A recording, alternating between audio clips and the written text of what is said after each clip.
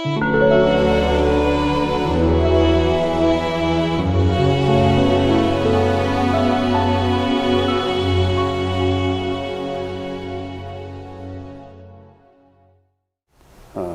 we continue with verses summarizing the parameters of the 8 consciousnesses. And to review very briefly again,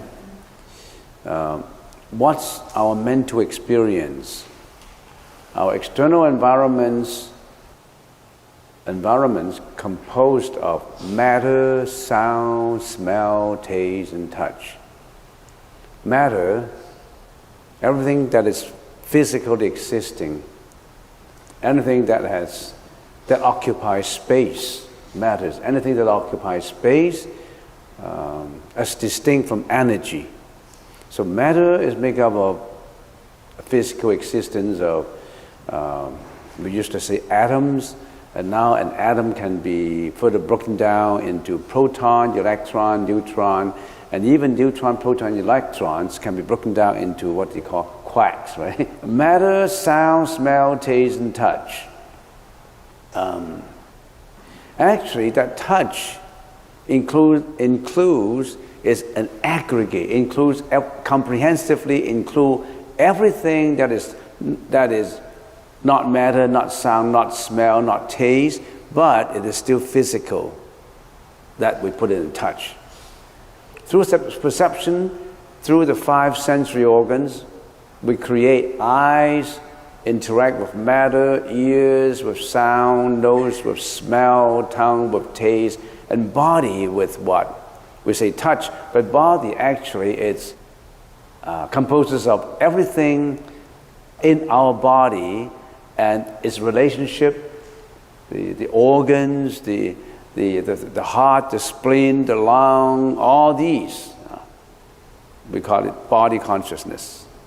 So we interact with external environment through perception, and as a result, all these 5 consciousnesses are created. And then after perception, not just perception, we cognize them. We call it cognition. That is the function of the mano consciousness, which is the 6th consciousness. And what is this cognition? Cognition is not just a veridical, direct perception. It goes through more details now into our 6th consciousness. And we can only say various functions of the cognitive processes, including interpretation, rationalization, intellectualization, discrimination, you name them, postulation, many of this in our mind, that works in our mind.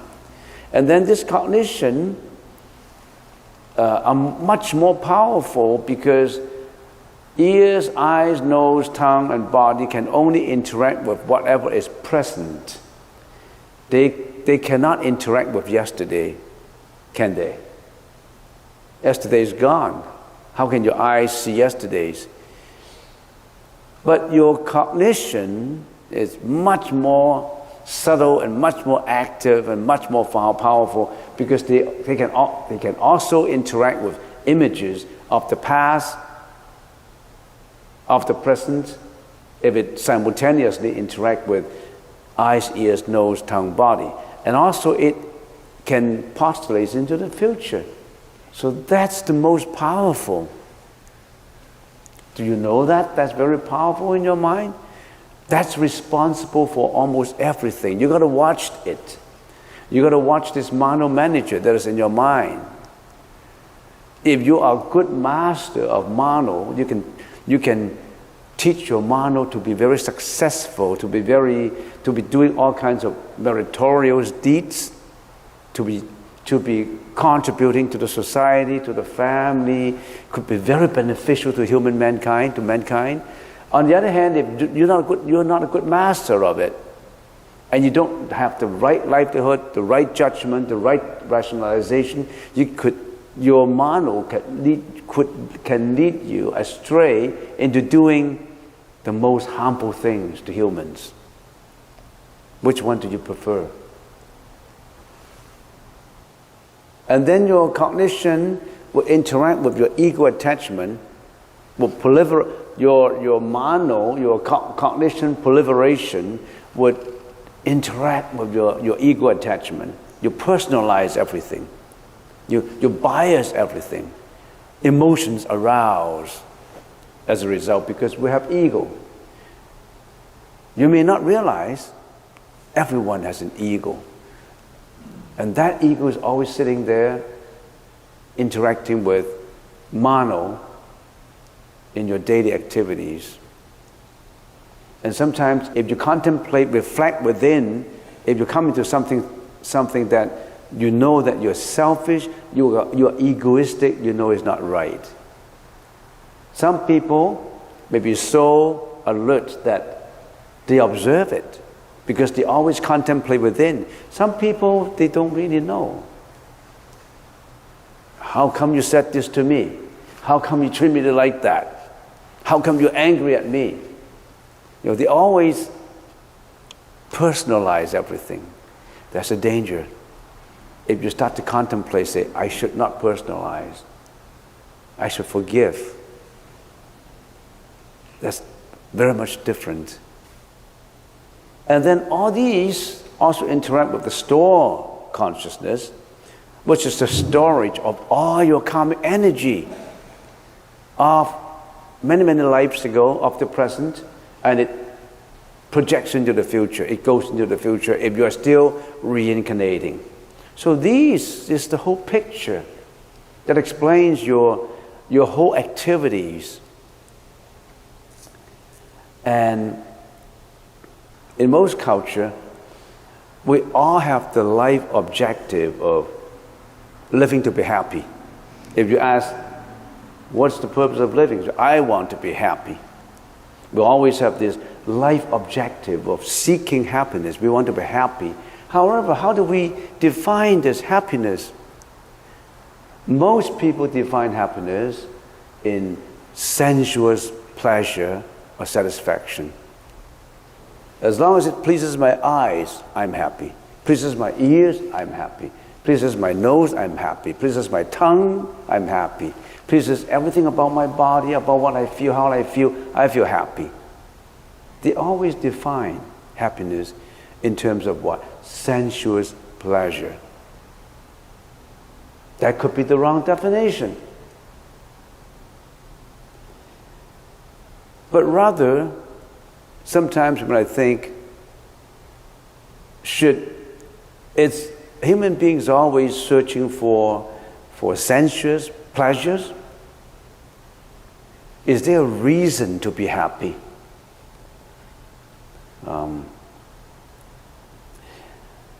Usually we have, especially in North America, an individual have enough to live by. You have enough food, you have enough to live by, right? You're not like a beggar in the street. Usually most people have enough to live by, but nothing to live for. What are you living for? Are you living for just having your breakfast, your lunch, your dinner? We have enough to live. We have the means, but no meaning. Why? Why do we have no meaning?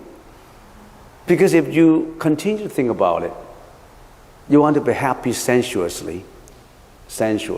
But how can you be happy when finally you have to die? Finally, you will be aging out. Finally, you always get sick.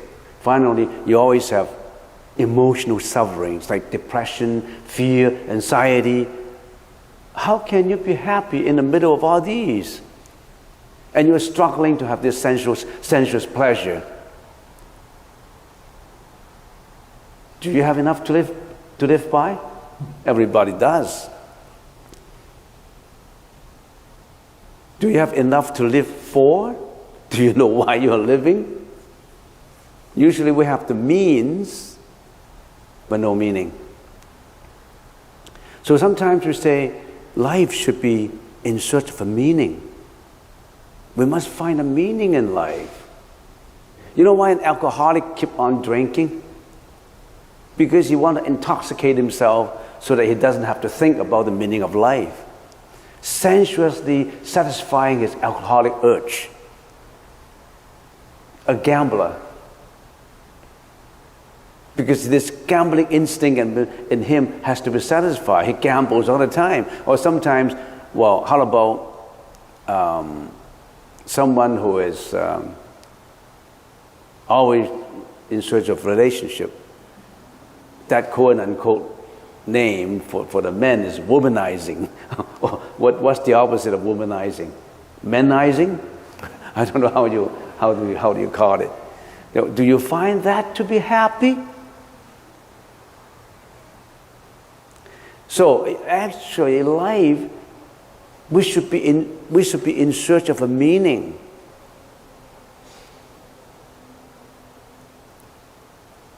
Well, this need to be in search of a meaning in life drives us to be in search of understanding of life.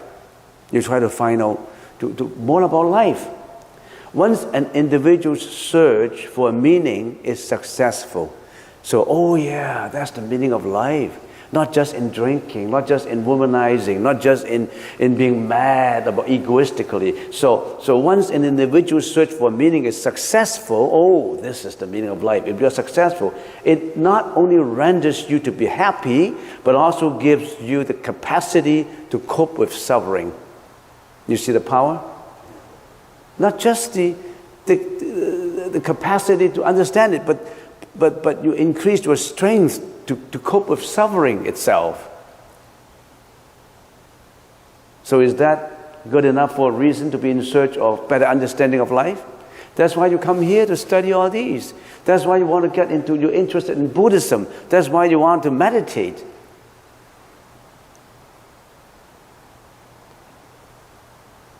We just have some students who come here in the first session to take notes. Because they have to satisfy a credit in their course.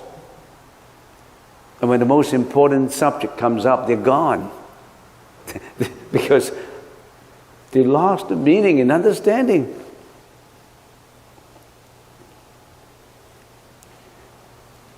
So, if you want to cope with suffering, if you have a better capacity to cope with suffering, if you are really in search of happiness, you should be in search of the meaning of life. And here what it is. The Buddha told us about the meaning of life. How many people are interested? They're only interested, oh, you're interested, you're interested. But many people, they say, okay, they want a merry-go-round, they want to search for happiness, that's it. And in the search for happiness, their definition of happiness, they could be hurting other people. They could be egoistically performing deeds that they shouldn't have performed. All right, let's get back to this mental experience now. So are you all in search of the meaning of life? You are. You're on the right track. We're on the right track. So that means you're going to Richmond, you go the Richmond path, you don't go to Cook Whitlam, because that's your destination in here. Next, we're still talking about the sixth consciousness. Let's guide ourselves back into, we've been talking about the first six consciousnesses for how long? I don't know how long. 2 years already, off and on. And this is, after this, I think more or less the sixth consciousness we already have covered. The sixth consciousness is always functioning non-stop except under 5 situations. The first situation is, if you live in the 4 dhyana realm of Rupadhatu, I don't know how many people will understand this first situation. If this is the first time, you don't know what I'm talking about. What is the 4th dhyana realm? What is Rupadhatu? For those who've been here for a while, of course, you understand it, but let's just go through hyperlink. What is this? We have 3 planes of existence. Kamadhatu, Rupadhatu, or Rupadhatu. We are in here, the Kamadhatu. We're in the world with materiality and desire. We have the 6 paths of reincarnation where we always go into samsara of life and death. And there's a higher level which is Rupa Dhatu, from the 1st dhyana heaven to the 4th dhyana heaven. And then there's even a higher level which is Arupa Dhatu, neither consciousness or non-consciousness or unconsciousness. What we're talking about is when you are at this 4th dhyana level, your first 6 consciousness, you don't need the first 6 consciousness anymore. The first 6 consciousnesses are extinguished, which is getting finer and finer and finer in the consciousness. Imagine if you don't have all these foregoing 5 consciousnesses and the 6th consciousness, you could be the most happiest person on earth. Because it's your mano that gets us into trouble. Now you don't need that anymore. So that's the time when you're in the 4th dhyana heaven that your 6th consciousness, you don't need them because they got you into trouble. They don't work anymore because your 6th consciousness is still absolutely polluted because it always interacts with the ego. But people in here, they don't have the first 6 consciousnesses. But in order to be there, you need a lot of work. You need to do all kinds of wholesome deeds. You also need meditative practice to purify your consciousness to that level. That's most people call it the heaven level.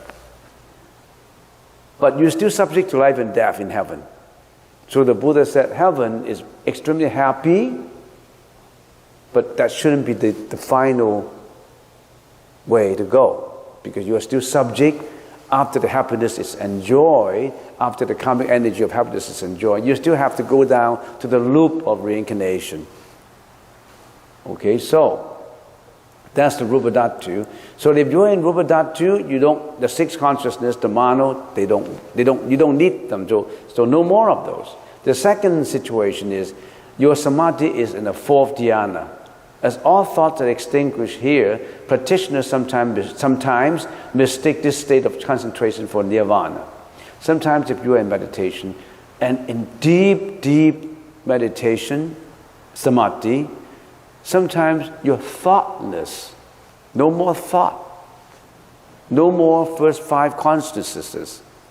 And some people think that, oh, I'm in nirvana. Because when you are thoughtlessness, you achieve extreme happiness because you're at the level of the 4th dhyana realm. But that's only for a short time. Your body is still in this world. Your body is still in this world, but your mentality is equivalent for the 4th dhyana realm.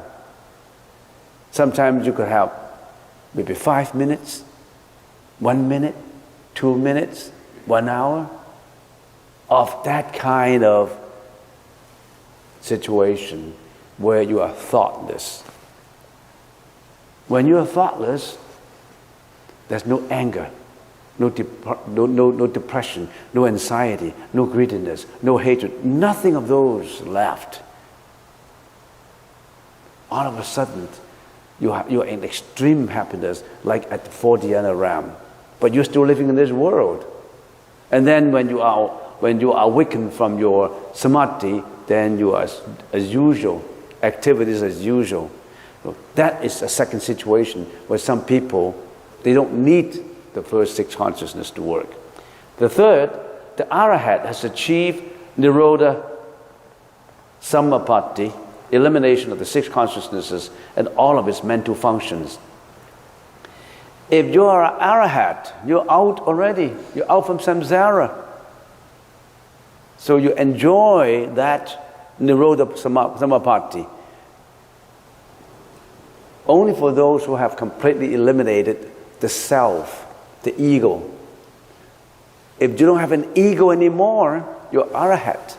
A complete elimination of the ego, which is extremely difficult to get rid of.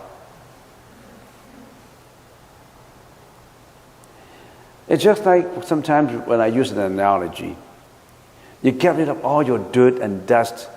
You get rid of even the clothes and everything. You can't get rid of your skin. You can't get rid of your skin. You can't get rid of your body. But the Arahant has. This body is a burden. So you already have gotten rid of this body. So that's the situation, the third situation. People think that this body is good, but this body is a burden to you. You always have to upkeep it, medically, physically. When the time is due, it has to die down on you. You got to leave. No more. And that's called death. That's called death. How can you be happy if finally you have to come to death? Are you not in search of getting away from death? The Buddha has successfully searched the method of getting away from death, sickness, aging. And he introduced us the method. But are you interested in practicing the same way? Or you just submerge yourself in the sensuous pleasures and what you call happiness? The fourth situation, you are in a very deep sleep when temporarily your sixth consciousness disappears. Sometimes you could have 1 minute, 2 minutes of deep, deep, deep down that your sixth consciousness just disappeared. Fifth situation, the sixth consciousness is temporarily not functioning when you are in extreme pain and on death. On death, for that short time, before you roll into a bottle stage, the sixth consciousness, they don't work. They shrink into the ego consciousness. They shrink into their lie consciousness. At that time, all of a sudden, that doesn't work. And then you turn yourself into the bottle stage, which is the next form of existence until your next reincarnation. Actually, we should consider that's the end of talking about the sixth consciousness. With information, with your understanding of all the six consciousnesses, and how does it help you by studying this? Some people like, how does this help me if I study this?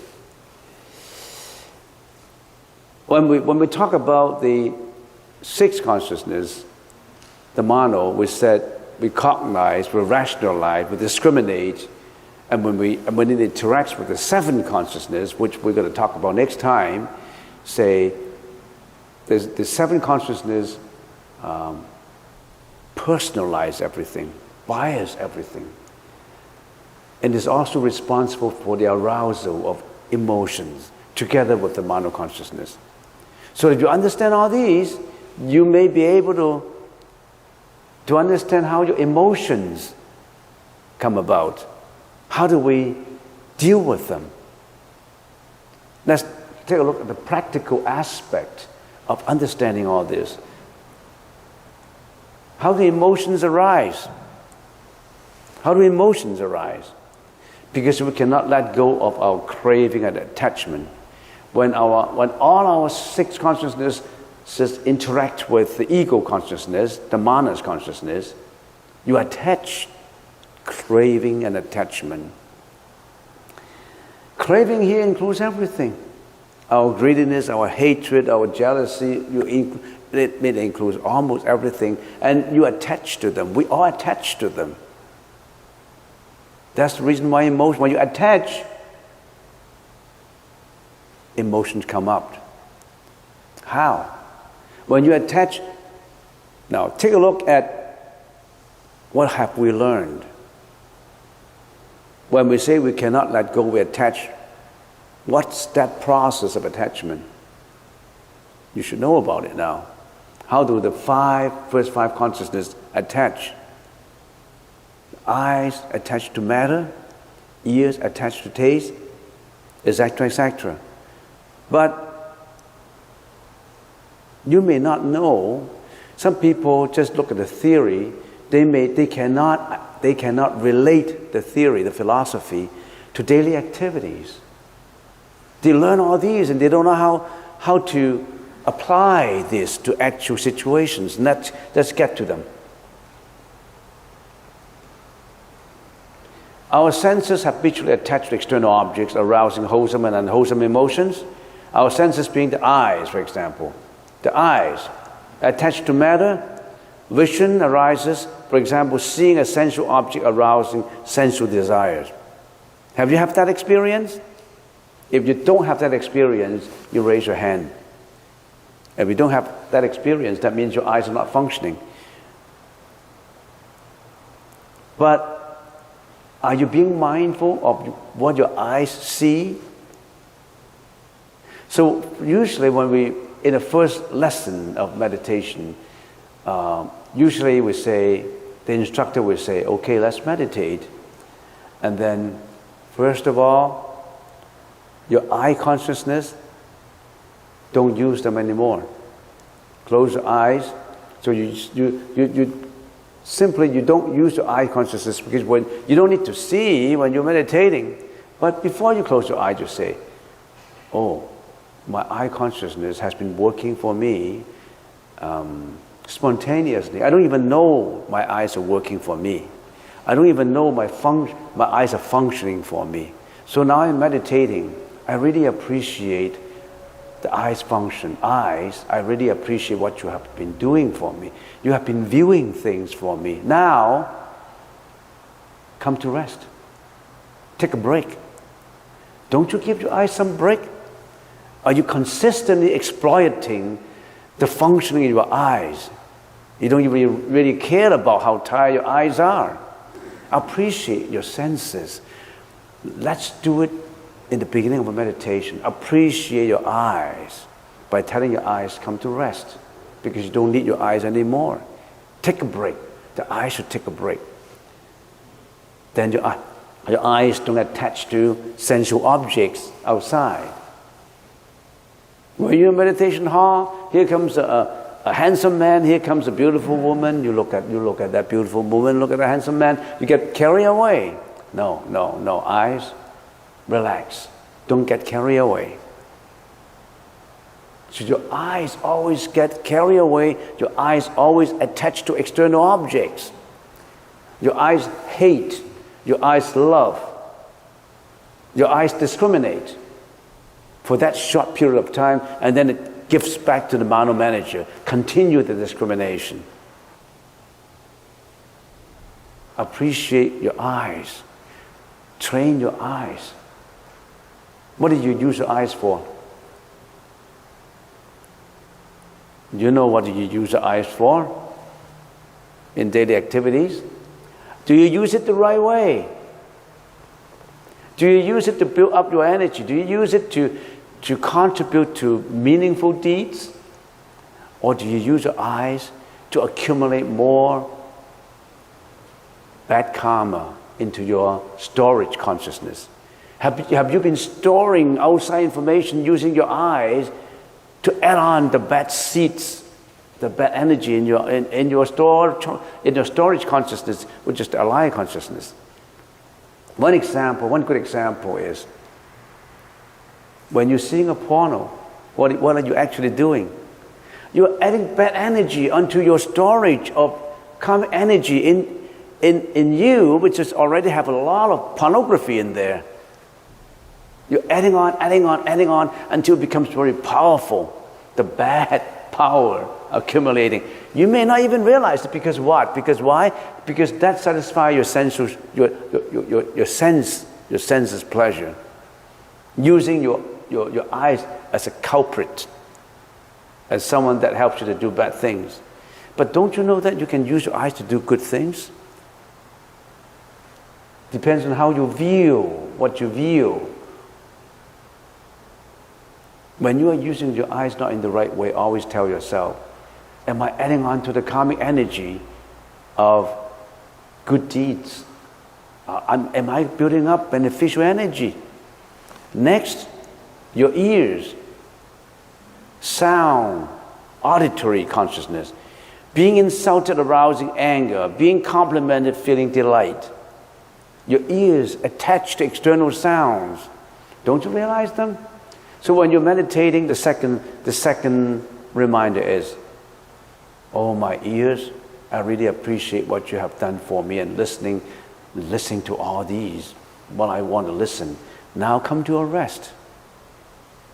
Don't attach anymore. Take a break. When somebody insults you, take a break. Don't receive them. Even if you receive them, don't attach. When somebody complimented you, you're feeling delighted.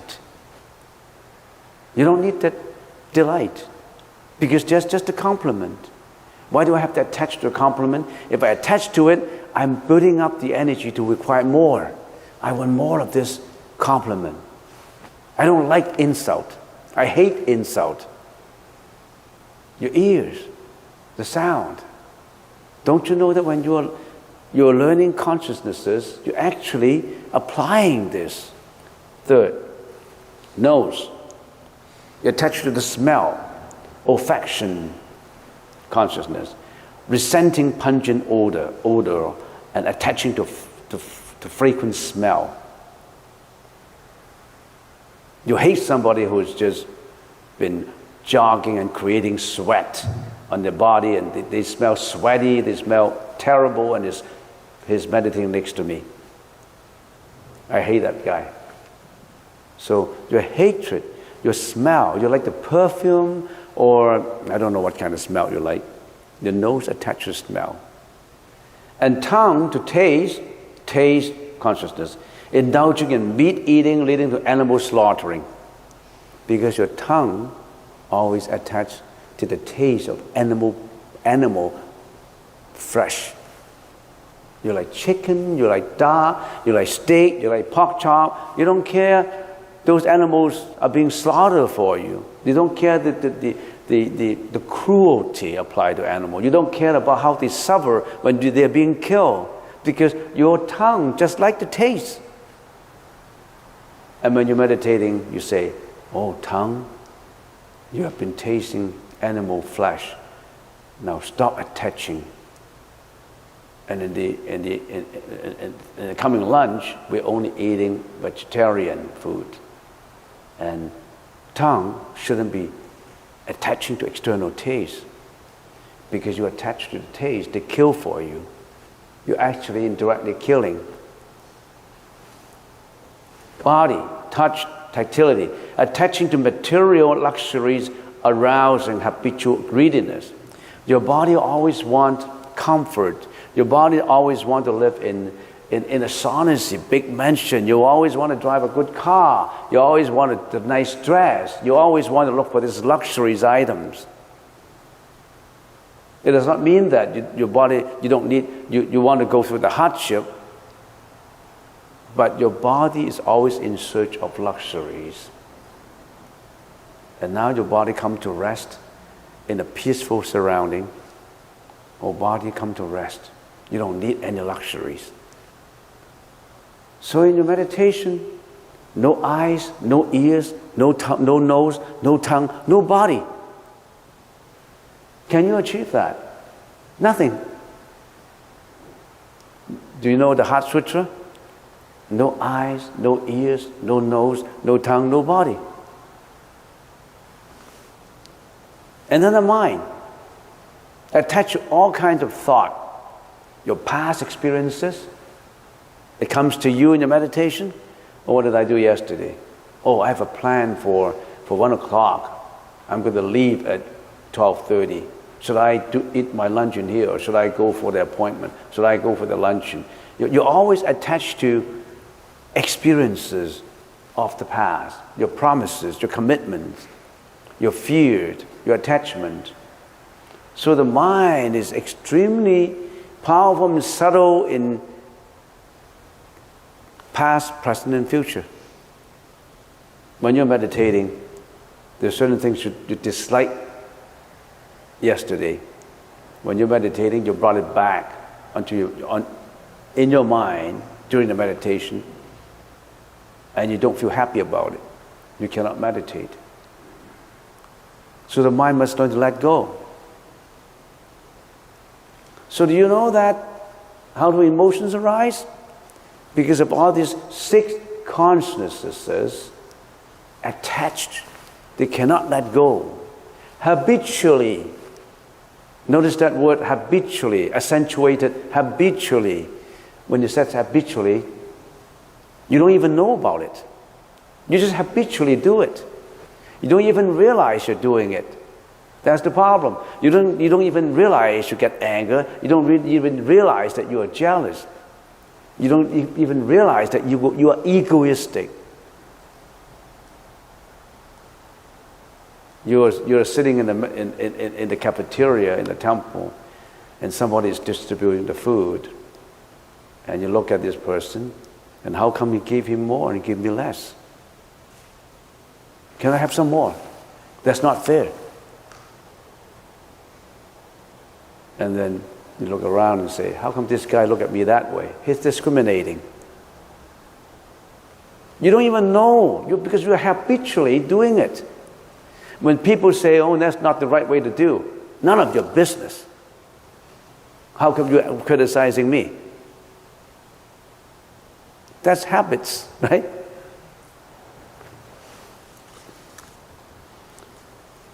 So, how do emotions arise? Very complicated. This is just concerning what? Concerning what you know. There is other parts that we don't even know, inconceivable. And that's the karmic energy that's already been accumulated from previous lives. That's stored in your alive consciousness. We will be dealing with that in the 8th consciousness, which is the alive consciousness, and in the 7th consciousness, which is the manas consciousness. We're only dealing with the first 6. But that's enough for you to apply to your daily activities. In other words, in understanding the conceptual understanding of the 6th consciousness, that will lead you into practicing how to let go, how to relax. So your search for the meaning of life renders you to get the meaning and to be happier. And in the process of doing it, you supplement yourself to a higher understanding in the process of searching for it. Because actually there's no meaning in life itself. It's just a fulfillment of karma. Why are you searching? You don't need to search, but it's good to search, because in the process of searching for it, you render yourself to be more meaningful. What are emotions? We have unwholesome emotions and wholesome emotions. Unwholesome emotions, greediness, lust, desire, infatuation, anger, rage, hostility, hate, resentment, dislike, ignorance, depression, sadness, despair, anxiety, self-abasement, self-obsession, self-pity, phobia, worry, nervousness, insecurity. The list is inexhaustible. Unwholesome emotions. Wholesome emotions, joy, love, we call it happiness, cheerfulness, jubilation, elation, euphoria, enthusiasm, optimism, pride, sense of dignity, love, caring, compassion. So these are basically daily understandable emotions. But if you are further in search of higher meaning, even the joy and the love could be the basis for unwholesome emotions. Because when you have joy, when you have happiness, you will continue to perpetuate the happiness, in search for that happiness. And when you cannot satisfy that happiness, then you sink into depression again, sink into unwholesome emotions again. Because no one can be always happy, because life is imperfect.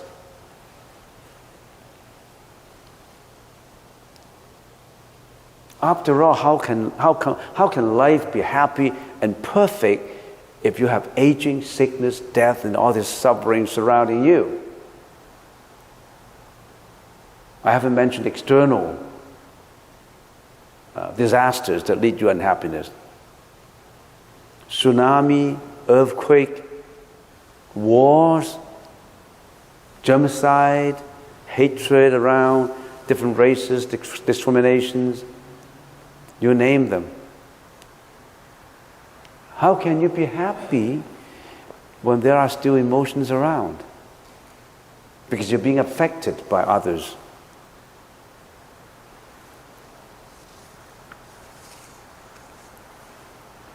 So let's summarize it all before we go for lunch. How do emotions arise? We know emotions are from the mind, not from your husband, not from your wife. Your husband says something wrong, your wife says something wrong, not from your boss, not from externalities. Emotions arise not because that guy or that woman discriminates you or give you an ugly look. You hate it, you hate the ugly look. Not from him. He gave you an ugly look.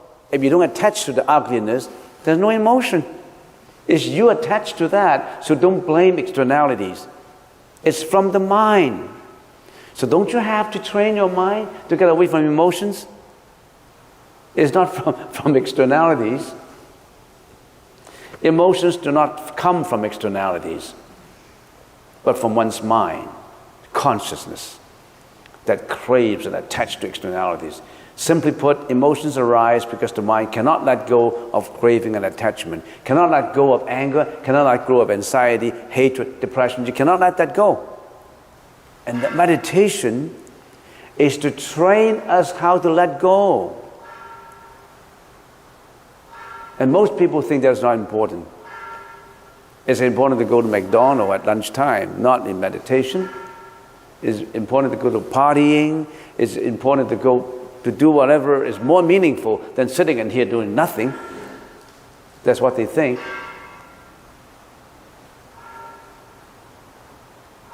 It's important that I satisfy my credit by writing a few points to the students.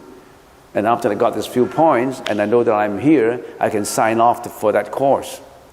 Not learning about emotions and intelligence and wisdom. Negative emotions lead to mental disorders. We know all that. Depression, anxiety, sadness, despair, rage, fear, suspiciousness, arrogance, self-obsession, addiction. All these originate from proliferation of the first 6 consciousnesses working with the ego attachment, the manas. The mano is working with manas.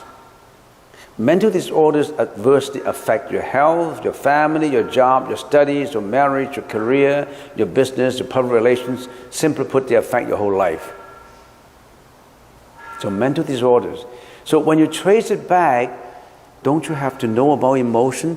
Do you know where they come from? Don't you have to train your mind in such a way that you can get rid of the depression? We're always in search of the philosophy and theory of depression if you're suffering from one. But how about getting practically to train yourself to get away from it? When you have a family member who is suffering from depression, there's no use explaining to him the theories and philosophy of depression. He knows all that by Googling it. You don't have to explain, all this theory. You need to listen, to live with him through it, to walk with him through it, not to explain or get angry or pretending that you're a teacher of it. You just need to listen and need to go through it with him or her, with the philosophy that you've got.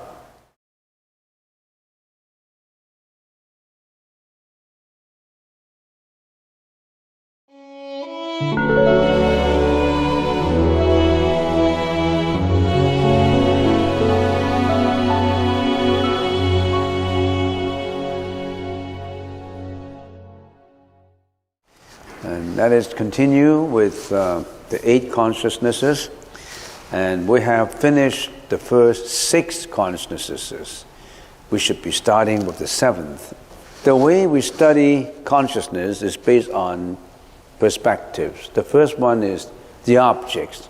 How each consciousness perceives external object, perceive the world. So that's how we study how our consciousness, our eyes, our ears, our nose, our tongue, our body, our thinking consciousness, sixth consciousness, how does each consciousness perceive external objects? What are these external objects? How do we perceive them? So that's the first perspective that we study. This is just a regurgitation. We always want to bring it back to the right track. How do we study it? Because it's so broad. These are each perspective that we have been examining. The second is modes of knowledge. How does each consciousness get to know externalities? And moral nature, wholesome, unwholesome, neutral. What's the moral nature of each consciousness? Realms of its activity. Where does each consciousness active? Concomitant mental functions. Each consciousness has concomitant mental functions at the same time simultaneously following it, not just its consciousness itself. We have been giving an analogy saying that each consciousness is like a king, and the king has all the ministers helping it to perform. So these are the ministers, and there are 56 ministers. So concomitant mental functions, necessary causes and conditions.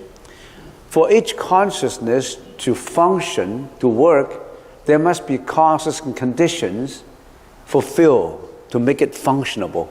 So we've been studying that. How does each consciousness function? We also study that. 8, spiritual transformation towards enlightenment. After studying each consciousness, that's the theoretical part, the conceptual thinking. How do we apply conceptual thinking to actual practice? To spiritual transformation of each consciousness, of all these consciousness, to wisdom, into enlightenment. And 9, leading sentient beings in enlightenment. In other words, after your wisdom has been transformed from the polluted consciousness into wisdom, how do you, in addition to enlightening yourself, how do you enlighten all others? Because a bodhisattva is not just concerned about himself.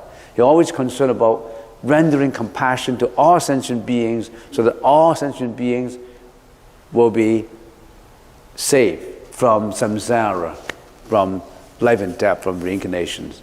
All right, so now first perspective that we're looking at now, for the seventh consciousness, the Sanskrit word of which is manas, vijnana, which is the seventh consciousness. Now we're examining the first perspective. How does the manas, the seventh consciousness, perceive the world? There are 3 states of the perceived world that the consciousnesses perceive. We go through that very quickly because we have gone through that before. There are 3 states.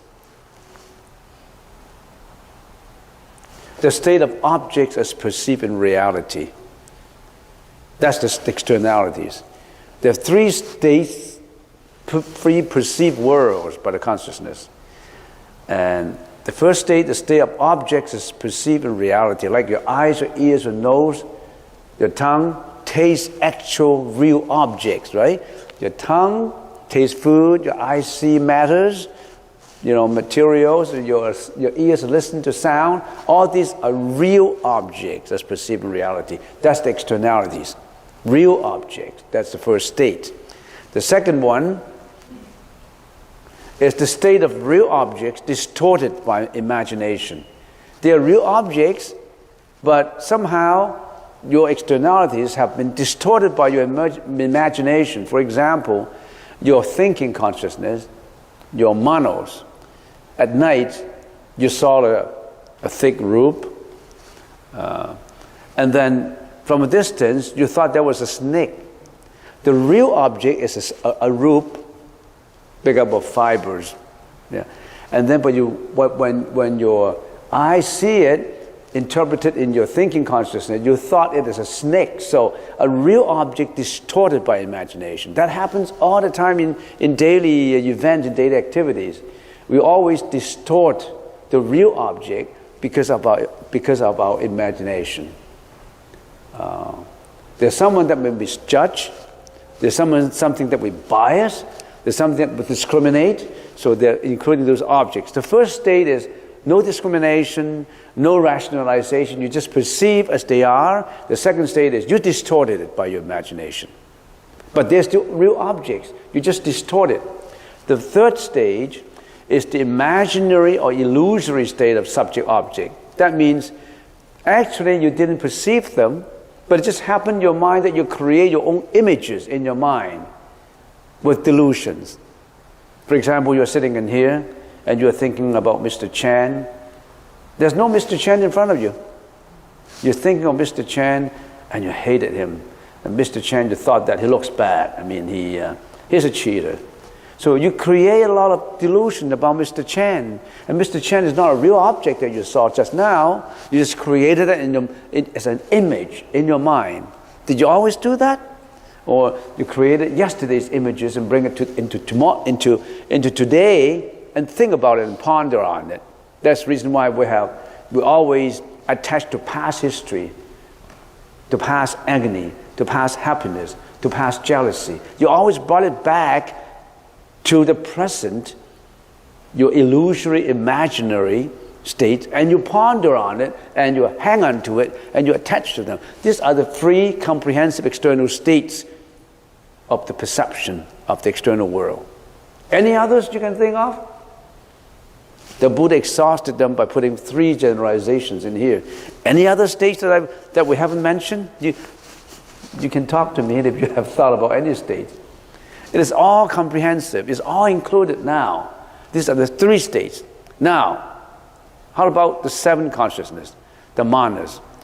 The manas is perceiving which state? Our manas, our 7 consciousness is perceiving which state?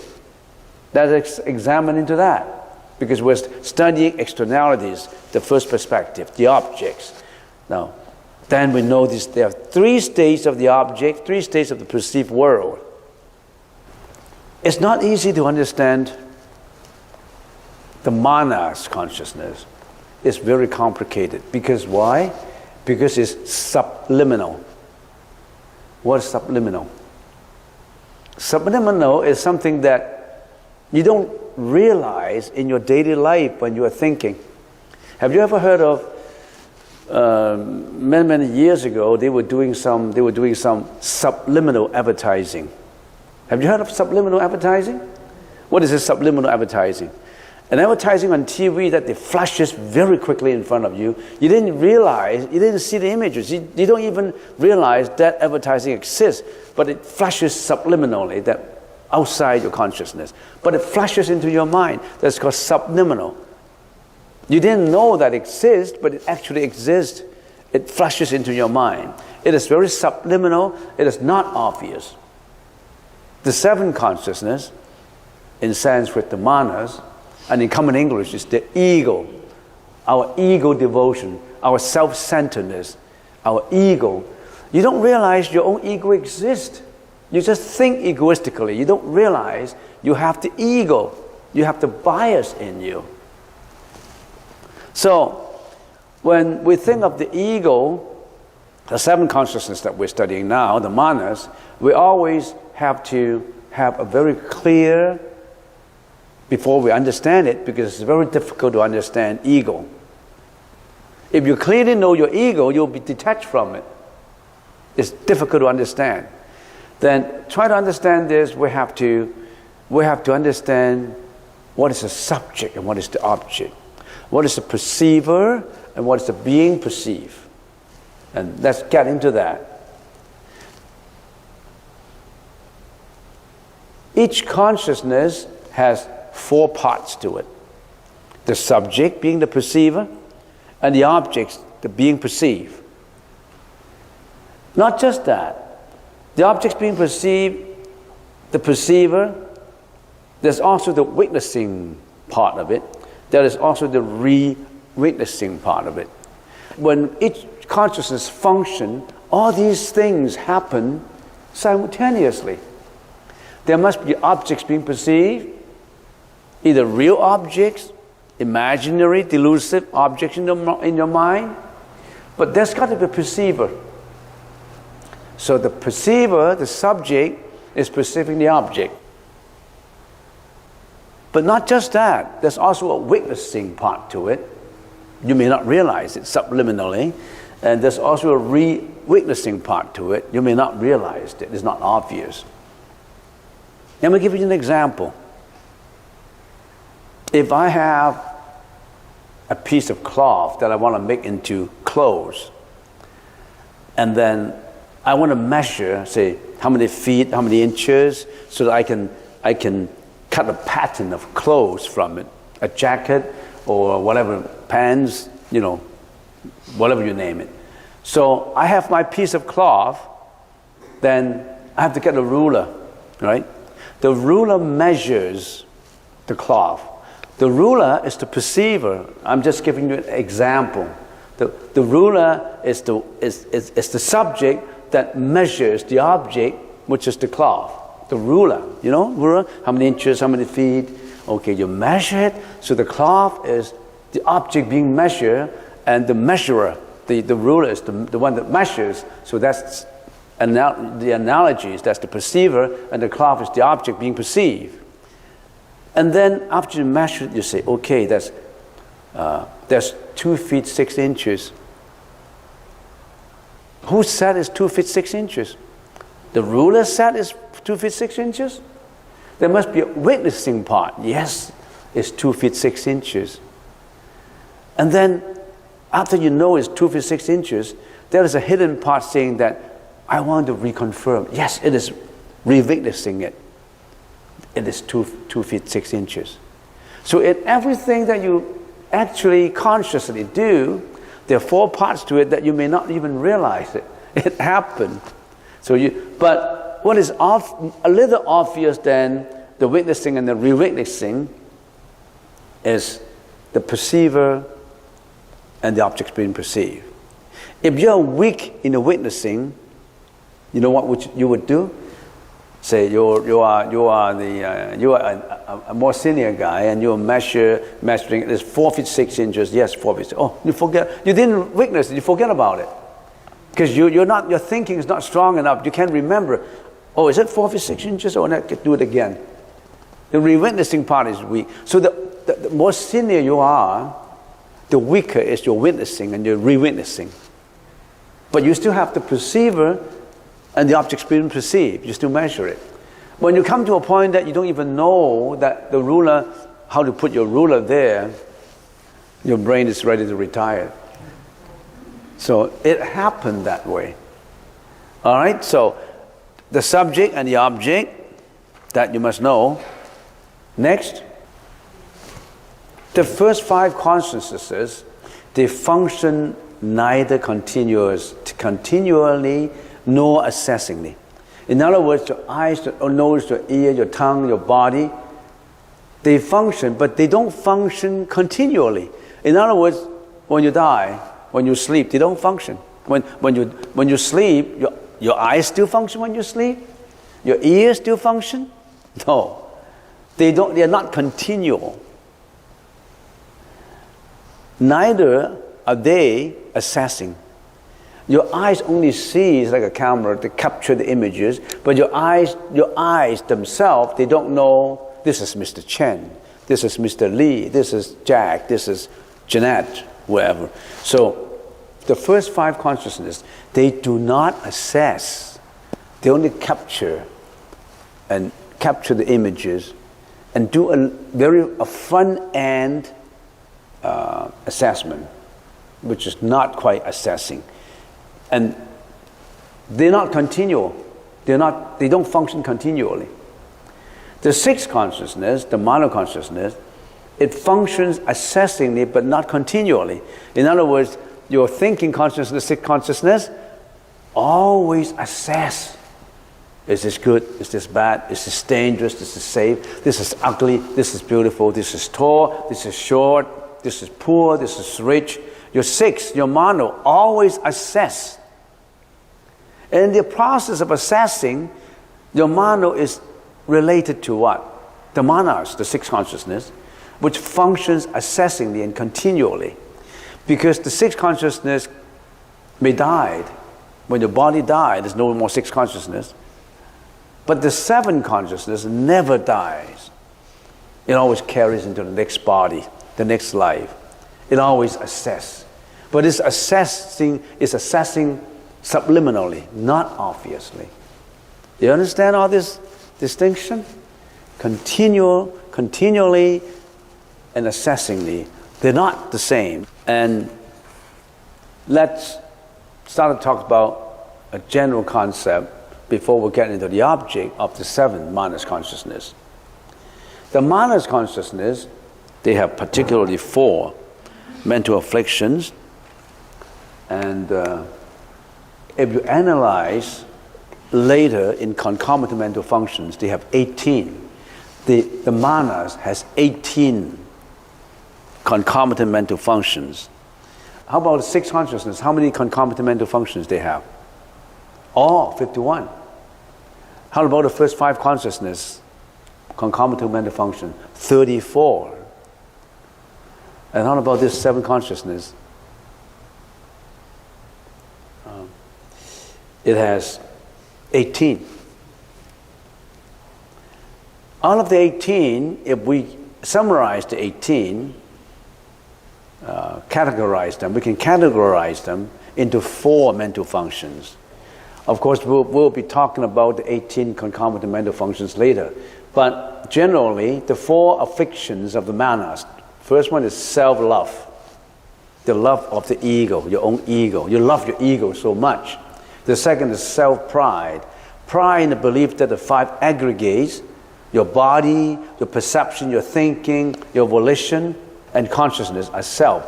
You think that your body is yourself, and you're proud of it. You always maintain that. You believe that your 5 aggregates, your body, your mind, is yourself.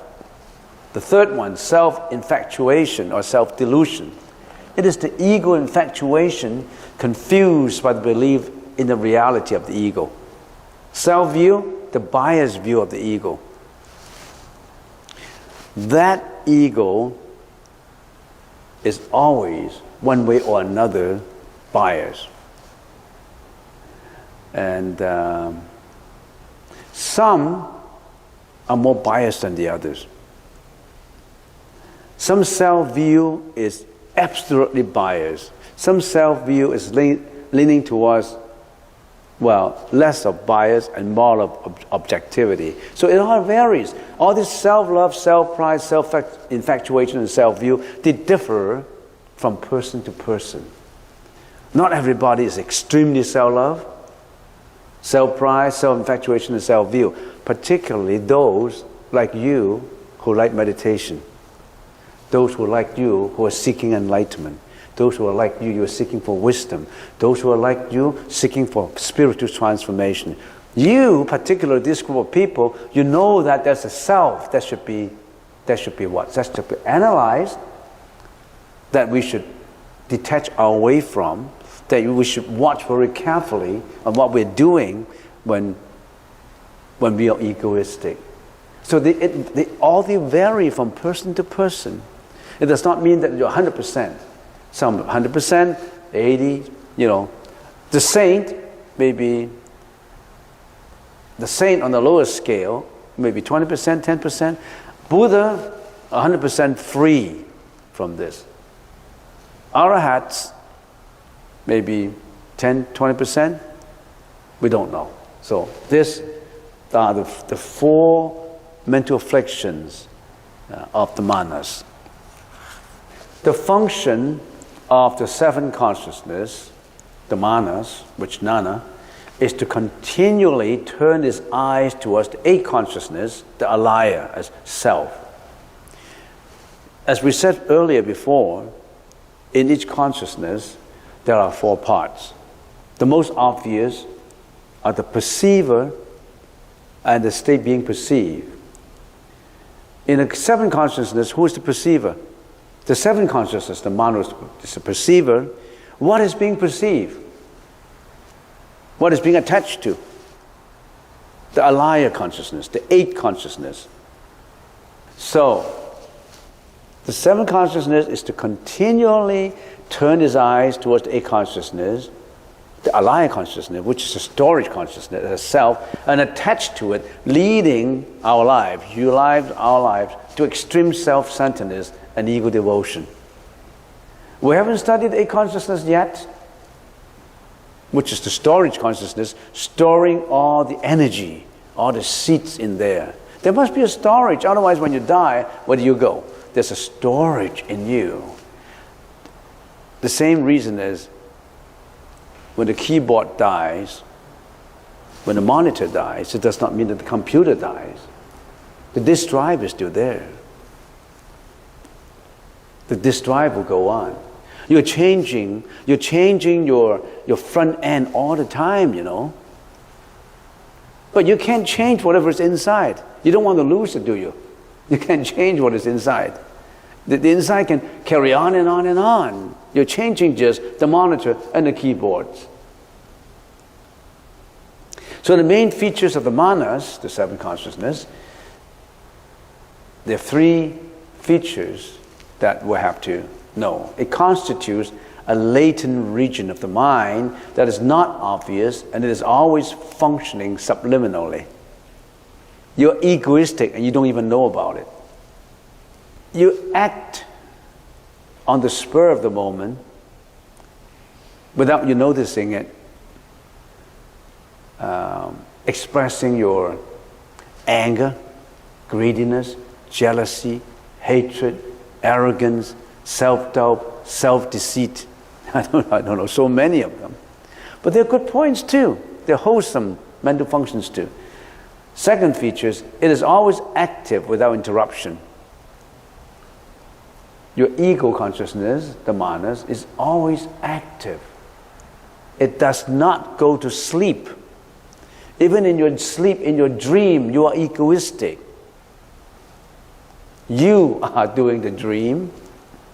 It does not stop. Only when you are completely enlightened can you eradicate your seventh manos, delusive, egoistic consciousness. That's what we're working towards. That's what a Buddha has achieved. The Buddha didn't get emancipation from his God. He did it himself. He purified himself.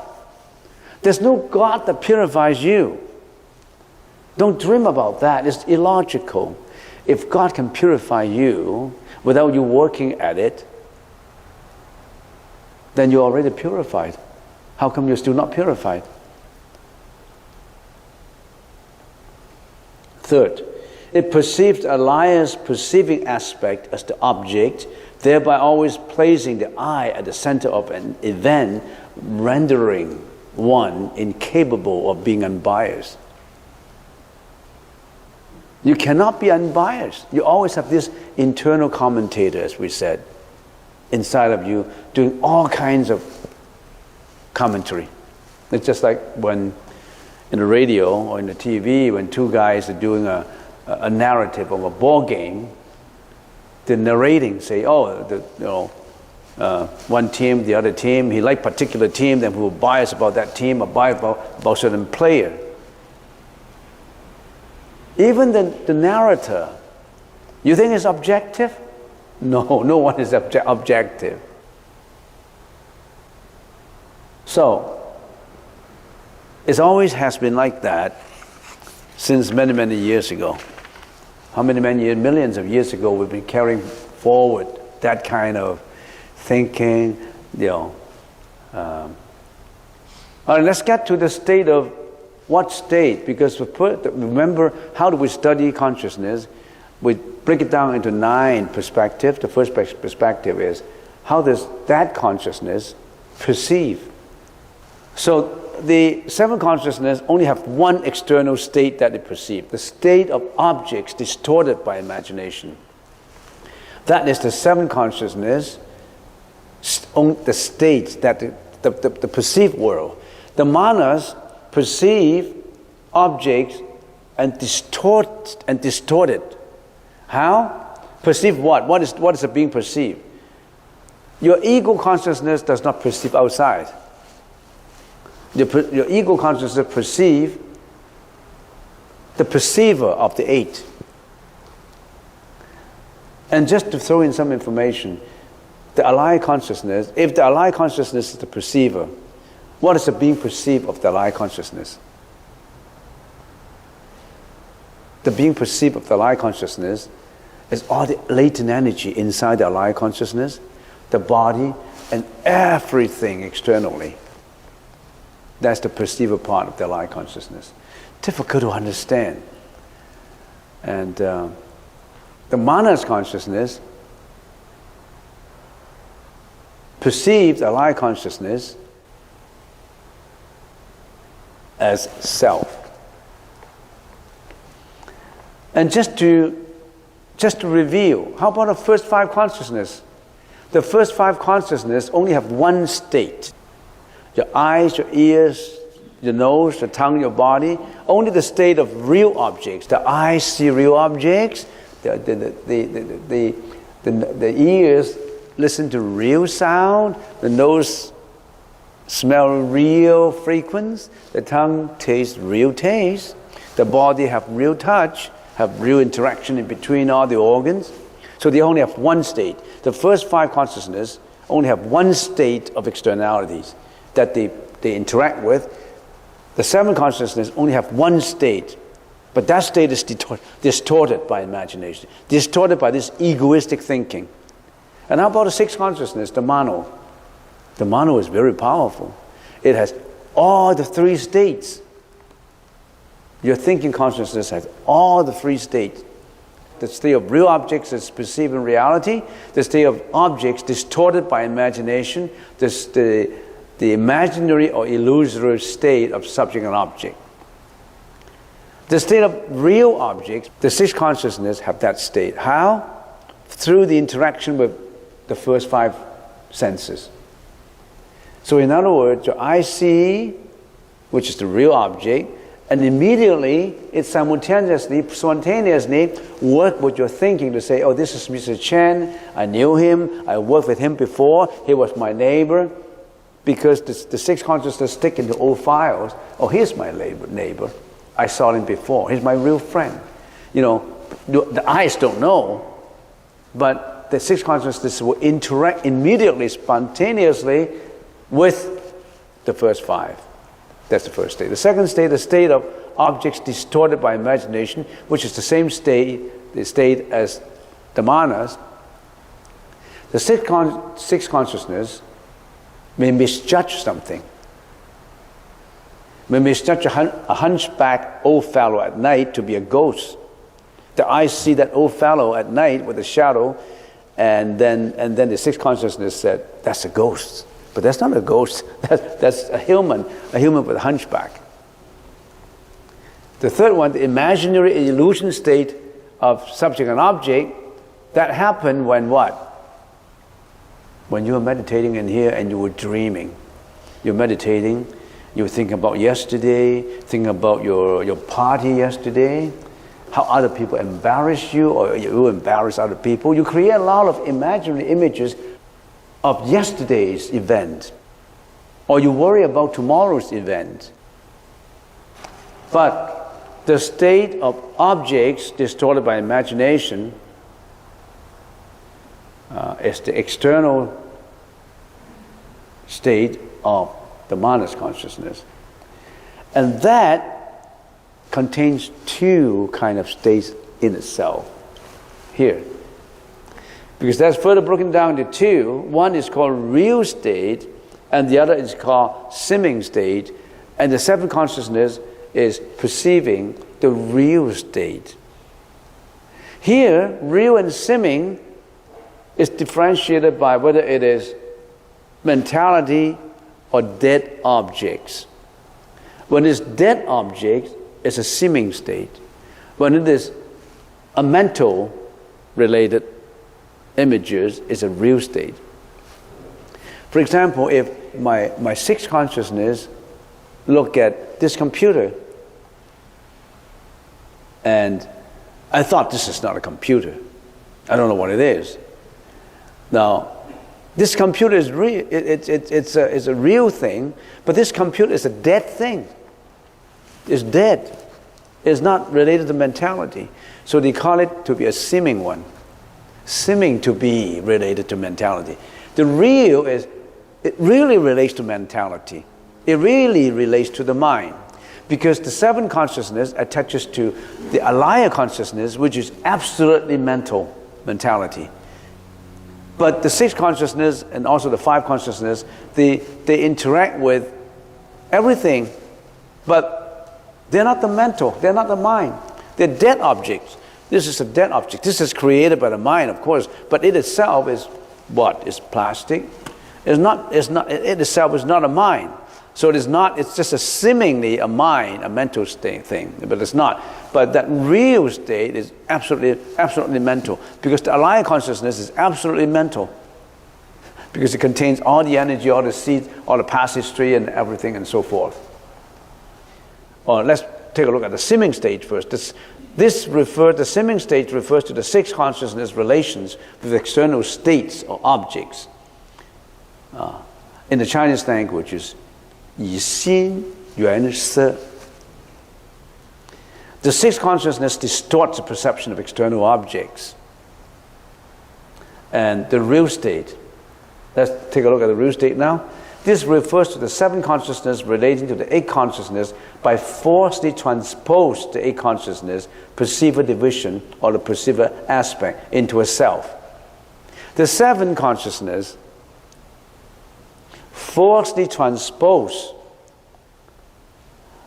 the alaya's perceiving aspect into a self. Our egoistic consciousness thinks that the alaya consciousness is a self. The mana consciousness attaches to the state of objects distorted by imagination. And that state is not the seeming state, it's the real state. Because that attaches is to the mentality of it, not to the dead object of it, which the sixth consciousness sometimes attaches to the dead objects. Sound, they call it still a dead object. The sound does not have a mind, does it? The mind creates the sound, but the sound itself does not have a mind. The mind creates this, but it itself does not have a mind. I finished the first perspective, and I can only go that far. It would go deeper and deeper into it, then it would be very complicated. But then let's retract back, stand back and say, how does this thing help me? How does listening to all these help me? You always have to think about, how does the conceptual thinking help me in my practice? You think about it. How does it help you? By analyzing your own ego. By analyzing that your mind is always, some is continually working, some is not even assessing, some is continually as assessing, etc., etc.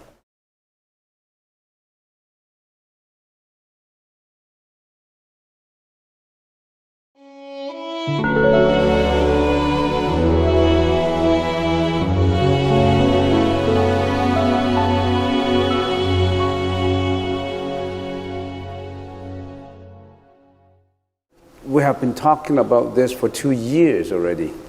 For those who have not attended the previous lectures, you can always get to our website, www.buddhisttemple.ca.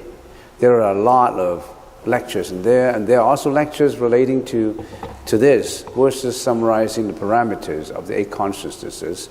You can also get into YouTube. YouTube will have lots of information about my lectures on the eight consciousnesses, just in case you missed out all these previous lectures. Because if you missed out all the previous lectures, you don't have the basic terminology to continue. You probably don't know what I'm talking about, because it's a Buddhist psychology that requires you to have basic understanding about consciousness. Just have a 5 minutes review.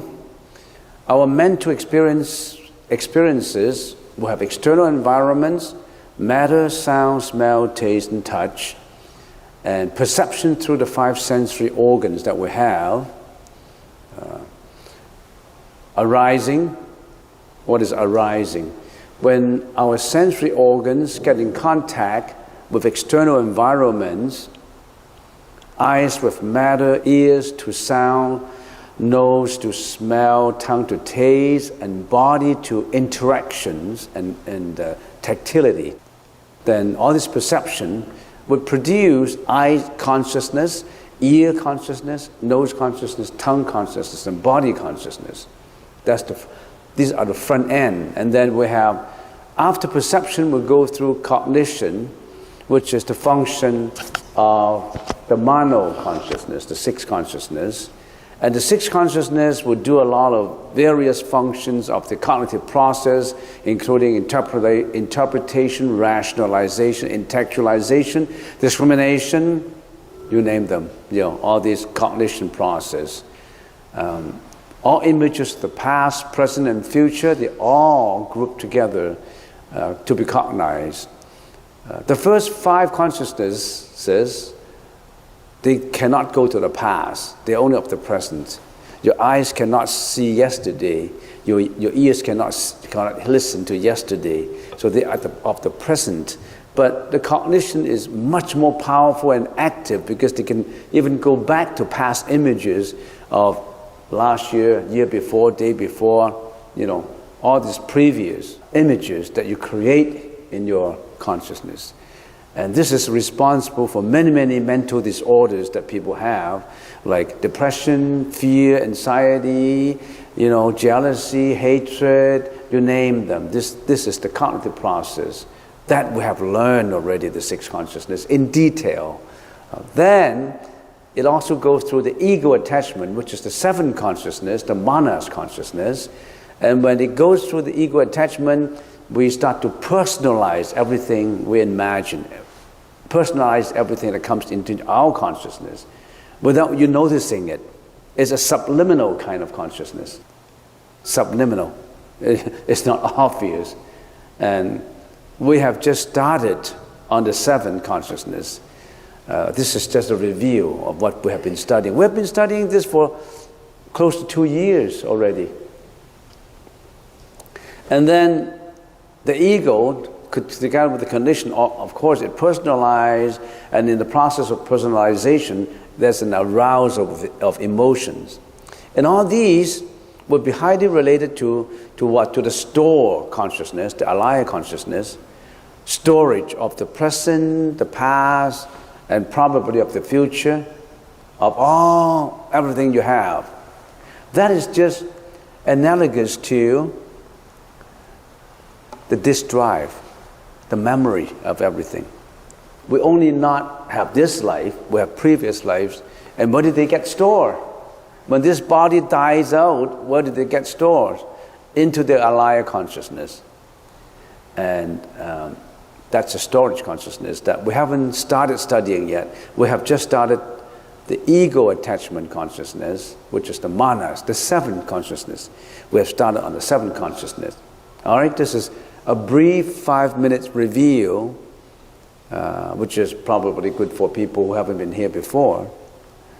We've been studying that. And then how do we study it? Because it's so complicated, so vast, and it's like an ocean of terminology and knowledge and understanding. How do we study it? We have 9 perspectives of looking at it. How does each consciousness perceive world, the external world, the object? We have studied that in the previous 2 lectures. And now it comes to modes of knowledge. And hopefully we can finish most of knowledge briefly. I'm going to go briefly. And moral nature and realms of its activities. In other words, now we're studying the 7th consciousness. How does our 7th consciousness gets to realize, gets to know what's the mode of knowledge? It gets to know something. We already have studied how our ear, nose, tongue, 6th consciousness, how do they know something? How do they believe in something? How does our ego believe in something? How does our ego see things? And what's the moral nature of our ego? And where is our ego active? And some consciousness are not active in some realms. Of course, you have to know what realms are, in the universal realms that we live in. All right, let's take a look. Compared to the sixth consciousness, the perceived objects, remember the sixth consciousness perceive all states, all external objects. The Buddha classified in 3 states. Object as perceived in reality, objects distorted by imagination, and objects out of imagination and illusion, imaginary. The 6 consciousnesses have all of these external objects. The 7th only have objects distorted by imagination. We already have examined that in detail last time. So, perceived object, the 7th consciousness, the second one. It distorts everything by your own imagination. In other words, when you see things, you see it with an imaginative eyes. Sometimes people call it, you see everything with your own lenses. You have your own internal commentator. Everybody's internal commentator is different. Depends on your background, depends on your habit, depends on your karmic energy. All right, that's the perceived object we have to study. Most of knowledge, how does the 6th consciousness get to know external world? Through direct perception, through inference. If the inference is right, of course, it's the right postulation. If the inference is wrong, it's fallacious. It becomes fallacy. And then also we get to know the external world through knowledge from saints, from trustworthy source. How does the 7th consciousness get to know? The 7th consciousness work with tainted lenses already. So the 7th consciousness always postulate things, everything, all phenomena, with its own lenses. So it's always fallacious. Because your ego is always, because you consider everything from your own perspective. And when it's from your own perspective, it's through your own imagination.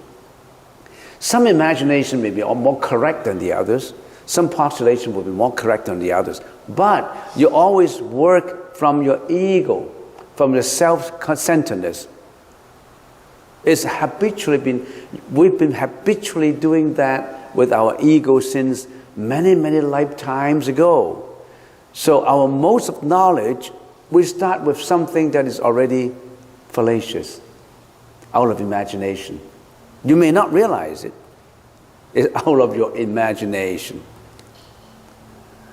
All right. Moral nature is indeterminate.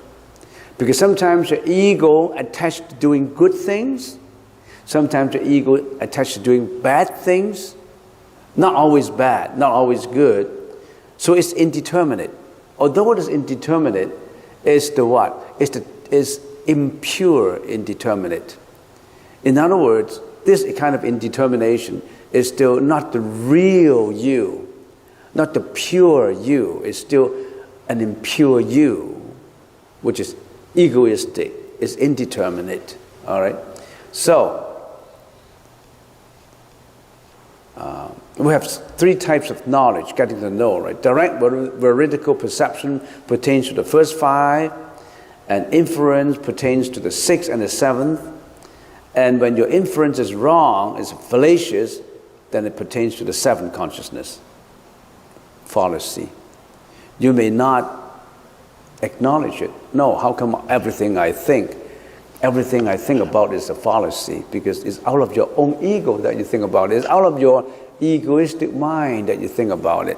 When you go less egoistic, when you are very altruistic, when you have learned to be altruistic, you want to get rid of your ego. You're in meditation. You always think that I want to purify myself, leading towards enlightenment. Then you are not as egoistic.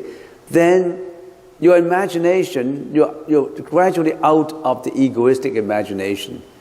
That's when you are practicing the spiritual transformation.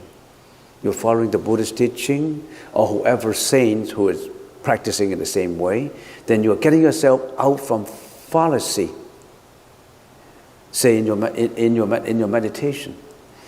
In our meditation, what did we learn? First of all, we learn to be neutral.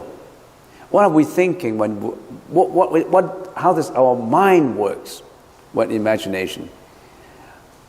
We don't attach to external objects anymore. We only have the breath, training ourselves to be more neutral. But attaching to the breath is still an egoistic attachment. But that egoistic attachment is just a tool to train us not to have our minds wander egoistically into wholesome, unwholesome, indeterminate. It's just a tool to help us to put our egoistic mind under control. That's just a tool. It's just the ship that brings up to Victoria. When we get to Victoria, we got to step on shore, leave the boat, leave the tool. That's just a tool. Where does our seven consciousness, manas, perform its activity? Remember, the six consciousness are active in all the three realms of existence. The first five are most active in the lowest realm, plus the first dhyana heaven. But the first dhyana heaven, which is this realm, you don't need the tongue, no taste, because it's not the same kind of food, and the nose anymore. So the realms, you're going to have to know what the three realms are. For those who have been here listening for a long time, you know what are the three planes or the three realms of existence. It's the Kamadhatu, world with materiality and desires, and Rupadhatu, world with materiality only, and Arupadhatu, world without materiality, only consciousness left. The higher you are, the higher your happiness. The higher you are, the more advanced you are as an existent sentient being. We are at the lowest level. We have the six paths of reincarnation. We always reincarnate life and death in these six realms: hell realm, ghost realm, animals realm, human realm, Asuras realm, and Devas realms. So we are in these three realms of existence. See, the first five consciousness, they're active, most actively in the lowest realm, Kamadhatu realm, world of materiality and desire. And the sixth consciousness, active in all realms. The seventh consciousness, active in where? In all the realms. Because even if you are at Arupadhatu, you still have that slight inborn, innate ego in you, the manas in you. Until you completely purify, then you are enlightened. That means it is consummated to a level that is enlightenment, nirvana. Then no more ego and left. But before that, when you are when you are not yet the Arahat and the Pratyeka Buddha, you're not yet the Buddha or the Bodhisattva, you're still within these three realms. So, the sixth realms and the seventh realm, they're all active in the three realms of existence. The higher you are, the more you dropped off all the preceding five consciousness. The eyes, the ears, the nose, the taste, the body, and tongue.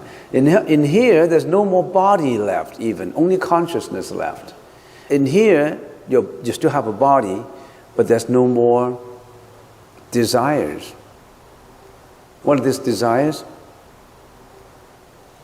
Desires for pursuit of materiality, desire very obviously between men and women, the sexual desires, desires for fame, for reputation, for satisfaction of the egoistic pursuit in us. So we have all kinds of desires.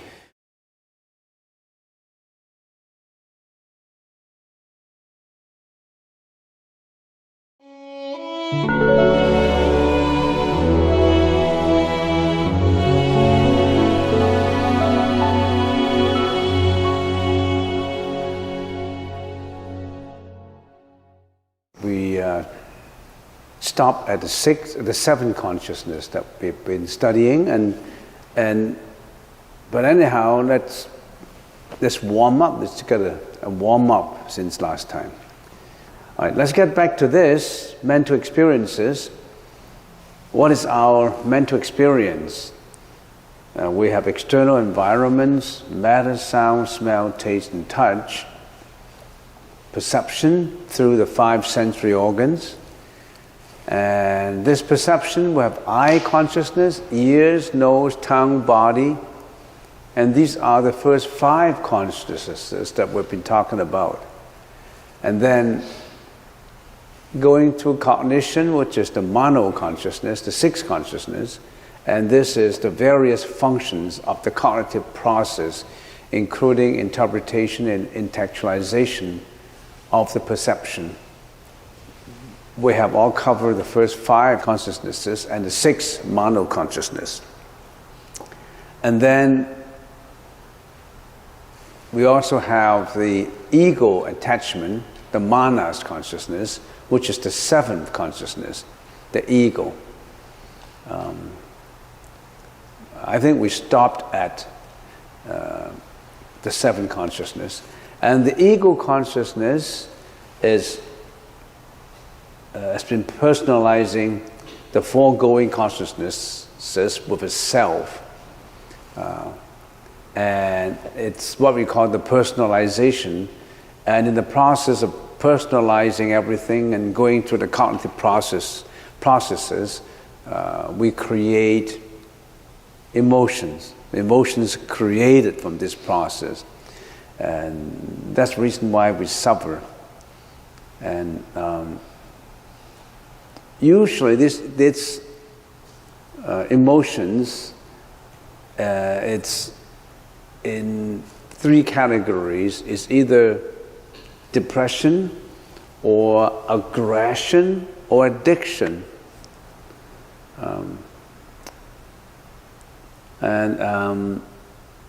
Depression is easier to understand, but when people are not depressed, some category of people, they are very aggressive, and there's another expression and arousal of emotions. And some, they don't have depressions, they may not have apparent aggression, but they have addiction, which they engage the emotions in the addictions to many things. All right, then last store consciousness, the alaya consciousness, which is a store of the present and the past karmic energy. This actually summarizes all our mental experiences. If you look at this slide and always think about it and analyze it yourself, you probably maybe sometimes find the answers to it. Most people say we're not happy, we're unhappy, and what are the reasons for being unhappy? Right now, the present society, we have a lot of with the advancement in technology and science, and with the increase in production in our materiality, it seems that we have enough means. We have enough means to live by. We have enough means, especially in North America. We're not suffering from starvation. We have enough means to live by, but no meaning to live for. There was a story in the Cheng dynasty. The king with his ministers in the Cheng dynasties, with the ministers, were looking at the harbor on top of a very tall pagoda inside a temple, and these so many junks going, traveling on the water, on the ocean. A lot of junks going by, and north to south, south to west. And then the king asked the ministers, "Why are there so many? I saw a lot of junks going one place to another. The whole ocean was full of junks on business, shipping goods from one place to another. And then the intelligent minister said, I only saw two junks. Okay. One junk is looking for wealth, the other junk is looking for reputation. People like that will have enough to live by, but no meaning to live for. And if you analyze the mental experiences, then probably in here you can find out some answers. All right, let's get on. When we study consciousness, we study from 9 perspectives. We already mentioned that. The objects of the 7 consciousness, for example, the most, moral nature, realms of activities, concomitant mental functions, necessary causes and conditions, and how does each consciousness function, spiritual transformation towards enlightenment, and leading sentient beings to enlightenment.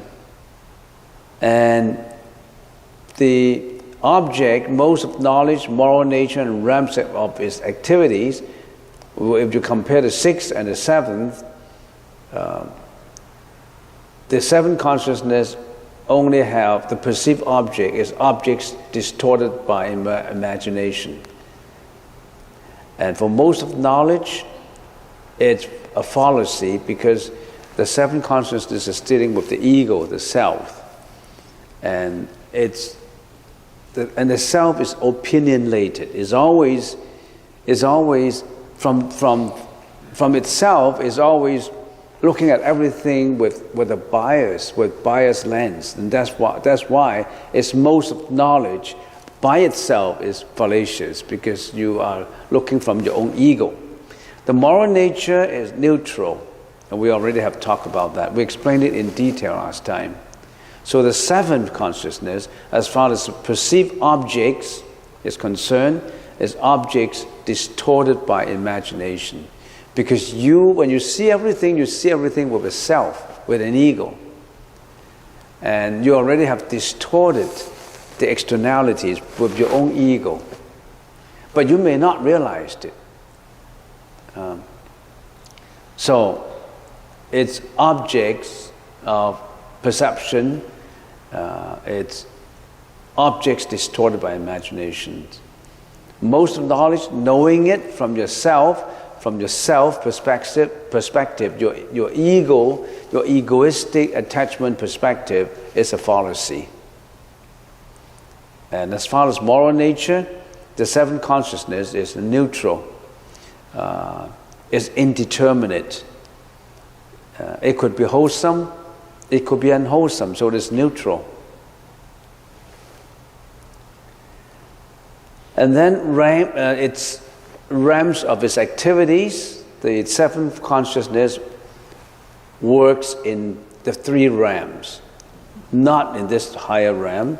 It's in the Kamadhatu realm, the realm with materiality and desire, Rupadhatu realm with materiality only, and Arupa Dhatu, the world with only consciousness. So the realm of its activities, of the 7th consciousness, is in the 3 realms, all the 3 realms. The 7th consciousnesses, what do we mean by neutral? There's 2 kinds of neutral, or indeterminate. Obscure neutrality and unobscure neutrality. When we study the 8 consciousness, is unobscure. But with the 7th consciousness is obscure because even though it's neutral, you always look at things with a self. It's not neutral. So it's neutrality because we don't know sometimes it's wholesome, sometimes it's unwholesome, but then it's neutral with obscurity. What obscure is obscuring, is polluting the consciousness. So it is obscure neutrality.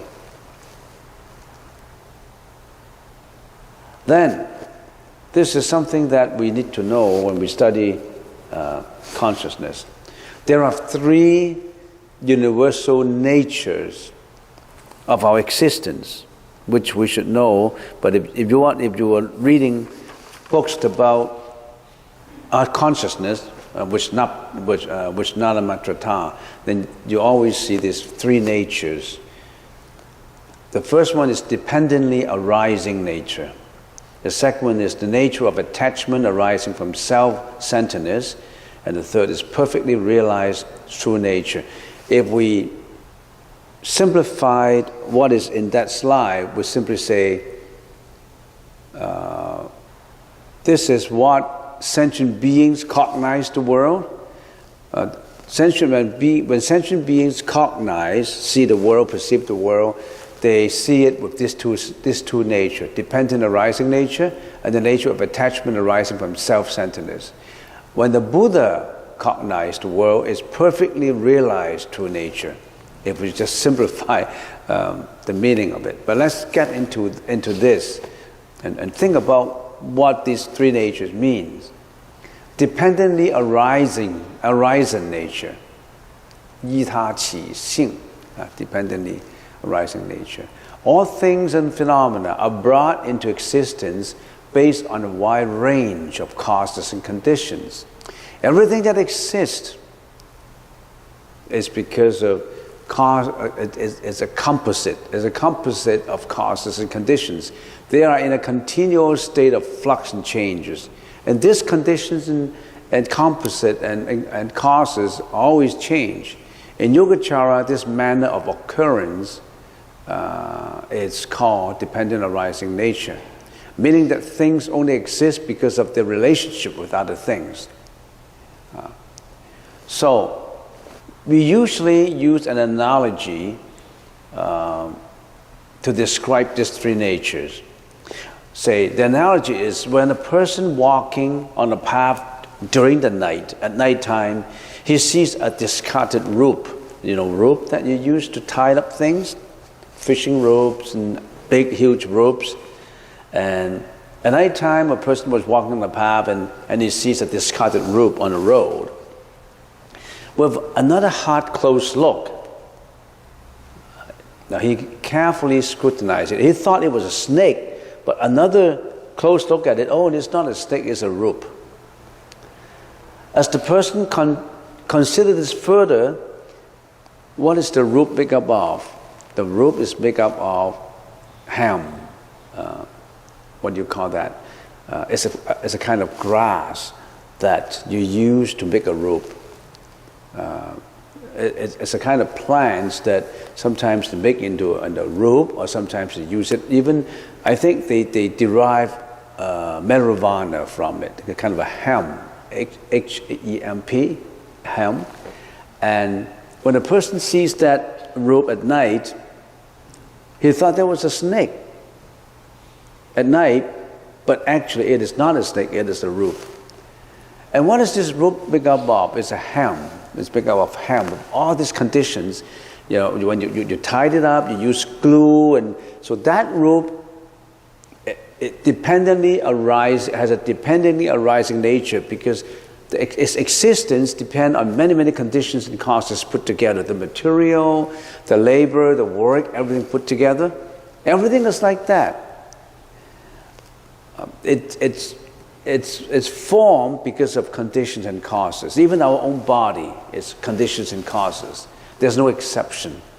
Nothing exists without a reason, without cause. But we grasp to all cognitive objects, assume them to be substantial and attach firmly to them with self-centeredness. This mental attitude is called the nature of attachment arising from self-centeredness or self-ego. 偏激, 变激所执. So the man misconstrues that rope to be a snake because he thought that it's a snake, but it isn't. But in order to transform this tainted consciousness into pure wisdom, one must cease in being trapped by this attachment. The Yogacara, Buddhism teaches that when one becomes permanently separated from this habit of mistaken attachment through practices of meditation and understanding and vinaya and precepts and correct correctly sees all things that of the dependently arising nature, then our consciousness will transform into wisdom, leading to enlightenment. This enlightenment is the perfectly realized true nature. So everything is dependent arising nature, and we attach to them. It becomes the nature of attachment arising from ego. But if we can work through them, purify our consciousness and wisdom, then slowly we'll arrive at perfectly realized true nature through practice, through meditation. So these are the three natures. The next aspect we look at is the first five consciousnesses. With all this, the first five consciousnesses, the sixth consciousness, the seventh consciousness, each consciousness has its concomitant mental functions. So if each consciousness is a king, for example, then each king has ministers. This minister will work with the king to either do good or bad things, good things and bad things. For the first five consciousnesses, there are 34 ministers, 34 mental functions inside of you, helping your eyes, your ears, your nose, your tongue, your body to react to externalities. 34 concomitant mental functions. The sixth consciousness has 51, all of the mental functions. All together we have 51 concurrent or simultaneous or spontaneous mental functions. So in other words, when you see something, when you hear something, when you think about something, it's not just the thinking itself. It has a lot of ministers in you helping you to perform, helping you to talk in a wholesome way or unwholesome way or neutral ways. The sixth consciousness is extremely powerful. The sixth consciousness has 51 concomitant mental functions. And the first five have 34. But the seventh consciousness that we are considering now only have 18. We already have covered the first five and the sixth. Now, the seventh has 18. It has the first five omnipresent functions. So in other words, your ego consciousness needs the omnipresent functions, needs the attention, the contact, sensation, perception, and volition to work. Your ego needs attention to be egoistic. Your ego needs attention to contact. Your ego has also sensation, perception, and volitions. So the first five omnipresent function works in all the consciousness. You see all these five, there's the first five, and then particular functions. The seven consciousness only have one of the particular functions. Which one? The intelligence. The intelligence could be the tainted intelligence and the pure intelligence. Your ego needs some intelligence to be egoistic. The ego is not fully dumb, totally dumb. Your ego needs certain kind of tainted, egoistic intelligence to push your ego forward.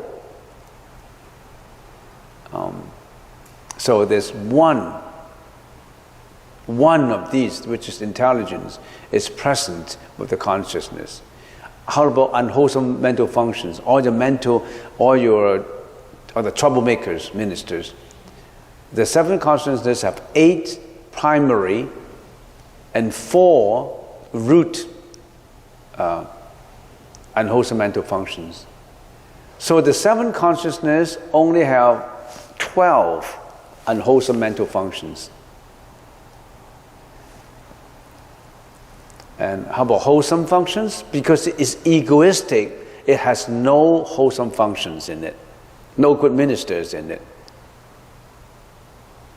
And how about indeterminate functions? Your ego would not feel sorry when you have the ego itself would never feel sorry. So in itself, you're always egoistic, and you don't think that it is sorry to be egoistic. When your ego thinks sorry to be egoistic, you already have get onto the perfectly, at that second when you feel that your ego should be eliminated, you shouldn't be egoistic. At that time, you are already getting out onto enlightenment at that instant of thought. So, indeterminate functions, it has no indeterminate functions. Drowsiness, that means not mindful. Your ego is always mindful to be ego. Your ego have no investigation and have no scrutiny. You just work, everything you see it with egoistic attitude. So concomitant mental functions, 18 with the seven consciousness. Only 18 concomitant mental functions. So you can see from this, we have 8 consciousnesses. The first 5 have 34 ministers to work with them, to perform, to behave, to talk, to think, to carry out volitional actions. The 6th consciousness have 51 ministers. It has a huge parliament with a lot of ministers helping it out, and there's 26 bad ones in here, 26 bad ones. It also has 11 good ministers in your 6th consciousness. So it is your 6th consciousness that help you go through the enlightenment, because the 6th consciousness is extremely powerful. And sometimes if your wholesome ministers all working, the power of your parliament of the 6th consciousness surge onto the wholesome functions, then you're on your way to enlightenment. But you only have 11 ministers aiming for the enlightenment, and 26 of them pull us down. The 26 ministers, they're bad ones that pull us down. So this 5 and 5, we need them. The 6th consciousness need them. The 4 is indeterminate. So for the 6 is 26 plus 11. These are the most active. So actually when we're doing meditation, when we are improving, we always use the 6th consciousness in our daily affairs, in our daily living. The 7th is the ego, and it has 18. And of course the 8th consciousness also have ministers. The 8th consciousness, I can tell you right now, is only the 5, the omnipresent functions, the 5. Because it stores everything. All right, so we only have half an hour. I can't talk too much. It's just a warm-up for today.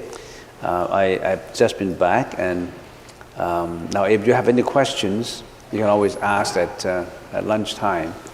And hopefully within the next 10 sessions, we'll finish the 7 and 8 consciousness. And then we go into another topic.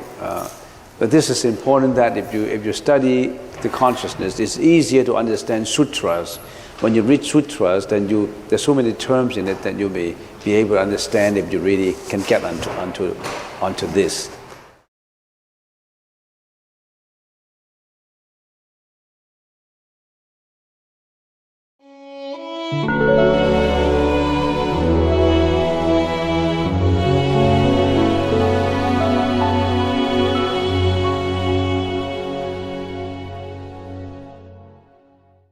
We already have finished with the first 5 consciousnesses. We already have finished with mono consciousness, which is the 6th one, and we have talked about the 7th one for a few sessions. Now let's continue with the 7th consciousness. The function of the 7th consciousness, of course in the Sanskrit language, it's manas, bujnana, is to continually turn his eyes towards the 8th consciousness, the alliance as self, and to attach to it, leading our lives to a state of extreme self-centeredness and ego devotion. What does that mean? The 7th consciousness, the manas, in every consciousness there is the perceiver and that being perceived. 间分, 相分. The perceiver is the 间分. That being perceived is the 相分. So every consciousness has that function. And actually every consciousness has four aspects to it, other than just the perceiver. And that being perceived, there's also the witnessing aspect, 争分, also the re-witnessing aspect, 智争分. Now we just talked about the perceiver and that being perceived. The seventh consciousness has an object that's being perceived, the 相分.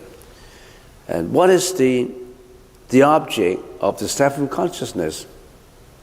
The object is the perceiver, the perceiving aspect of the eighth consciousness. That's very difficult to comprehend. Not easy to understand, but you really have to think about it before you understand what I'm talking about. So, the seventh consciousness always perceives the eighth consciousness, the perceiving part of the eighth consciousness as I. You know, the eighth consciousness is a store consciousness that stores everything, and it itself has a perceiver function. And it perceives everything. The objects of the eighth consciousness, what does it include? It includes the whole universe. It includes your body, 根身. It includes the whole universe, 气界. It includes the seeds, the latent energy, 种子. The alaya consciousness is the very center of all these consciousnesses. Its perceiving aspect is that being perceived by the seventh consciousness. So the seventh consciousness perceive the perceiving aspect of the eighth consciousness as a what? As a self. This is me. This is my ego. You know, this is what I have. So you see everything with a self-centeredness conceptualization in it. So you conceptualize everything into a self. This is me. This is my identity. That's the problem. That creates the problems of reincarnation. So the main features of the manas, the seven consciousness, is I summarize three main features of it. It constitutes a latent region of the mind that is not obvious and is always functioning subliminally. Remember the word subliminal. Subliminal is something that you don't realize. You are doing that, you don't realize it. You're being egoistic, you don't realize it. You're being self-centered, you don't realize it. You look at everything with bias and you don't realize it. You're involved with self-love, self-deceit, self-arrogance, and self-greediness, and you don't realize it because it's subliminal.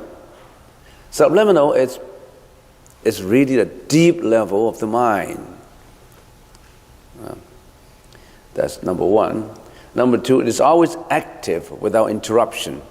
The seventh consciousness never stops.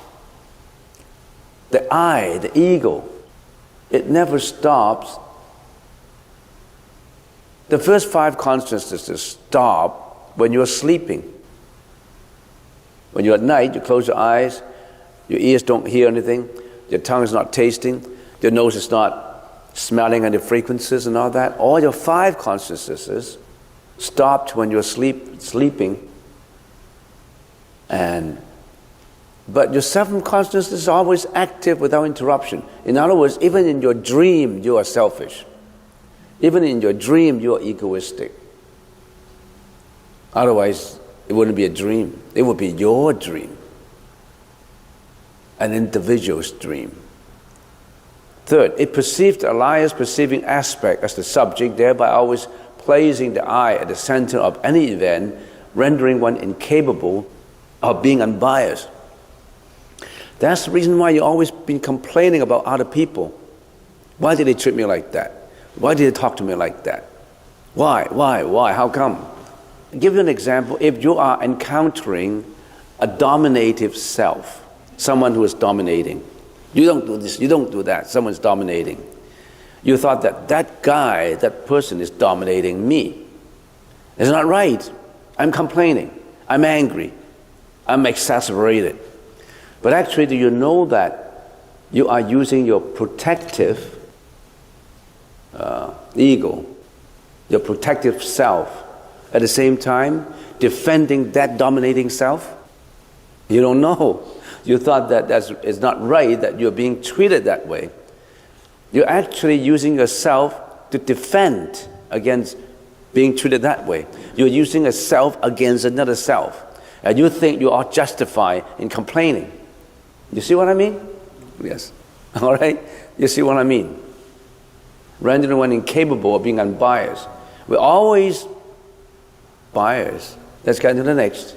The four major afflictions of the manas: self-love, self-pride, self-infatuation, and self-view. Self-love, the love of the ego. You always love your own ego, but you may not know about it. And some people will say no. Sometimes they find that I shouldn't be egoistic. I want to change. I don't want to be egoistic. What is that moment? That's a very slight, short duration moment that you're away from it already. You're away from the manas. Because I want to change. I don't want to be egoistic. You already have fraction of a second thinking that, no, I don't want to be egoistic. You march onto the noble path of enlightenment. But it's just a glimpse. It's just fraction of a second that you are not egoistic. But then when you get back to daily life, you started to be egoistic again. Why? Because we have been habitually egoistic. An egoistic behavior is like a behavior that has been repeated since many life cycles ago. And recently I read some research papers on the arising of hormones inside the body. And when you're angry, when you're greedy, when you're jealous, when you're disappointed, when you're anxious, a certain hormones is being produced in you. Because that anger, that jealousy, that pride trigger your brain to produce such hormone. And that hormone is called peptide hormone. And it habitually is produced if you're infuriated, if you're angry, then it produces to trigger your anger. And if you have been habitually repeating that peptide has a time pattern to come up. It induces you to produce itself. In other words, if you're always been producing a peptide, hormones inside your body, that you want to have that instinct of gambling in you to get the pleasure, satisfaction. At about 9 o'clock at night, you're thinking of going to the casino again because you like that. You like the atmosphere. You like the atmosphere around. You like that wheel that turns around. You like the blackjack and all that and dice. You like that atmosphere. You have been habitually, the peptide will come up. All kinds of habitual tendency is because of that physical production of hormones. And that's only just physical. But how about the mental part of it? The mental part of it is created by, right here, the manas vijnana. The manas vijnana actually dominates the body. Actually helps you to create that physiological change in your body. So in other words, a completely compassionate bodhisattva, when he's being infuriated by a party, he would not infuriate himself to scold that person or to blame that person, he would feel that he's so compassionate. He's going through suffering. When he's angry, I shouldn't be angry at him because he's going through suffering. He's producing peptide in his hormones, infuriating him. I should be compassionate to him, not scolding him or not defending myself and put bias on him or her. So in other words, recently we have a lot of occasions we have a few events in Hong Kong about say monks not observing their precepts, and the layman became very angry that monks, some monks are not observing precepts. But when a Bodhisattva look at that situation, he will be compassionate to the monk and not identifying that monk and to attack him and to make sure that he went to jail. He won't do that. He would say, "Oh, that's a suffering. That's a suffering that I should be compassionately helping to relieve. That's a suffering I should compassionately helping to help. Not to say he is no good. Let's criticize him. Let's put him to jail." You're just defending your own ego at the same time. So when you come up to someone that you criticize, you come up to someone who is to think you was unfair to you. That unfairness is not in that situation, it's in your heart, in your mind. You created that feeling. To a compassionate Bodhisattva, there's nothing as unfair. There's nothing as being treated in the wrong way. It's your mind that creates this faction. So, I haven't really started again. The four major afflictions of the man is self-love, self-pride, self-infatuation, and self-view. So when I was in Hong Kong, I was told to do 2 lectures, and I was reminded by some laymen that maybe I should touch on some current events, like monks not observing precepts, and how do we deal with them. Then I said, everything is created by the mind. It depends on how you look at it. And because everything is created by the mind, it's also created by a common karma. Not just individual karma. It's not produced by individual karma. It's produced by collective karma. You know why some monks are not observing precepts? Because we haven't, laymen included, monks included, we haven't been serious about these things. It's created by common collective karma.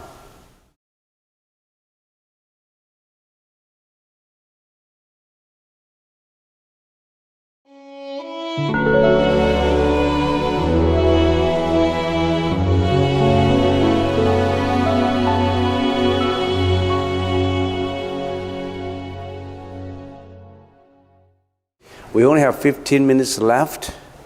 Usually, in the summertime, we have about 1 hour to do the lecture.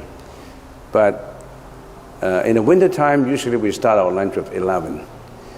In order that we don't bypass the nautical noon, because the monks and nuns, we only eat 2 meals per day, and the second meal at lunchtime must be before the nautical noon.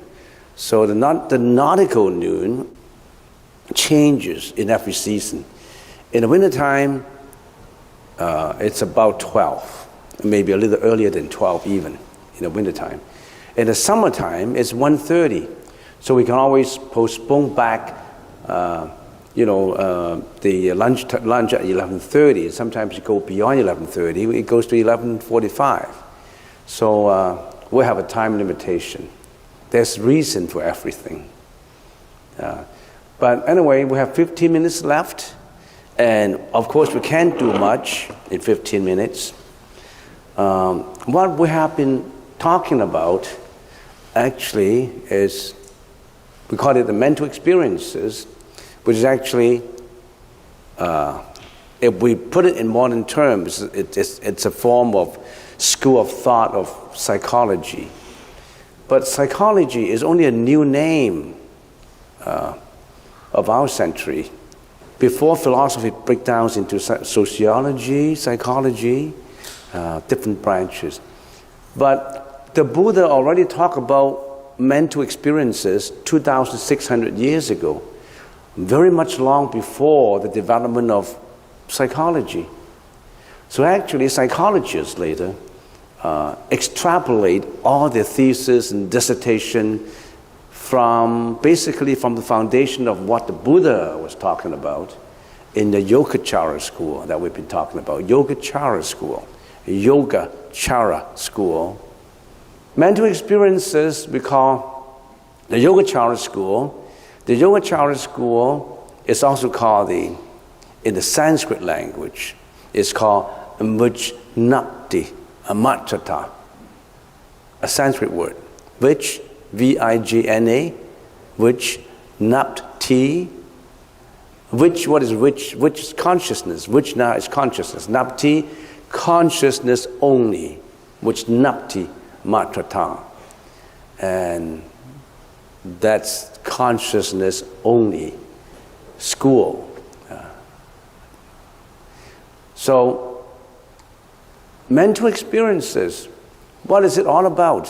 What is which Napna Matrata? What is consciousness school? What is Yogacara? What is this? What was the Buddha talking about? The Buddha was talking about mental experiences. Nothing is not mental experiences. You're not apart from the mental experiences. Everything is formed because of mental experiences. So that's the reason why when we say we want to study Buddhism, it's not the study of how the Buddha can give you blessings.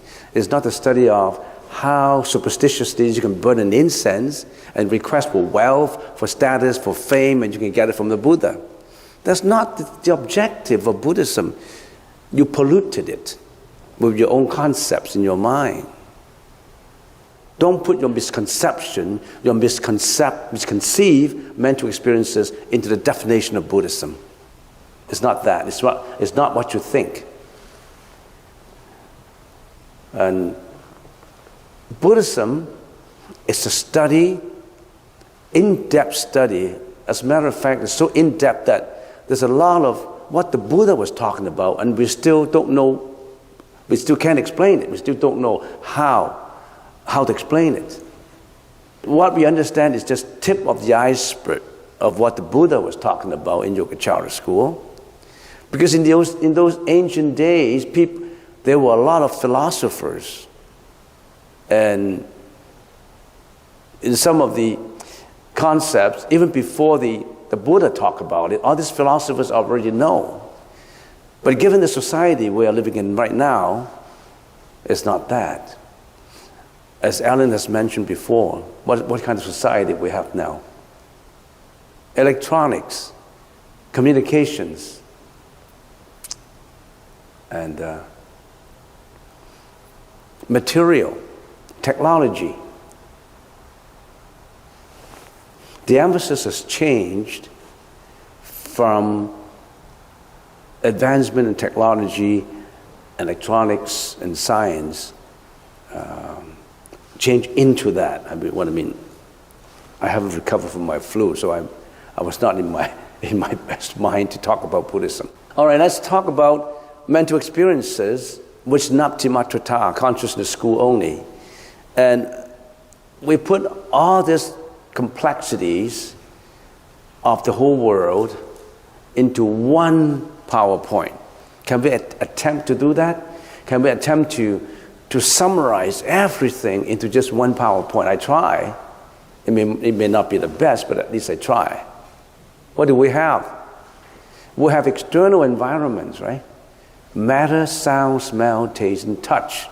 These are the externals to your body, externals to your mind. Externalities, I usually call it. What others? That word matter is what?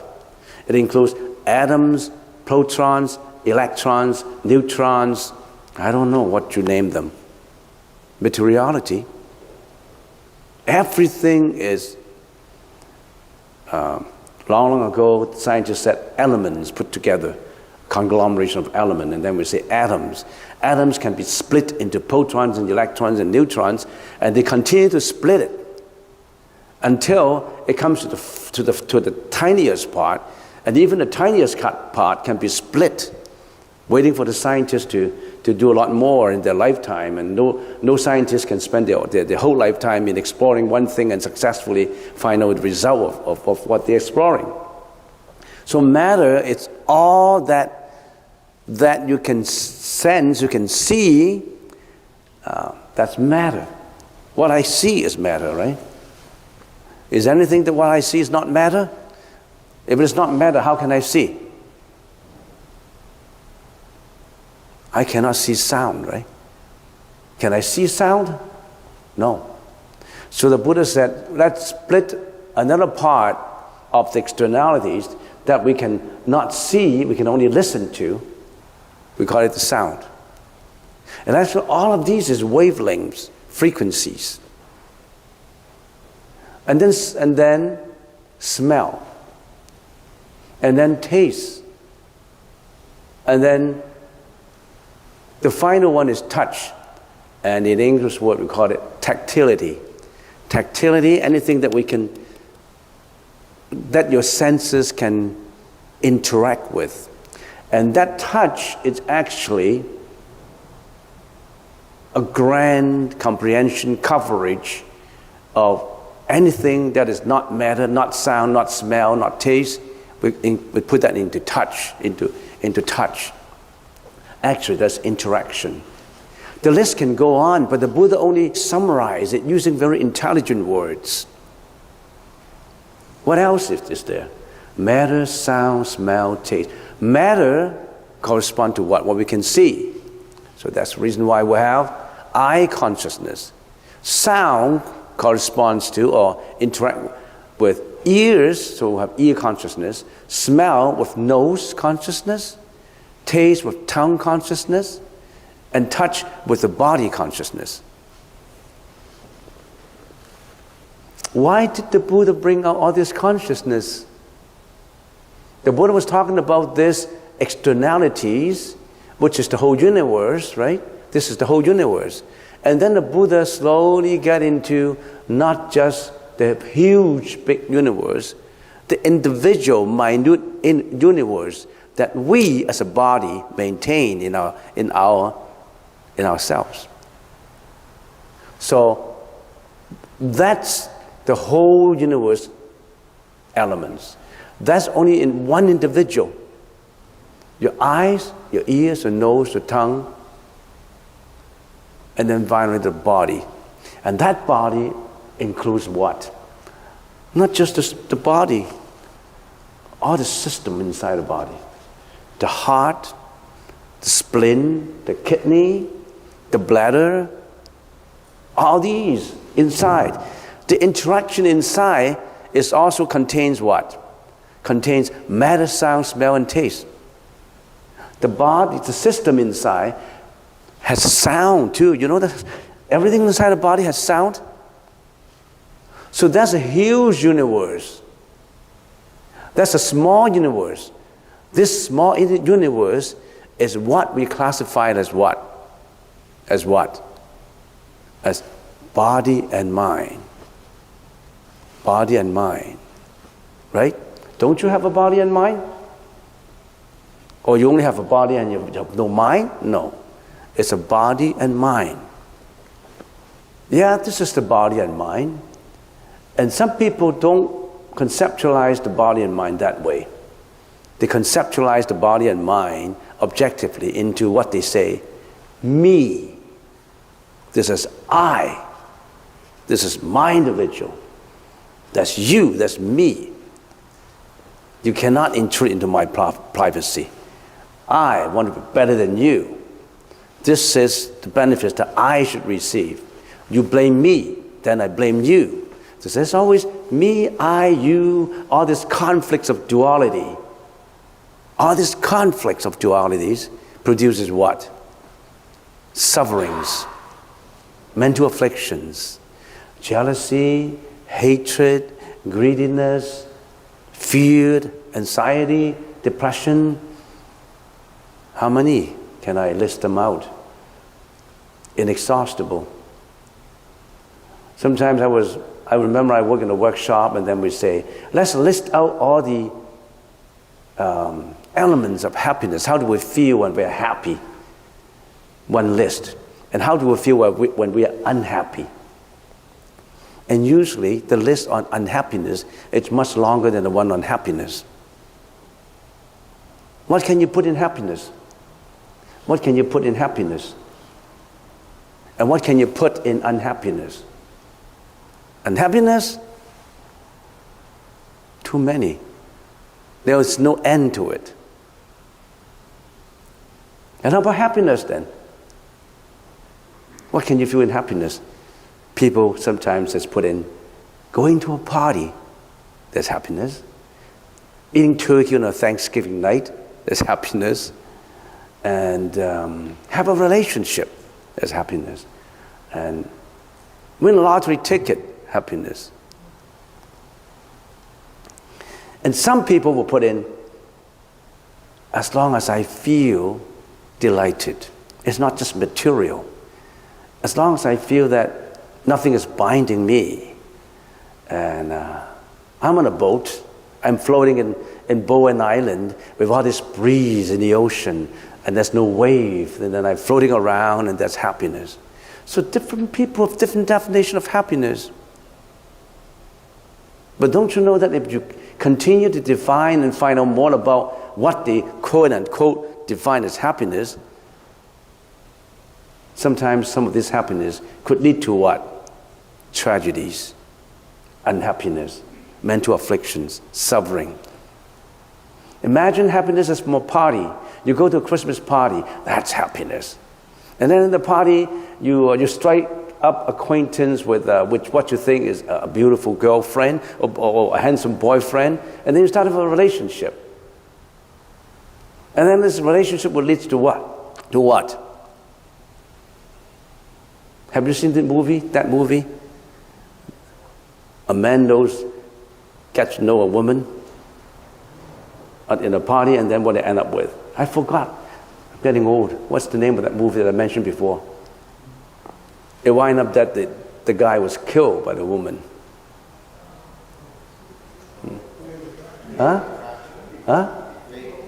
Fatal attraction, yeah. That attraction, which they call happiness, is actually fatal. Fatal attraction. You know, always is the case. I haven't even started, and then they strike the gong. Fatal Attraction is a good movie. It's by, I forgot the name of that, by Michael Douglas, right? And then it was terrible. The ending was terrible. The ending was terrible. But the beginning was happiness, though. What they defined as happiness. It winds up in tragedies. Think about it. I haven't really started anyway, but I should continue to tell you all those which nana machata, all those that you should watch out for. But one, I have seen some new faces around, which I didn't see in the first session, which means that, I don't know, some new faces come up. If you come for the first time, you should have a concept that Buddhism is not about getting. I want to be famous. I want to good health. I want blessings. It's not just about that. That's just a byproduct from the belief. It's just like some people say, why do I have to chant? Chanting is superstitious. Why do I have to chant, Om Mani Padme Hum, Om Mani Padme Hum? What's the point? What's the point of chanting? Why don't you raise that question up when you're at lunchtime? Write down, what is the point of chanting? Are you not superstitious? Who is listening? You are chanting to whom?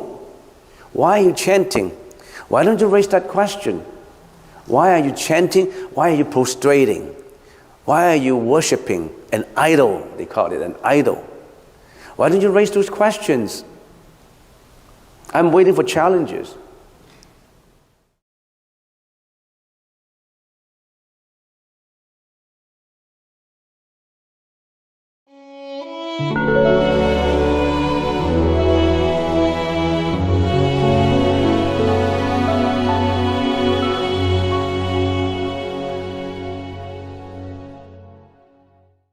during the break, I saw some of our experienced meditators are showing in experience how to cross legs. That triggers some thought in my mind, because during the meditation, we didn't have too much time to show you exactly how to do it. How to cross your leg, the posture, the right posture, because we didn't have time every time to show you exactly how to cross your leg. So our experienced meditators, as I see, they show you how to do it. That's very important, because they have been meditating for a long time, and they take meditation very seriously.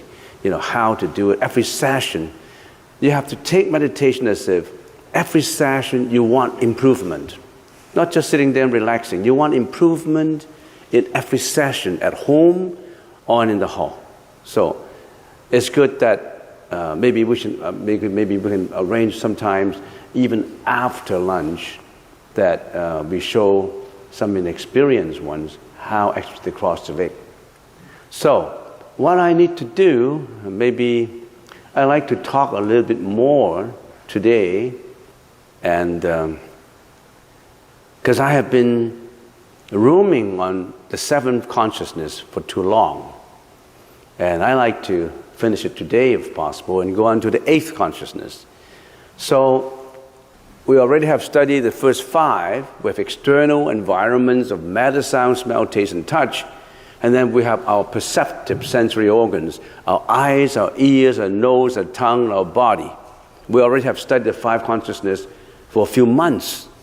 And we already have studied the sixth consciousness for a long time also. And we have been doing the seventh consciousness, which is the ego attachment, the personalization and arousal of emotions of the seventh consciousness. And that we've been studying. And we haven't been studying the store of the present and past karmic energy. And if you still have to roll into the reincarnation process, then that's also a storage for your future karmic energy. And the store consciousness, if I can summarize it very briefly, it comes first before birth and leaves last after death. You may not know what it means, because that's the new line that I put in. Before you were born, you get into your mom's body. And before you come out, the eighth consciousness shoots in there first. It comes first, even before your birth. But when you die, when we died, it goes away last. And then we said, how does the seventh consciousness manifest itself? How does it show the seventh consciousness? How does it show itself? The seventh consciousness in us, in you, in me. You may not realize it, because usually the study of consciousness in modern psychology, they only study the consciousness of what? Of your mentality, of the sixth consciousness. And some deeper psychologists may bring out the eighth ID or the subconsciousness. But the Buddha delineated it in detail of the eighth consciousness. And the seventh consciousness, the ego consciousness, how does the seventh consciousness, the manas, in Sanskrit, the manas consciousness, how does it manifest itself? So let's go on to the next one. The manifestation of the seventh consciousness. So four manifestations. Self-love, the love of the ego. You, me, all of us love our ego so much. Self-pride, because you have this ego, you have that pride in the belief that the five aggregates, matter, perception, thinking, volition, and consciousness, are the self. You're proud of the self. And some people will say, no, I'm not proud of myself, I'm inferior, I have inferior complex. Inferior complex is the opposite of superior complex. When you always have setbacks and hurdles in front of you, then you from your superiority complex, you build up the inferior complex. It's an offspring from the superior complex. So self-pride, actually you are so proud of the fact that you have this ego, but you may not know about it. Self-infatuation. You are infatuated with this ego. You are habitually attached to that ego. You may not know about it. Self-view, you always have this self-view, the biased view of the ego. You always have this biased view. We always have a self-view. You may not realize it. We are so obstinate. We are so fixed in our mind. We are so rebellious. This is my view. How come I can't do it that way? Especially for teenagers. At that teenage age, they have a self-view that they don't want to change. It comes with experiences of life. So these are the manifestations. The seventh consciousness is manifested by self-love, self-pride, self-infatuation, and self-view. Okay, now that's the manifestation of the seventh consciousness. And just to bring this perspective into applied Buddhism, because we always think that this is so academic, so philosophical. How does it apply? How do we perceive it from the perspective of reality? All our legal negative emotions come from where? Negative emotions come from your interaction of your sixth and seventh consciousness with the outside world. When your first forefront sixth consciousness are interacting with the outside world, it at the same time interact internally with your ego consciousness. And in the process of these interactions, because you have your ego, you have emotions aroused. Depression, anxiety, sadness, despair, rage, fear, suspiciousness, autism even, self-pity, self-condemning, jealousy, hatred, self-obsessed, addiction, pride, arrogance, and so on and so forth. All these negative emotions is because of the ego consciousness interacting with the sixth consciousness, which are the manos and the eyes, the ears, the nose, the body, and the tongue. All these consciousness work in conjunction with concomitant mental functions in you, which is 51 of them. I already have mentioned previously in a lot of other lectures related to other consciousnesses. All these originate from the proliferation of the first six consciousnesses working with the ego attachment, which is the seventh, and then it would affect your health, your family, your job, your studies, your marriage, your career, your business, your public relations. Simply, they affect your whole life.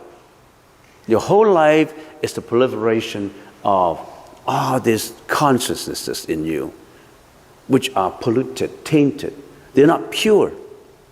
In the process of meditation, you're purifying all these. So it's absolutely important that when you do meditation, you have to know how your mind thinks. You don't just meditate, oh, I want to meditate, I just want to relax. I just want to pacify my mind and relax. That's not it. You have to understand the whys, the objectives of meditation, not just the hows of it, not just on how does meditation benefit me. Usually people, you know how they look at the Buddhist teaching. How does the Buddhist teaching improve my health, improve my family, improve my job, my marriage, everything? They don't look at how does all these things come out? Where do they originate from? I have to know the source of where they originate from. You have to study the source, not just the outcome. You just do it the opposite way. So this is applied Buddhism. How do you apply what you learn into your life? Then we ask ourselves, how does the seventh consciousness in us function? So let's get on to the next slide. We say the functioning of the seventh consciousness. Functioning in terms of what?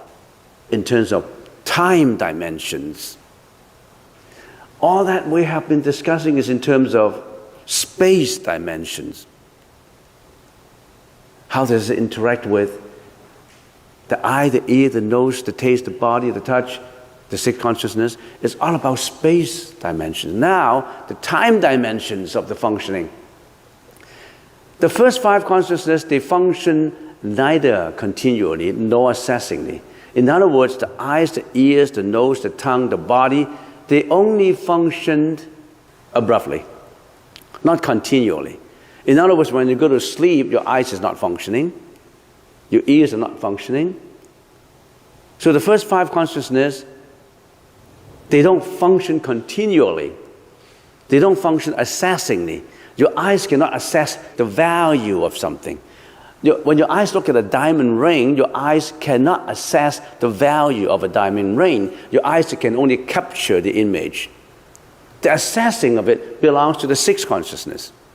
So the first five, they function neither continually nor assessingly. The sixth mono-consciousness functions assessingly but not continually. So in other words, the sixth consciousness, the mono, the manager, assess everything. It helps the eyes, the ears, the nose, the body, the tongue to assess situations, to put values on things, to put egoistic value, one-sided self-centered value on things. So the sixth mono assess all the time, but it's not continual. Why is it not continual? When you die, it doesn't exist anymore. Your brain does not exist. When you die, it does not exist anymore. It's not continuous. But the seventh consciousness is different. It functions assessingly and continually. In other words, after you die, your seventh consciousness shrinks into the eighth and go about the reincarnation.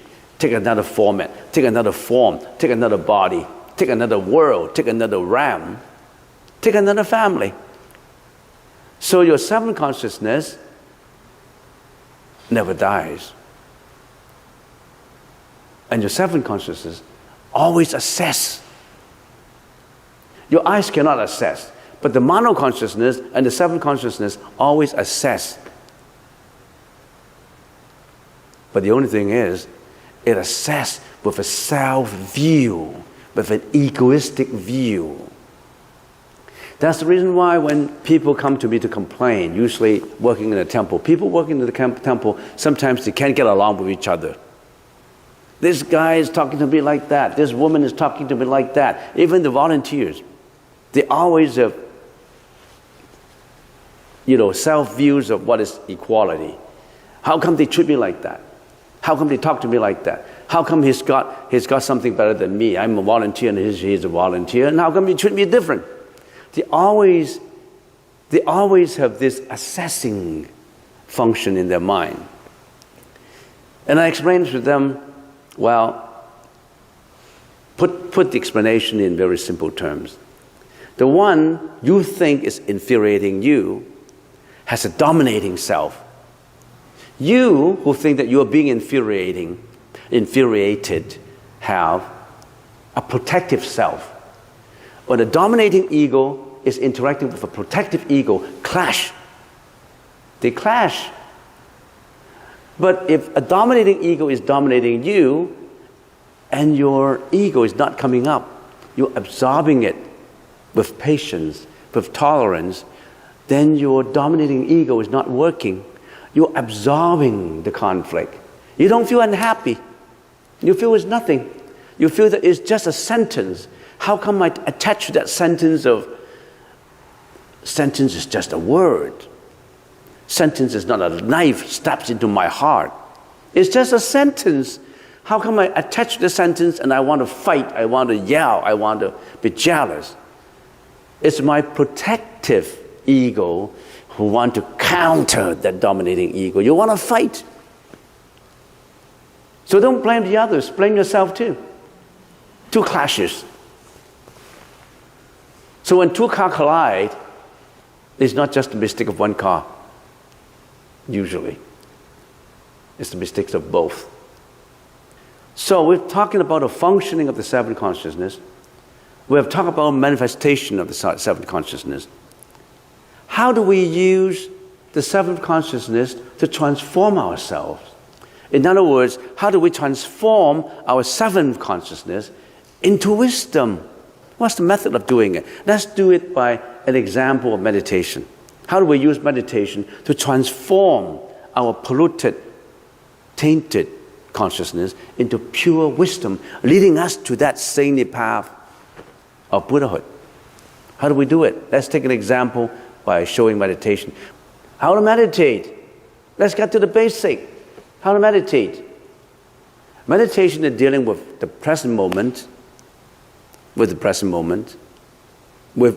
also the past moment.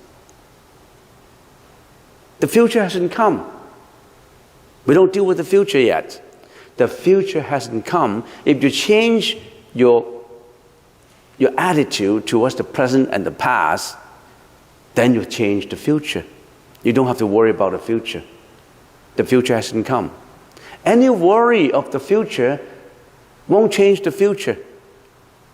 You're putting anxiety on your past and your present will not change the outcome of the future. Only by changing your present and letting go of the past can you change the future. So let's talk about the present moment and the past moment. Present moment awareness and no perpetuation of the ego attachment. That's the main topics of meditation. How do we use a method to create our present moment awareness? We have to gear our multitude of external objects into just one object of attention. That's the breath. We use the breath as the one object. You use the time when you're meditating to eliminate all these outside externalities of greediness, hatred, unhappy, all these things into just one object of attention. And what do you use? You use the breath.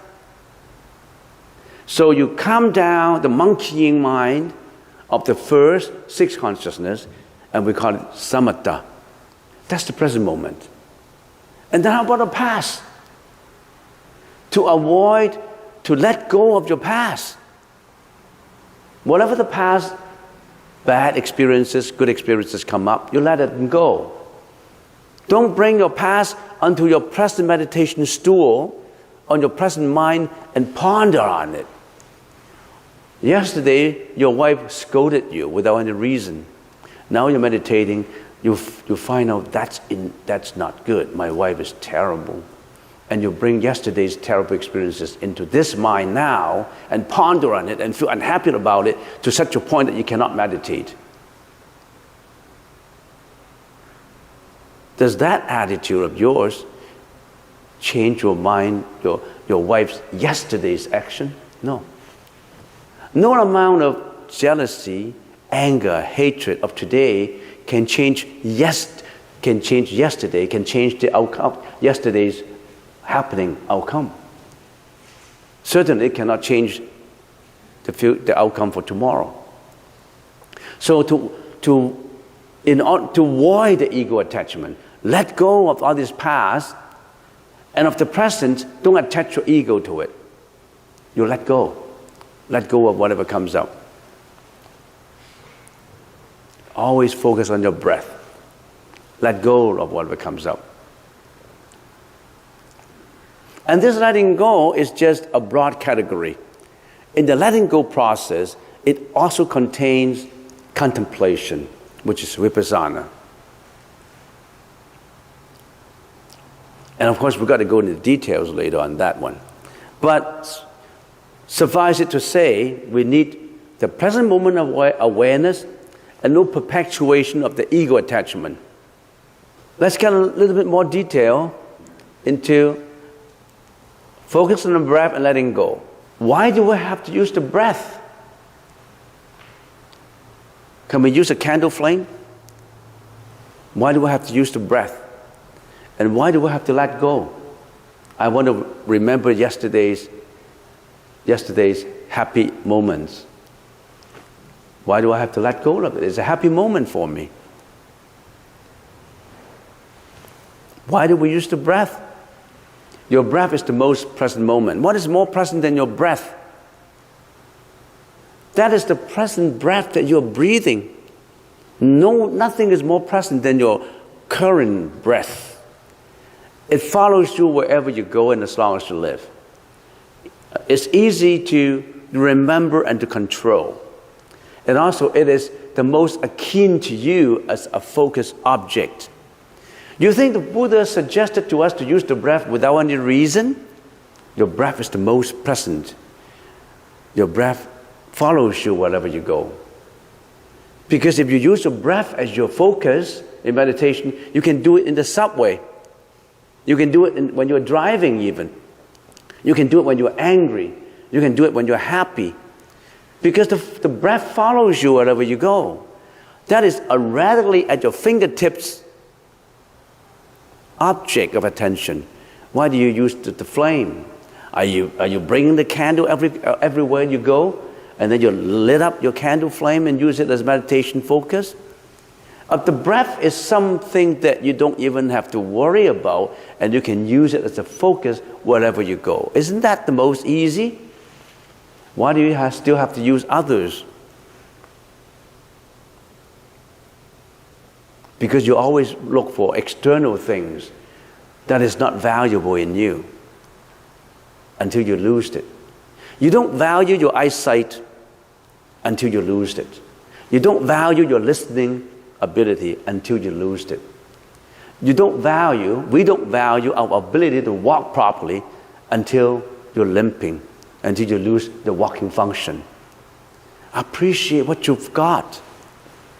Appreciate the health. Appreciate everything that you've got already. Don't look for things that is at that juncture out of your control. At the present moment, it's out of your control. Let go. No perpetuation of attachment. Why let go? Letting go would break the habitual continuation of egoistic thoughts. The breath deals with the present moment. The past and the future must be dealt with letting go. You can't let go of your worry. You worry about tomorrow. You worry about your health, your career, your job. You worry about the future. That your future and your past must be dealt with by letting go. You worry about, you have anxiety about the future, but any anxiety of now that you created, would it change the outcome of tomorrow? Won't. No. You mean you worry about it and then whatever comes out tomorrow will be better? Say that if you have a report card, on a university report card coming out tomorrow, that determines whether you can graduate or not. And then you start to worry a month ago, oh, can I graduate? Would that worry and anxiety change your marks given by the professor? Your worry will not change the professor's evaluation on you, which was done 1 month ago. You can't change it. Your anxiety cannot change the outcome. But your present moment attitude, working hard, will change the future. So the past and the future must be dealt with by a vipassana, by contemplation of letting go. And also letting go would stop the egoistic thinking pattern that is causing the sufferings. So this is why we meditate. We're meditating. Sati, S-A-T, anapanasati, anapanasati, in and out breath. The breath, anapanasati. How do we do it? Our eyes look at matter, but when we're doing the meditation, you close your eyes, right? Well, another point that I should bring out to you. If during your meditation, you close your eyes, usually, right? But if you are sleepy, you don't close your eyes. You open your eyes when you're meditating because you're dozing off into sleep. So whenever you are meditating, you feel that you are like this. You just open your eyes. Open your eyes. Don't pretend that you're meditating. Don't be hypocritical. You want to pretend that you're meditating by closing your eyes, but actually you're not. You're seeing your inner eyes with drowsiness. So when you close your eyes, you don't see anything. That means your matter is gone. In that circle, there's no matter in there, right? It doesn't matter. There's no matter in there. In your ears, listen to sound, but then when you gear towards that focus on your breath, no sound can affect you. You would not realize the creaking of the engine of the car on the road, the cracking of the crows outside. There's no sound can affect you if you focus on your breath, because your mind does not go to the sound. Even if someone is snoring at the back, if you really focus on your object, you can't listen to the snoring.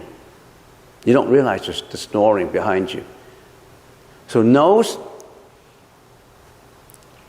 your nose, unless the other guy sitting next to you is having cologne or perfume or that. Otherwise, your nose will not be affected. No one should wear any perfume when you come for meditation. Don't create pungent smell affecting others. So your nose is not subject to the influence of smell. Tongue, you're not eating a hamburger. You're not chewing anything. You're not having a candy. So when you're meditating, don't put chewing gum into your mouth. When you're meditating, you're actually chewing. You're chewing gum. So what's the point of meditation? Your taste is not working. So tongue is not being influenced by taste. Your body touch. Your body touch. That body touch does not mean just the skin touching. That includes the everything about your body that is outside of eyes, ears, nose, and tongue, which means that you don't affected by the beating of your heart. You don't affected by the sound inside your body. You're not being affected by the interaction of this fluid inside of you. The whole body, you forget about the whole body. Your whole body interaction, you don't necessarily stick to it. You don't necessarily stick to the palpitation of your heart. You don't necessarily stick to the feeling of how your lung, your kidney, or even sometimes in your numbness of the limbs. Because when you meditate for a long time, you may feel that for inexperienced meditator, you will feel that your legs are numb, But then when you're really, your body is not attached to the touch, you don't feel that at all. There was a monk, a very experienced meditator. He used to meditate for hours. At one time, he was so deep in the meditation that he meditated for 15 days non-stop in a cave, in a mountain, snowy mountain. He found a cave and he meditated. And what did he eat during meditation? Potato. Sweet potatoes and ordinary potatoes. He put it on a self-created stove, with charcoals and that. And before meditation, he put some potatoes onto the grill, the grit, with a little bit of smoke. He wanted to say, okay, I want to meditate for 4 hours, and I want to grill this potato. So when I get up from meditation, I can start to eat potatoes. So he put the potatoes on the grill, and then he started to meditate. And somehow in meditate, he did not know how many days. But when he woke up from meditation, all these potatoes become moldy, with a lot of mold surrounding it, in at least 10 days. The fire, of course, is long gone already. Potatoes become very moldy. A lot of, is that called moldy? Like a lot of, all these things outgrow on the potatoes growing out already. So for days already. He forgot about all these. He was deep in meditation. Mind not attached to any thought. And the manas, which is the self, what happened to the self? Now, your eyes, your ears, your nose, your body, your touch, your tongue don't have any externalities that attracted you. How about the body? Your body still have what? Still have breath. You haven't let go of your breath. That's normal. Because you let go of your matter, the sound, the smell, the taste, you haven't let go of your body interaction of the breath. Somebody said, oh, I've been meditating and I found myself selfless. I didn't know where I was. I lost my breath. I didn't know. Am I in a samadhi? I said, no, you were sleeping. You know why? You should have the breath as a focus. How come you lost your focus? You were sleeping actually. You didn't have, I am selfless. I don't have the ego. No, you've been sleeping and you thought you don't have the ego because you should maintain that breath in you. How about the mind? No inner commentator. No more arousal of concomitant mental functions. No habitual continuation of thoughts of the past, present, and the future. You do not let your concomitant mental functions arise. You have attention only on your breath. That's your breath. You shouldn't lose your breath. How about the manas, the self? Let go. Only the breath exists. The breath still exists. All right. If you have any more questions, then you can always ask at lunchtime.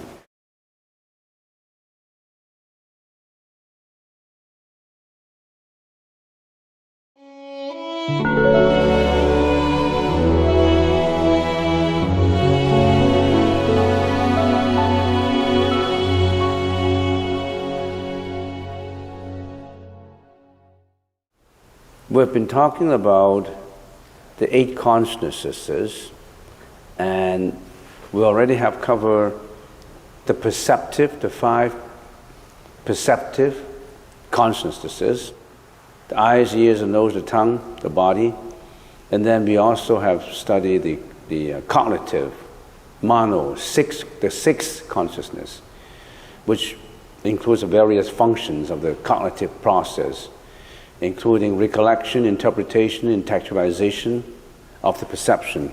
In the Sanskrit language, that cognition is samskara in the Sanskrit language. And then we have also gone through the ego attachment, which is the manas consciousness, which is the personalization of all dharmas. You personalize we all personalize our consciousnesses with a self, with an egoistic self. And now we have to start with the store consciousness, which is the final 8th consciousness, the alaya consciousness, which is a storage, a receptacle of all the present and past karmic energy, the karmic seeds. And if you are still in reincarnation in samsara, that's also a storage for your future karmic energy, your future bija. Bija means seeds. Bija is a Sanskrit word for seeds. And it says it comes first before birth and leaves last after death.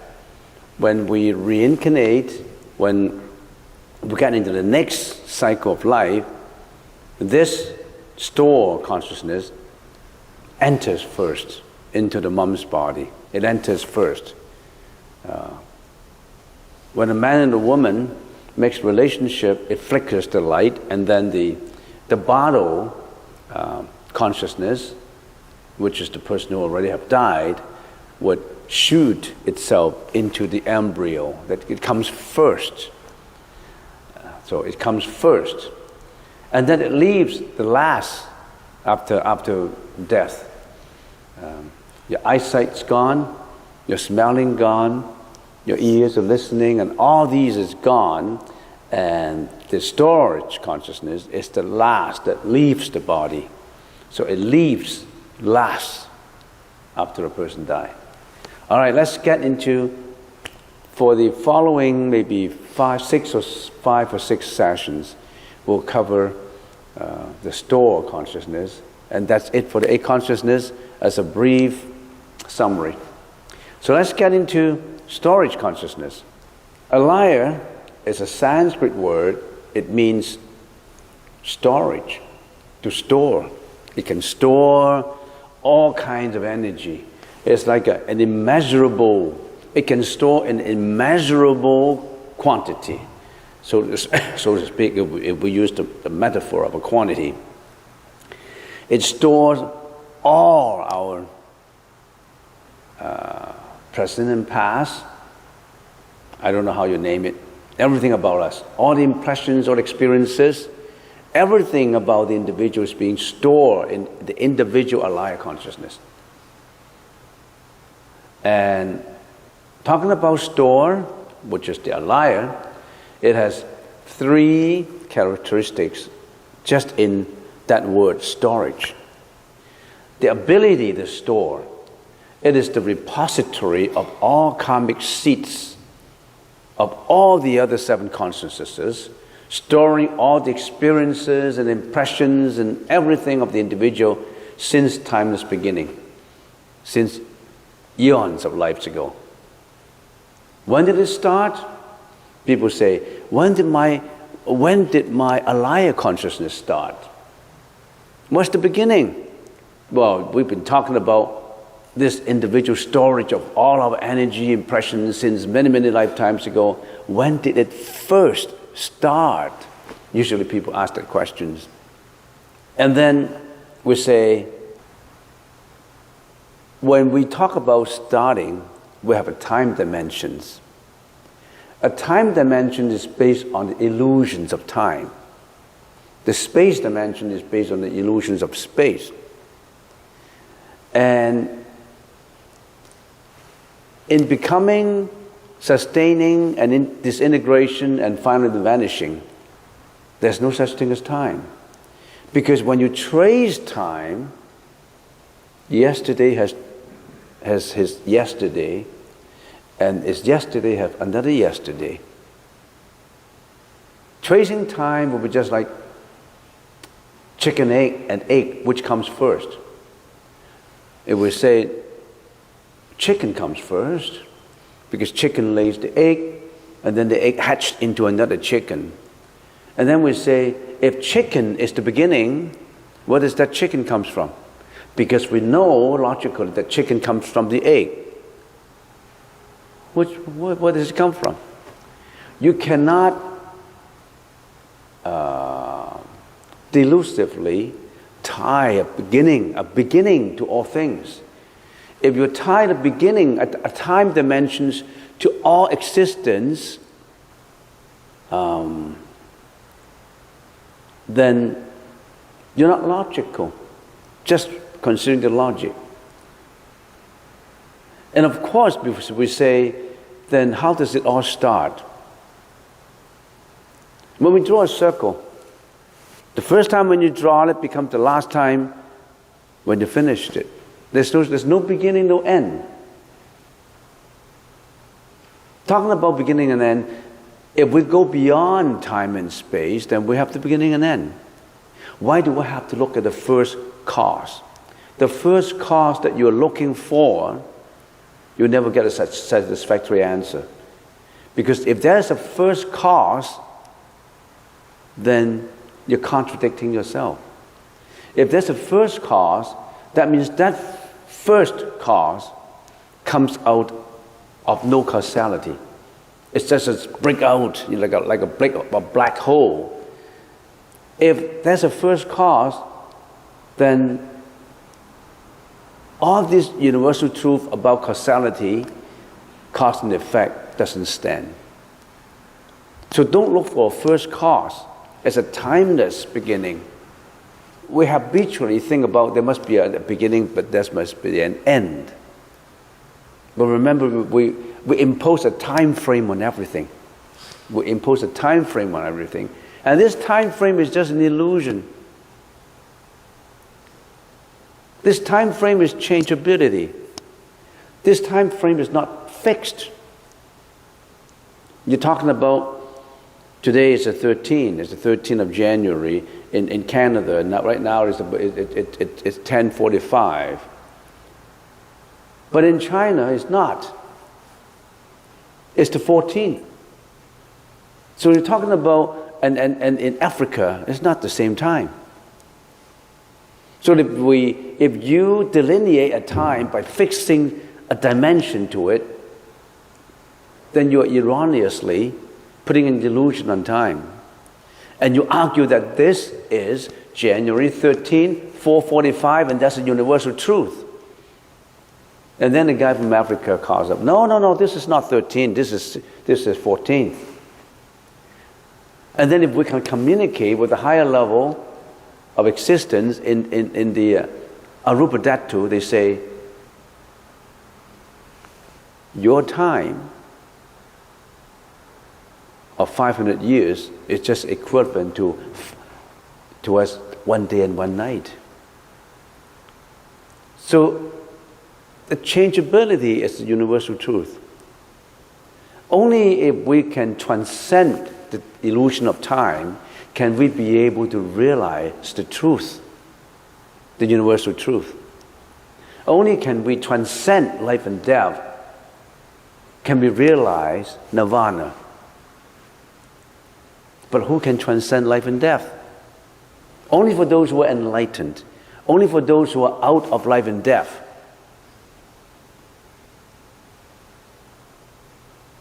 If we are always imprisoned, we don't know what's the outside world.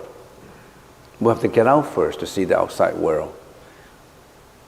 And of course, if some people really want to say, I want to know, I won't believe in anything until I know what's the beginning, what's the first cause. Some people insist on knowing the first cause, and the simple answer would be God creates everything. Putting a very simple answer to a very complicated question. Don't worry about the first cause, you are created. It's an easy answer. You are created. Then who created you? Who created the Creator? It's unending. The same question was raised to Buddha at the time of the Buddha. And then Buddha used a parable or a metaphor to explain it. And he said, there was a man traveling on a road. He came to a crossroad. A crossroad. That road have a road leading to the south, the north, the east, the west. He come to the center of it. And then suddenly he got shot by an arrow. Right in the chest, not in the heart, otherwise it would be immediate death. And he was seriously hurt, and he lay onto the road. He was wounded, seriously wounded by an arrow. He didn't know where the arrow comes from. It's just that we're wounded by life and death. We have sufferings of life and death. We get wounded, and then he lay on the road. And all these other passerby, all these other people passing, they all flock up to him and say, what happened to this man? And then they started to ask questions about what happened to this guy who was being shot at an arrow in the chest. Somebody say, where does this arrow comes from? From the north, from the south, from the east, and the west? And then another person said, who shot that arrow? And then another person said, what is this arrow make up of? Stone, metal, feather? What's the material that make up of the arrow? And then how did that man came to the intersection in the first place? They asked a lot of questions about time, about what happened to this man. The whys and whys and whys, which never get an answer. Because if they try to find the answer, yes, maybe they can find some part of the answers to it. But if they continue to struggle about questions of where does this come from, why, when, how, all these things, it would be too late. And then one intelligent guy said, hey, don't ask these questions right now. Rush him to the hospital. Rush him to the hospital and get him healed. That's the most immediate thing what we have to do. If you keep on asking questions, that man is going to die. So the intelligent question is, get healed. Get healed first. The intelligent question is, get out of life and death first. Get out of suffering first. Get out of mental afflictions first. Get out of all this samsara first. That's what the Buddha meant. Because our intelligence level is not up to a point that we can transcend time dimension. Get the man to the hospital and get him healed. Give him the medicine. Get out the poison. Don't worry about what kind of poison, what kind of arrow, where did the arrow come from, all these first causes, all these previous causes. The man is already dead. So the Buddha said, let's prescribe medicine to save. Let's rush him to a place where he can get rest. Let's pull out the arrow and not worry about where the arrow comes from. So, the ability to store through this alaya consciousness, which Nana is the repository, the receptacle for all these existential seeds, all this energy that has stored in us individually for many, many, many, many eons of lives ago. You, me, we all have this inside of us. We have this eight consciousness, which is the storage consciousness, that store up all our karmic energy. That's your, if we can metaphorically use a computer, that's your chips, your memory. That's your memory that store up all your actions, good and bad actions, all your speech, all your thoughts that happen to you, all get stored in there. And all this storage of existential energy has the power to make you suffer, to make you happy, to give you neutral feelings. All these things happen to us is because of this repository of energy that pushes us to where we are today.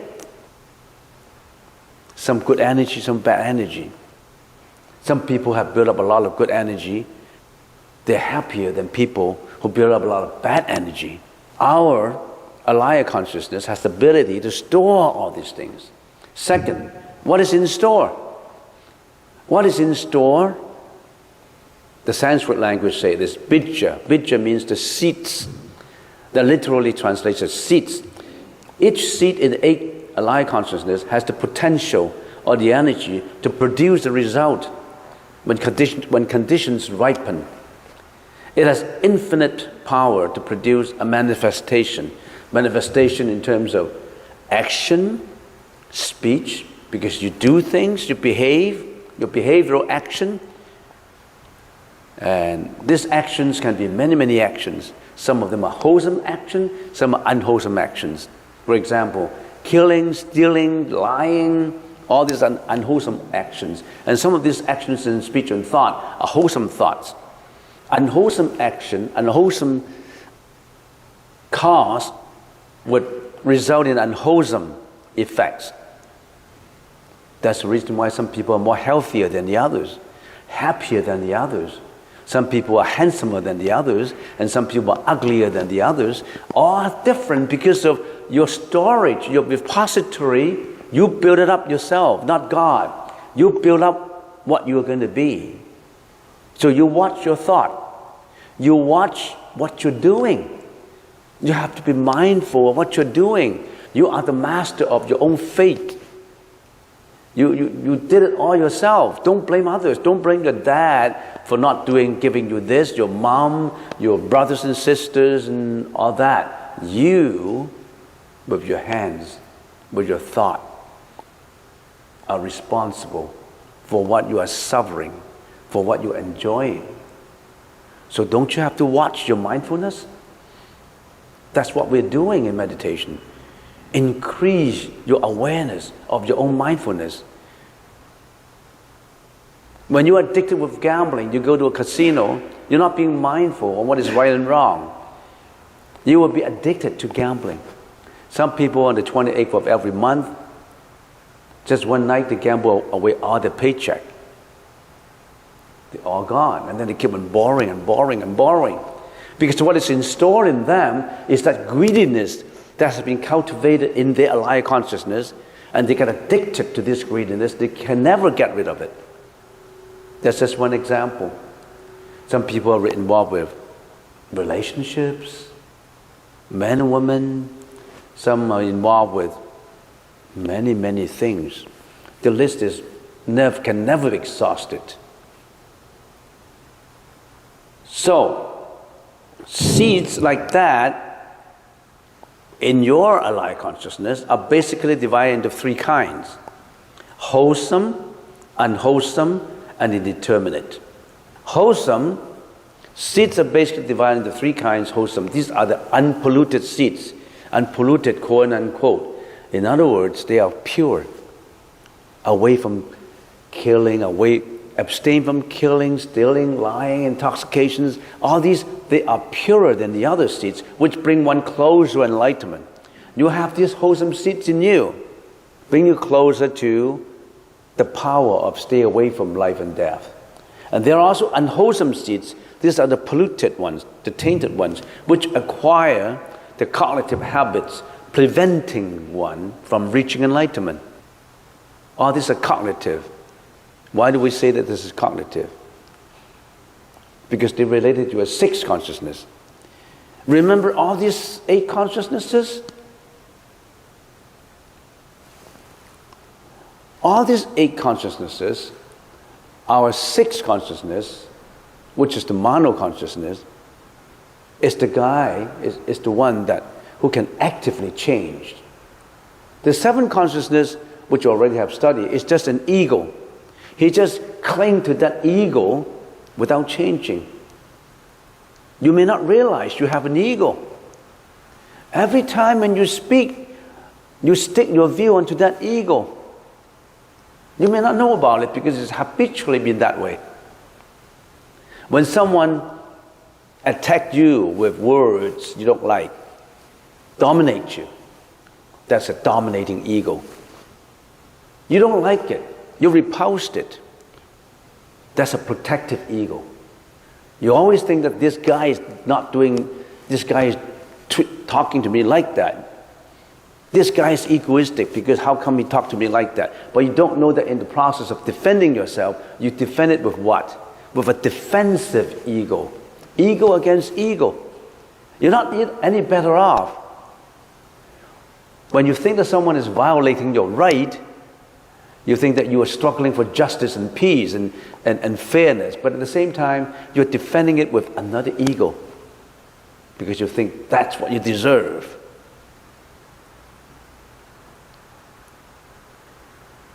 So unwholesome, and also there is another classification of the seeds of the energy that's stored in us, indeterminate. That's a neutral feeling, neither wholesome nor unwholesome. Indeterminate. Some people say, oh, indeterminate would be good. Indeterminate is better than unwholesome, but it's not pure too. I'm not thinking of anything bad. I'm not thinking of anything good. I'm just being drowsy. I'm just being daydreaming. You fall into the trap of wasting your time. I'm meditating in here, I'm indeterminate, I'm neutral, I'm not doing bad, I'm not doing good, but I'm daydreaming. I'm not thinking of wholesome thought, I'm not thinking of unwholesome thought, but I'm wasting my time. And that is not, at the same time, a polluted. But this pollution is not as bad as the unwholesome pollution. I'm only right now explaining the word a liar.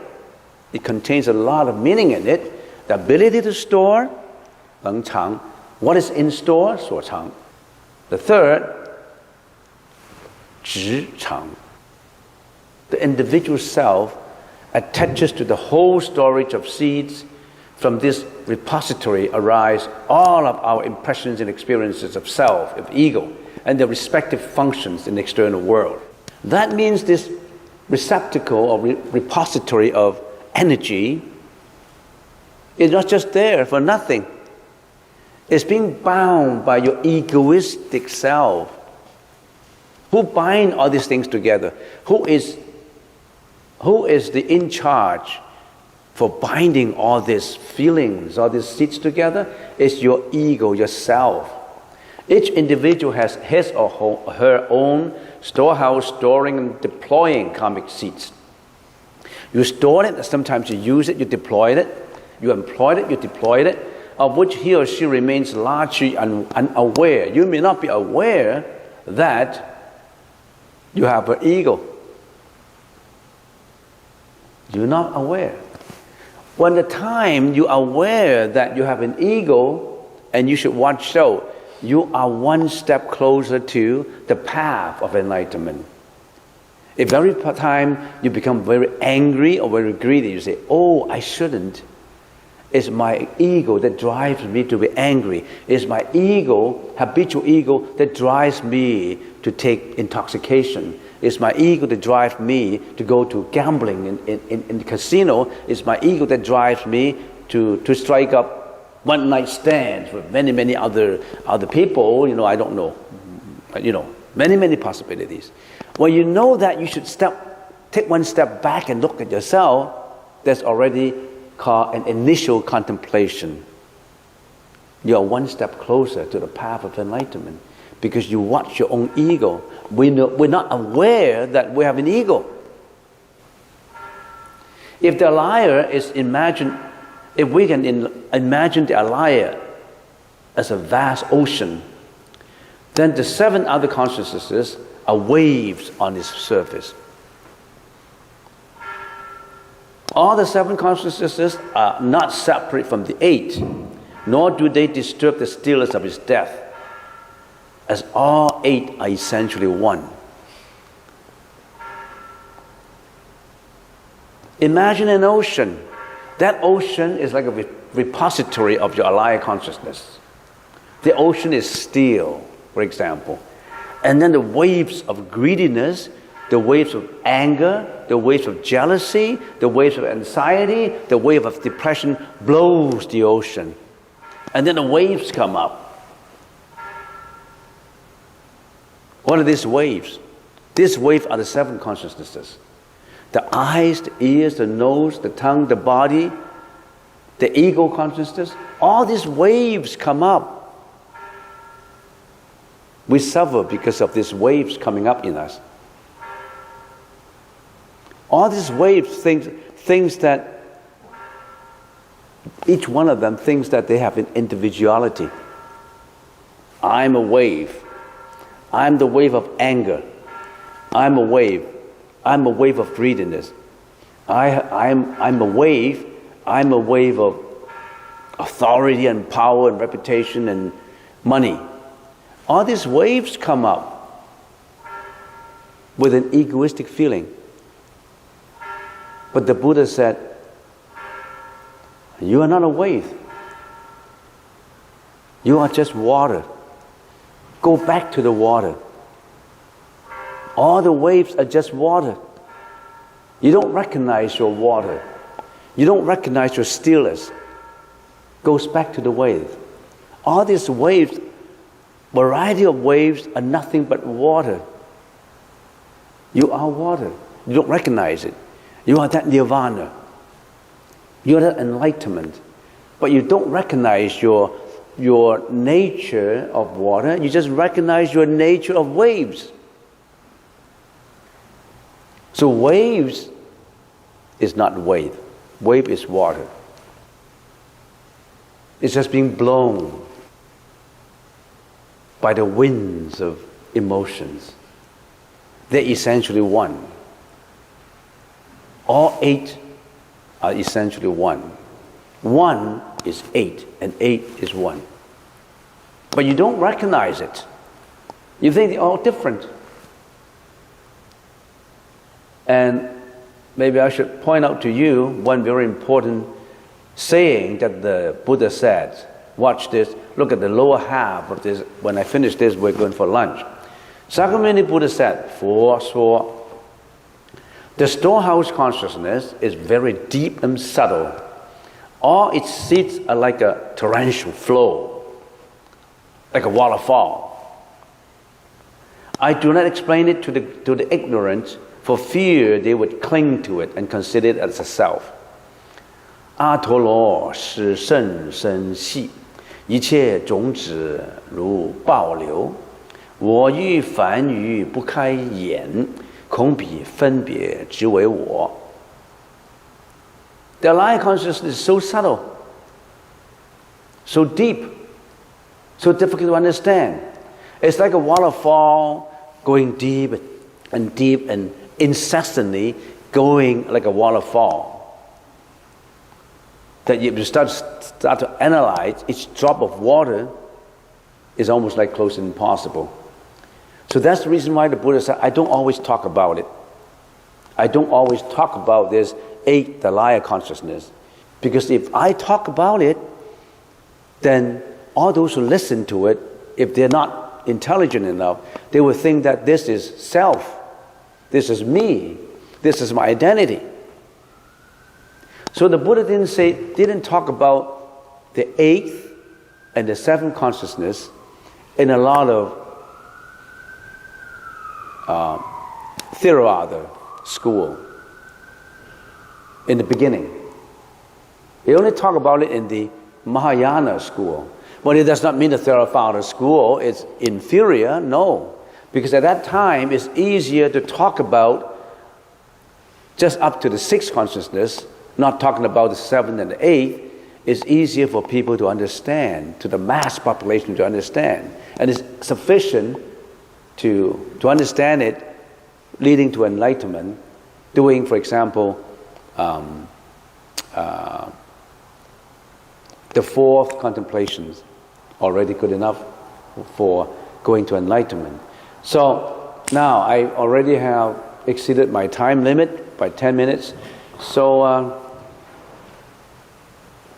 from now on, we closely examine the Alaya consciousness and see how it fits into your thinking, and how it fits into the collective thinking of the world. How is the world produced? How come all this exists? Think from perspective of the Alaya consciousness. There will be a lot of revelations of the mysteries of the world by studying Alaya consciousness.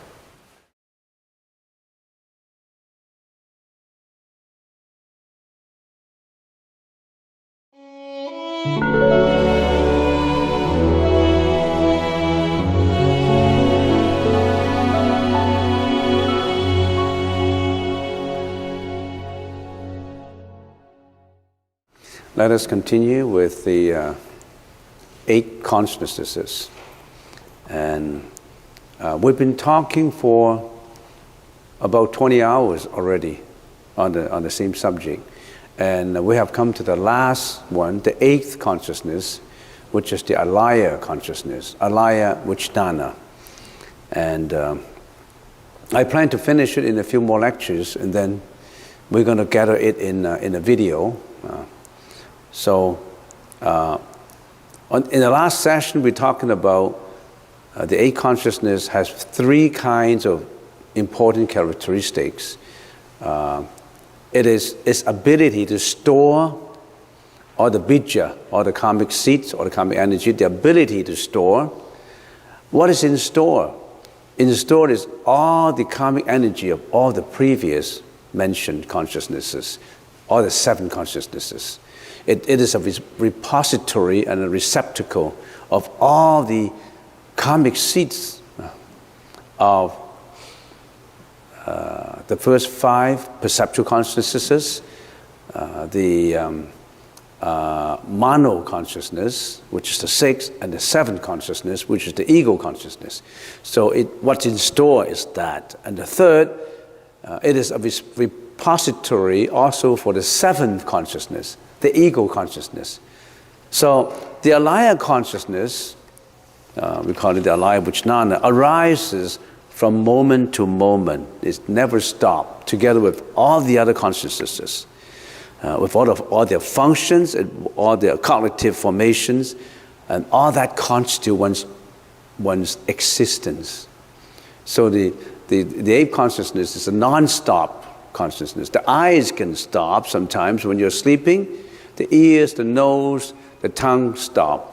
But the three consciousnesses never stop. The mono, the sixth consciousness, never stops. The seventh consciousness, the ego consciousness, never stops. That's the reason why we were born with the ego. You and I, we may not be aware of it. You and I, we are born with that ego. And that ego is the problem. It's the culprit that's responsible for our samsara. And also the eighth consciousness is non-stop. And Buddha Sakyamuni, in the first few years, the Buddha, in the first few years of his Dharma lectures, Dharma promotion, he didn't mention anything about the eighth consciousness, not even the seventh consciousness. Because the eighth consciousness, the alaya consciousness, is very subtle. That's the reason why he said the storehouse consciousness is very deep and subtle. All the seeds are like a torrential flow, like the waterfall, the Niagara Fall. It's all the water coming down. It's a torrential flow. I do not explain it to the ignorant, for fear they will cling to it and consider it as a self. So in the first few years of his lectures, he didn't mention alaya consciousness because it's so subtle and deep. When you produce a thought, for example, motivated by greed, it plants a seed in a series of dharmas, in a series of phenomena in the alaya vijnana. Such a seed is not a thing. When we say a seed, it's just an analogy. It's a metaphorical analogy. A seed is not a seed of a fruit, of a plant, of a tree. A seed is a latent kind of energy. It plants a seed in the series of phenomena, dharmas, in the alaya vijnana. Such a seed is not a thing. It's not a matter. Such a seed is not a matter. And it's not a thing in itself, but merely some energy that becomes latent in the mind. This energy, the word that follows it is quite important to understand, perfumes the subsequent flow. It affects the subsequent flow of thoughts and may result in the performance of an action or a deed or a speech. What is perfume? What's the meaning of perfume? It perfumes all the other seeds. So in other words, what is in store in your alaya consciousness, all the energy there is always affected by your subsequent thought, by your subsequent action, by your subsequent speech. So whatever you think affects what is already latent in your repository of energy. So that's the reason why we have to be very mindful of our thought. If in your thought is always a thought of depression, a thought of fear, a thought of phobia, a thought of anxiety, a thought of greediness, hatred, jealousy, all these, you think it's just a thought, it doesn't matter? You just think about it, it doesn't matter? No, it perfumes your energy inside of you, in your receptacle of latent energy. That's the reason why if you have a thought of, say, a sensuous thought, you're always thinking of the opposite sex. And you always think about it, and then in your mass media, you get to be obsessed with it. In whatever mass media, you're obsessed with that kind of thought. You think it's okay? No. It perfumes the energy inside you, in you, until you carry it into action. When the perfuming is active, actually it affects the physiological part of the body too, because it starts to produce all kinds of hormones. And when these hormones build up, you have to release the hormones because you have a lot of pressure for that hormones. So you are a victim of this perfuming. And you think that, and when your latent energy is, I'm just giving you an example of sensuous desires, for example. If you always perfume that, it affects your physiological structure. It produces the hormone that builds up the pressure.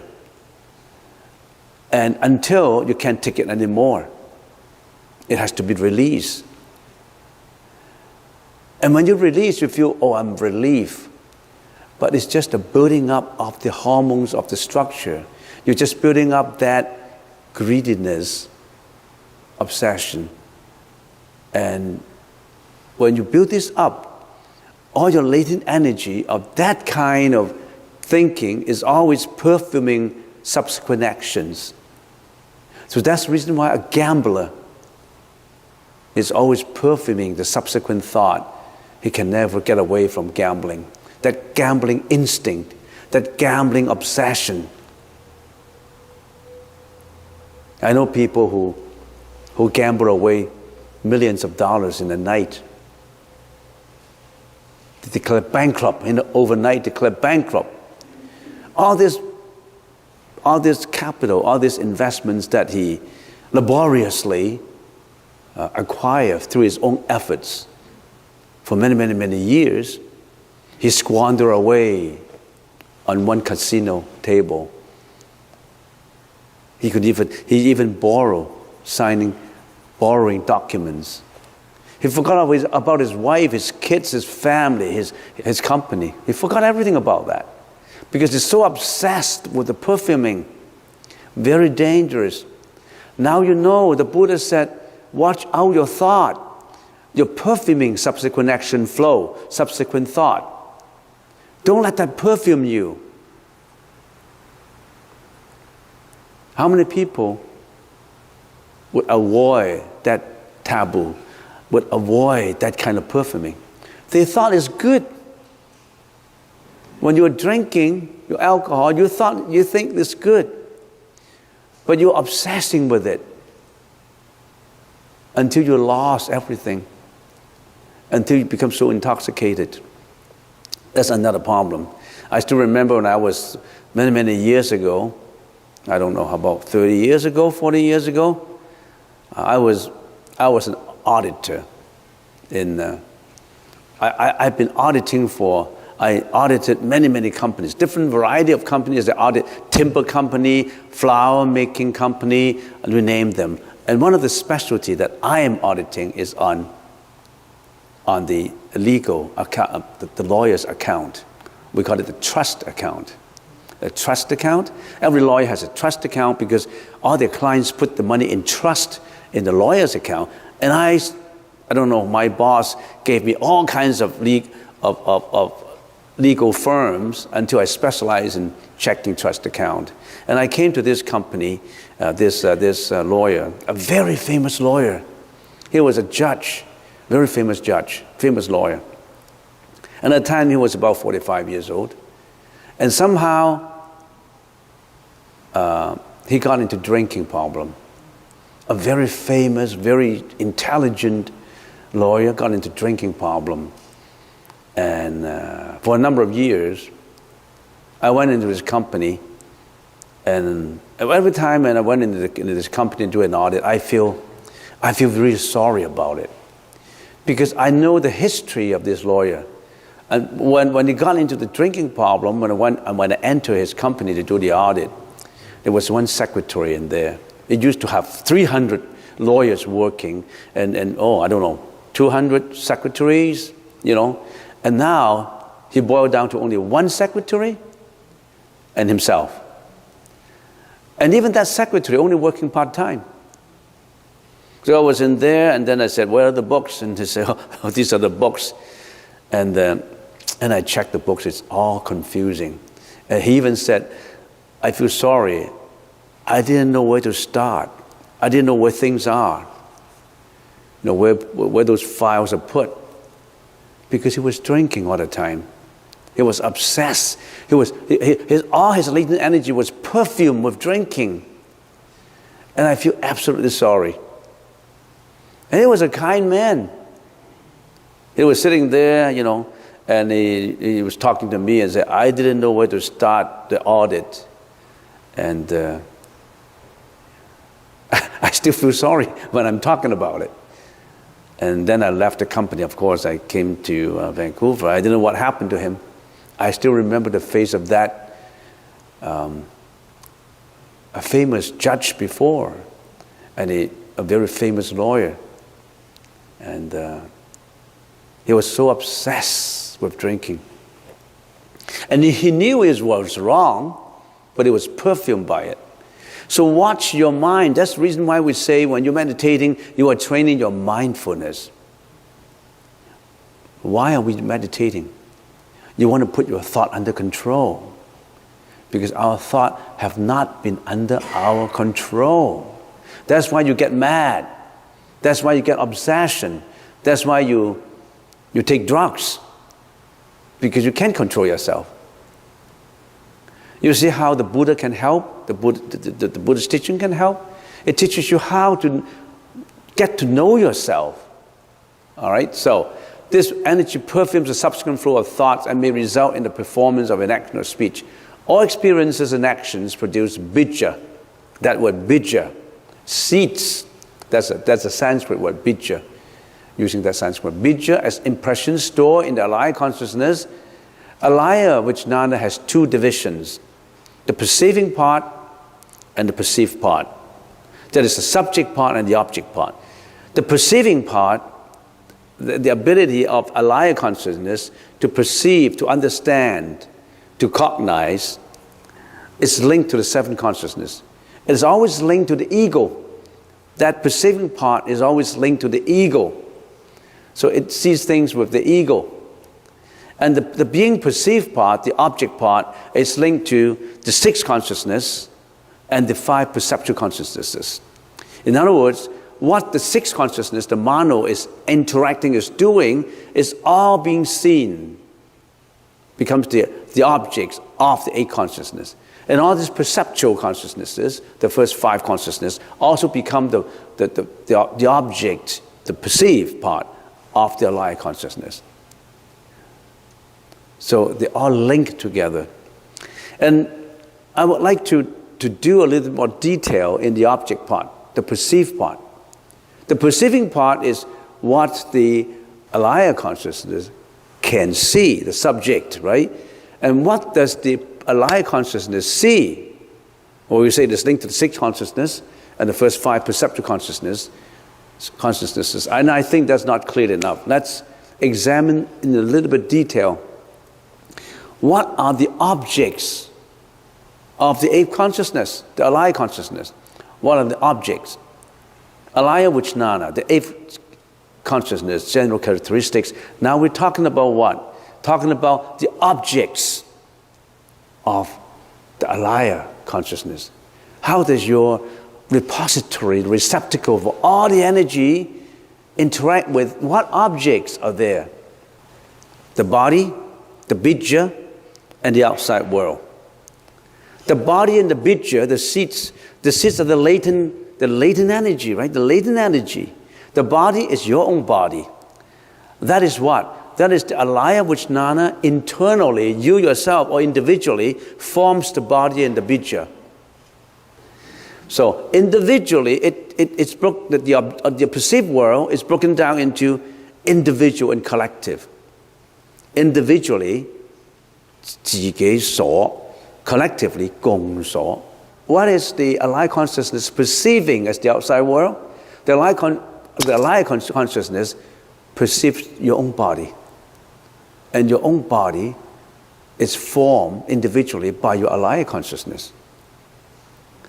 Not only that, what is latent, hidden in you is also the perceived part of your alaya consciousness. Some people say, where would I come from? Who created me? Am I created by God? They always say, who created me? Who created my body? Who created my thinking? The Buddha said, you're created by your own alaya Vijnana. You're created by your own latent energy, apparent energy. Because you have been accumulating all these latent energy from timeless beginning, from eons of lives ago, from thousands of reincarnations ago. And who created your body? Not God. Your alaya consciousness, you individually created your own body. And this body that you have now is only one lifetime of this creation. And this creation has been carried forward from previous creation.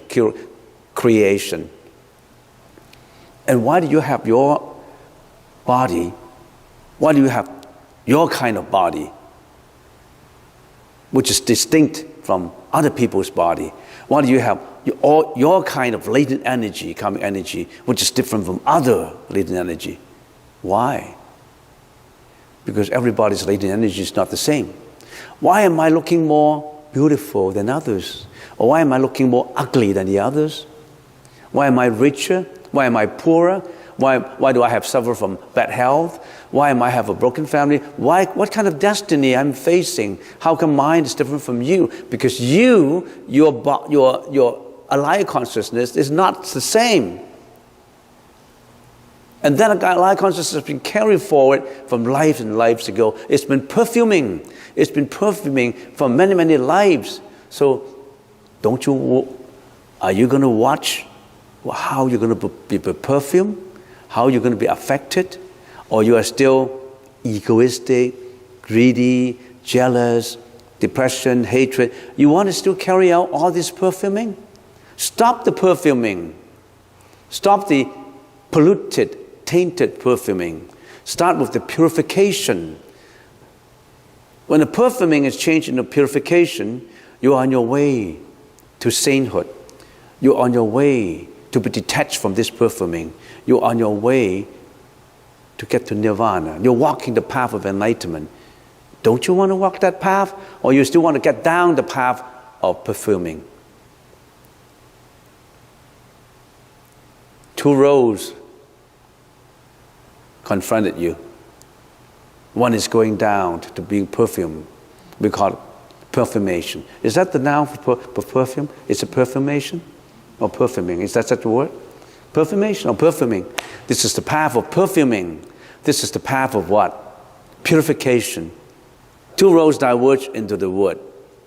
Which roads I would take? That is by Robert Frost. Very famous poem. I like that poem. Check into that poem. It's synchronized with some of the Buddhist teaching. Two roads diverge into the road. Which road would you take? Usually people take the road of perfuming and not the road of purification. So your body, your karma is created by you, not by a creator. How about the outside world? Your alaya consciousness, you also watch the outside world other than watching your own body, right? You also have the outside world. Who created this outside world? Collectively. Who created this meditation hall collectively? Is it by a creator? Is the construction company the creator? Are the donors the creator? No. They are only one of the causes that contribute to the creation. There's no such thing as the sole creator. You, me, all of us created this hall. Not by God. We created this. Created out of what? Out of a lot of causes and perfumations and purifications, a lot of the karmic energy that comes together to create this. I still remember 37 years ago, I only have a half an acre of dirt sitting in here. Half an acre. I was walking. I still remember when I closed my eyes, I was still walking. I was walking on this dirt with two other guys, with one guy and one lady. And I still remember clearly in my mind that there was a rainy day with drizzles, not too much rain, but with drizzles. And I was wearing a rubber boots. And my boots got stuck in the soil. I have to pull out my rubber boots. I still remember that day when I walked this dirt. And I said, how can I make these things happen? That it will become a temple. That's the thought triggers in my mind. And then who triggers that thought? It's the lie consciousness, working with the sixth consciousness, working with the seventh consciousness. At that time, because my purification process is not good, when I say, if I can build this temple, then I can benefit a lot of other people, then all these merits will come to me. I would be benefited by it because I'm helping. When I'm helping others, the Buddha said, you'll be helped too. So I sort of egoistically I want to be better. I want to have a lot of merits. I still have the greediness of acquiring. I should let that go. Now I know that I should let that go too. It's difficult though. But that's the first point to start. All right, so how does the creation of this meditation hall come into being? It's from a thought. Not only of my own thought, it's a thought from all these two other guys that I was walking with, and later from 100 people who's working with us, and later with 200 people who are donors, and later with the construction company, and later with all these people who are involved in this. So this is created by what? By a collective karmic energy. Not by one single creator. And at the same time, I can always think of an analogy that is, when I was walking on this piece of land, I could be thinking of how to build a casino on which I can acquire a lot of people gambling in here. And as the boss of a casino, I will never lose. Based on probability, I always win. So if I form a casino on which people can come in for gambling, then I will be a multi-millionaire. I will be making a lot of money. Why don't I do that? But there's another concept. Which road do I take? I take this road. I don't want to take the other road. So who created this? Who created the whole world? The allied consciousness, collectively. Your allied consciousness with my allied consciousness, with millions of other allied consciousness, we created the world. Who created the airplane? Not the company, not the airplane company. We cannot trace the first cause. We cannot. There's no way we can trace the first cause. Yeah, we can trace the first cause if we really have some sophisticated computer until we trace, not the first one, to trace a more the remote cause with another remote cause with another remote cause. If you want to trace that, maybe if science and technologies can advance to such a point that we can always trace remote causes, that we may be able to do that. But it will take a long time. And by the time you really trace some remote cause, you are dead already. So who cares about remote cause? And there's no point in taking remote causes. Chicken and egg. Where does chicken come from? Where does the egg come from? Right now, what we do, get onto the road first. So I only have begun.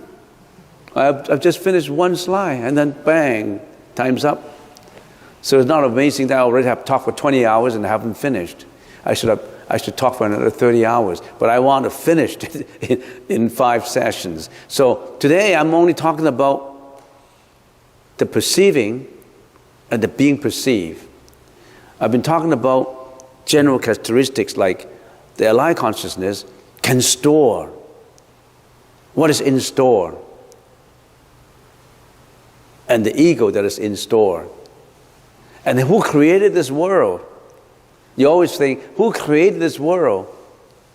Collectively by allied consciousness. Where does allied consciousness come from? It comes from causality. It comes from misunderstanding.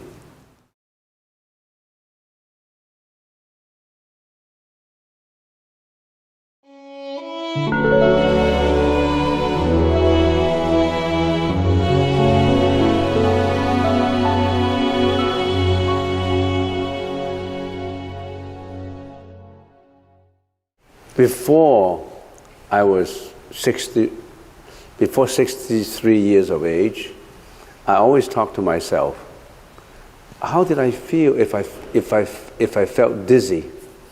I never felt dizzy before 63. And I always want to have the feeling, how come people would faint without dizzy? And then as time goes on, I got my first one about 3-4 years ago. And I walk, when I was walking, I walk as if I was walking in a cloud. You know, my steps are floating. And then that's my dizziness. And I clearly remember I felt dizzy because I couldn't sleep well last night, the night before. 1 or 2 hours of sleep. And so that's how I felt. And so everybody would have this kind of occasion happening.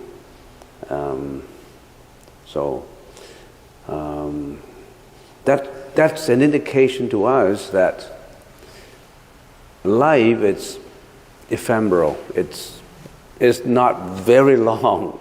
Say 100 years, within 100 years, you exist within 100 years. We may not even live to 100 years. I've seen people in meditation class, they came and they go. I mean, they came and they disappeared. And that's life. So it's a fact of life, but sometimes we wonder, where did we come from? Why do we have to go through all these and then we passed away from this world? And within this time that when we were living, we've gone through a lot. Maybe if you are very young, you may not have gone through, but I have gone through a lot, and some people here have gone through a lot. What have you gone through depends on the kind of karmic energy that you created for yourself. So we came with an attached karma. That's the reason why we reincarnate. And some people contain more wholesome karma and less unwholesome. And some people more unwholesome and less wholesome. So whether you are happier than the others or you're not as happy as others, it depends on how much karma, bad karma we have created previously, in previous lives. The Buddha said, once you serve this life, don't get back into the reincarnation again. After you serve this life, don't get back into reincarnation. Don't roll into another form again. You are Mr. Jackson, and then we're Mr. Wilson in your next life, and then you get in all kinds of reincarnations and sufferings, and we call it the samsara. But the Buddha said, you cannot control it. You cannot control your own reincarnation. But actually, you created your own reincarnation. And the Buddha introduced 10 ways, broadly speaking, how to get away from samsara. To get away from samsara, you have to be free of all karma that you created for yourself. But can you be free of all karma that you have created for yourself? Look at what you have done in this lifetime. Wholesome deeds, unwholesome deeds, wholesome words, wholesome speeches, and unwholesome speeches. And have you been involved with deeds and actions, deeds and words and speeches that involve a lot of bad karma? You know. Every thought creates karma, not just the action. So our karma has been, basically to most people, they have more unwholesome karma than karma. And then you go into the next reincarnation. One of the ways to get away from reincarnation is, actually to get away from reincarnation, you have to be completely free of bad karma, which is almost impossible. it is quite impossible that you purify yourself of all karma so that you don't get into the next reincarnation. The Buddha mentioned a way that we can get away from samsara even though we haven't purified our karma. That is to go to another world after everybody has to die anyway. When you die, don't get into samsara, the Buddha said. Went to the Pure Land first. Amitabha Buddha created a Pure Land where you reincarnate into that land, and that land is a land of non-retrogression. That means if you can go to that world on death, then you don't get into samsara, but you will be practicing in that world under the patronage and teaching of Amitabha and Avalokitesvara and all the other bodhisattvas until you purify your karma. That's what we call the Pure Land approach. That we have to talk about it later. And what we're talking about now, about consciousness, is how not to create more unwholesome karma, how to know that what are you thinking about and how our consciousness created karma. So you have a deeper and a better understanding of yourself. And this is quite important. And right now we are studying the last consciousness, which is the eighth consciousness. And we know that here we have the first 5 consciousnesses, and then the 6th, and then the 7th, and then the 8th. So altogether we have, every sentient being has 8 consciousnesses. We call it the 8th vijnana. Vijnana means consciousness. The first 5, do you still remember the first 5 consciousnesses that we have? The eye consciousness, the nose consciousness, the ear consciousness, the tongue consciousness, and the body consciousness. We all know that we have the eye consciousness, right? And the first 5, they are called the perceptual consciousness. They are the front end consciousness. And then we also study the 6th consciousness, which is the mano consciousness, being the very active manager, managing the first 5 consciousness. The 6th consciousness determined where you're going to go next in your next life, and would you be able to go into the spiritual path. If you involve your 6th consciousness with all unwholesome deeds and actions, you'll roll into a very bad reincarnation in your next life. But if your 6th consciousness plus the first 5 are actually working to purify yourself, you're going to the spiritual path. So you actually, the mano, actually, your eyes, your ears, your nose, your tongue, plus your mentality, they could pull you down to hell. They can also pull you up to heaven. Depends on how you use them. But most people use them in the bad way. Gambling, stealing, sexual misconduct, misdeeds, you name them, you know. This is the first 6 consciousnesses are like that. The 7th consciousness is the ego, of course. Everything you think about, there's always the ego working, interacting with it. Then we were talking about the 8th consciousness, which is the alaya consciousness. That is a storage consciousness. The reason I'm bringing out this slide is, in addition to just doing a review, we're telling you we're all studying that the 8th consciousness, other than its own consciousness, also have other concomitant mental functions interacting inside with the 8 consciousnesses. Not just the consciousness itself. We call that the mental functions, the concomitant mental functions, working with your own consciousness at the same time to carry out deeds and words and speeches and thinking and all that. The first 5 consciousness have 34 mental functions, which these are the 5 categories of mental functions.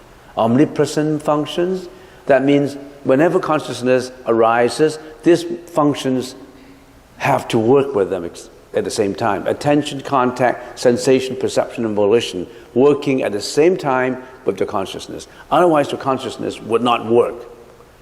These are the omnipresent. That means they have to be present. The first 5, 34 mental functions, working with the first 5. The 6, 51 mental functions. The 6 consciousness working with 51.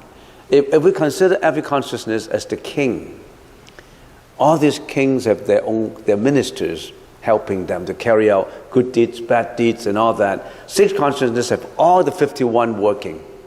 Your 6th consciousness, yours, mine, have the 51 mental functions working with them. They have 50 each. The 6 consciousness has 51, all of them, the ministers interacting to carry out what you're doing. The 7 consciousness, being the ego consciousness, only have 18. We already have studied this. This is just a review. Now the 8 consciousness only have 5 consciousness, because they don't have particular functions. And how come they don't have any particular functions? How come your 8 consciousness don't have any particular functions? Because the 8 consciousness only interact with the present reality. They won't interact with the past, with the future. Let me give you an example. For example, because the 8th consciousness is like a banking consciousness, a storage consciousness, a repository of all the consciousness. But in itself, it does not determine. It itself is just like the teller at the front. At the teller, when you go to the teller and say, I want to deposit $500, the teller would not say, look, no, I want to check your old records, how much you have deposited. No. They won't go to the past. The teller would not say, wait a minute, I want to check your book, your past, yesterday. They don't. They just say, the teller just accepts it. And the teller would not say, no, I want to see your projections for the future. No. So they don't have any particular functions. The teller would not say, look, you deposit $500. How do you wish to use the $500? What is your desire to use the $500? The teller would not say that. The teller would not say, do you have any resolutions for 2018 for the kind of money you're using? So this teller would just have no desire, so particular functions, no desire, no resolution, no mindfulness. Mindfulness is when the teller receives it, the teller just count the money and put the money in. They won't particularly say, okay, you are depositing Canadian money now, why don't you consider changing it into American US dollars and put in the US dollars? They're not mindful of that. They have no right to tell her that your mind, 8th consciousness, is a storage consciousness. It stores good and bad. Everything you do bad, everything you do, all the malicious deeds, all the benevolent deeds, it's just stored in there. If you store all kinds of unwholesome deeds, you're going to be responsible one day. You know what's going to happen to you. If all your deeds, all your actions, say all your money is malicious money, thousands of bad, money, you think you're okay? You're not okay. Because all these deeds will get to you through causality. Not God. God will not punish you. God will not, do anything on. If God can help you, you wouldn't be suffering.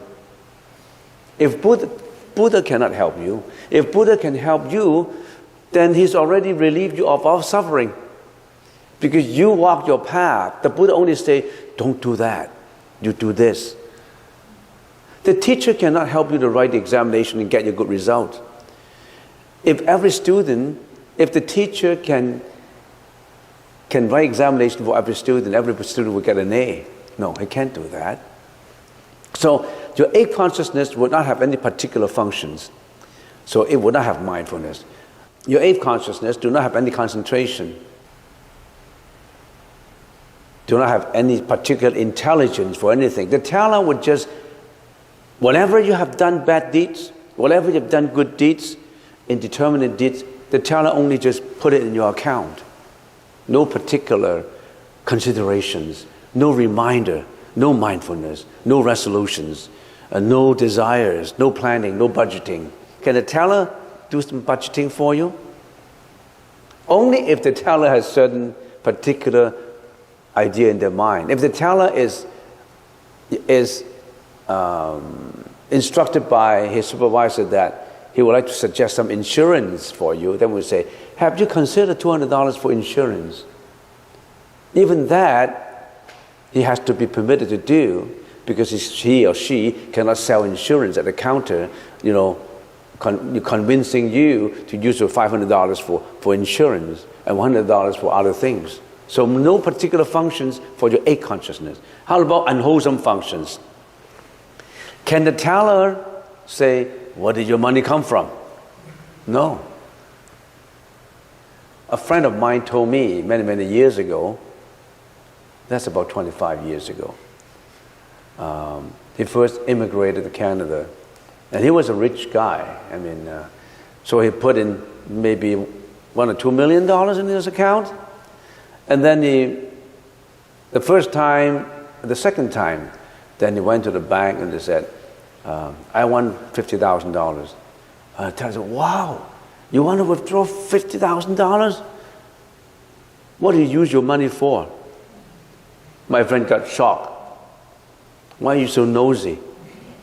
This is my money. Why do you have to think about how do I spend my money?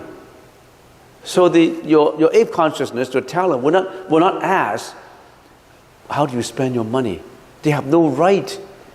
The teller has no right to check on whether you are using it in a wholesome way or an unwholesome way. It's not their right. They wouldn't be interested in doing that. So the eighth consciousness has no unwholesome functions. And for that reason, no wholesome functions. It just received. How about indeterminate functions?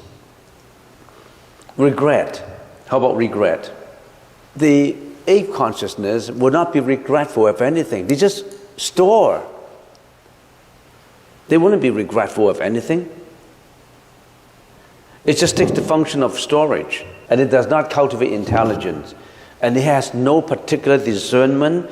It has no indeterminate functions, no regret, no drowsiness, no investigation, and no scrutiny. He will not investigate on your money, no scrutiny on your money, as long as you make sure that your money is not forced, is not a fake, bill. So your eighth consciousness only have omnipotent mental functions associated with it. But the most sensitive ones, the powerful ones, is the sixth consciousness, because it has 51 concomitant mental functions, 51 of them. So when we are doing meditation, when we are practicing the Buddhist method, Buddhist practices, we are actually using the sixth one. The sixth one can purify you until you become the Buddha. Your sixth ones can lead you down to hell and to vicious, all the vicious realms. We can say, are you under your own control? You can say yes, because that's your consciousness. But you can also say, no, it's not under my control, because my sixth consciousness is out of control. When I want to be greedy, I become greedy. When I want to cry, I want to cry. When I want to yell, when I want to be angry, I'm angry. When I'm jealous, I'm jealous. So what do you think? Is it under your control? Yes or no? If you're practicing mindfulness, it's more under your control than not.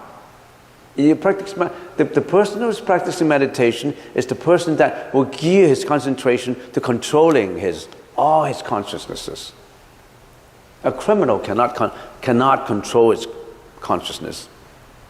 He could have killed on impulse. And then the defensive lawyer said, why do you want to do it?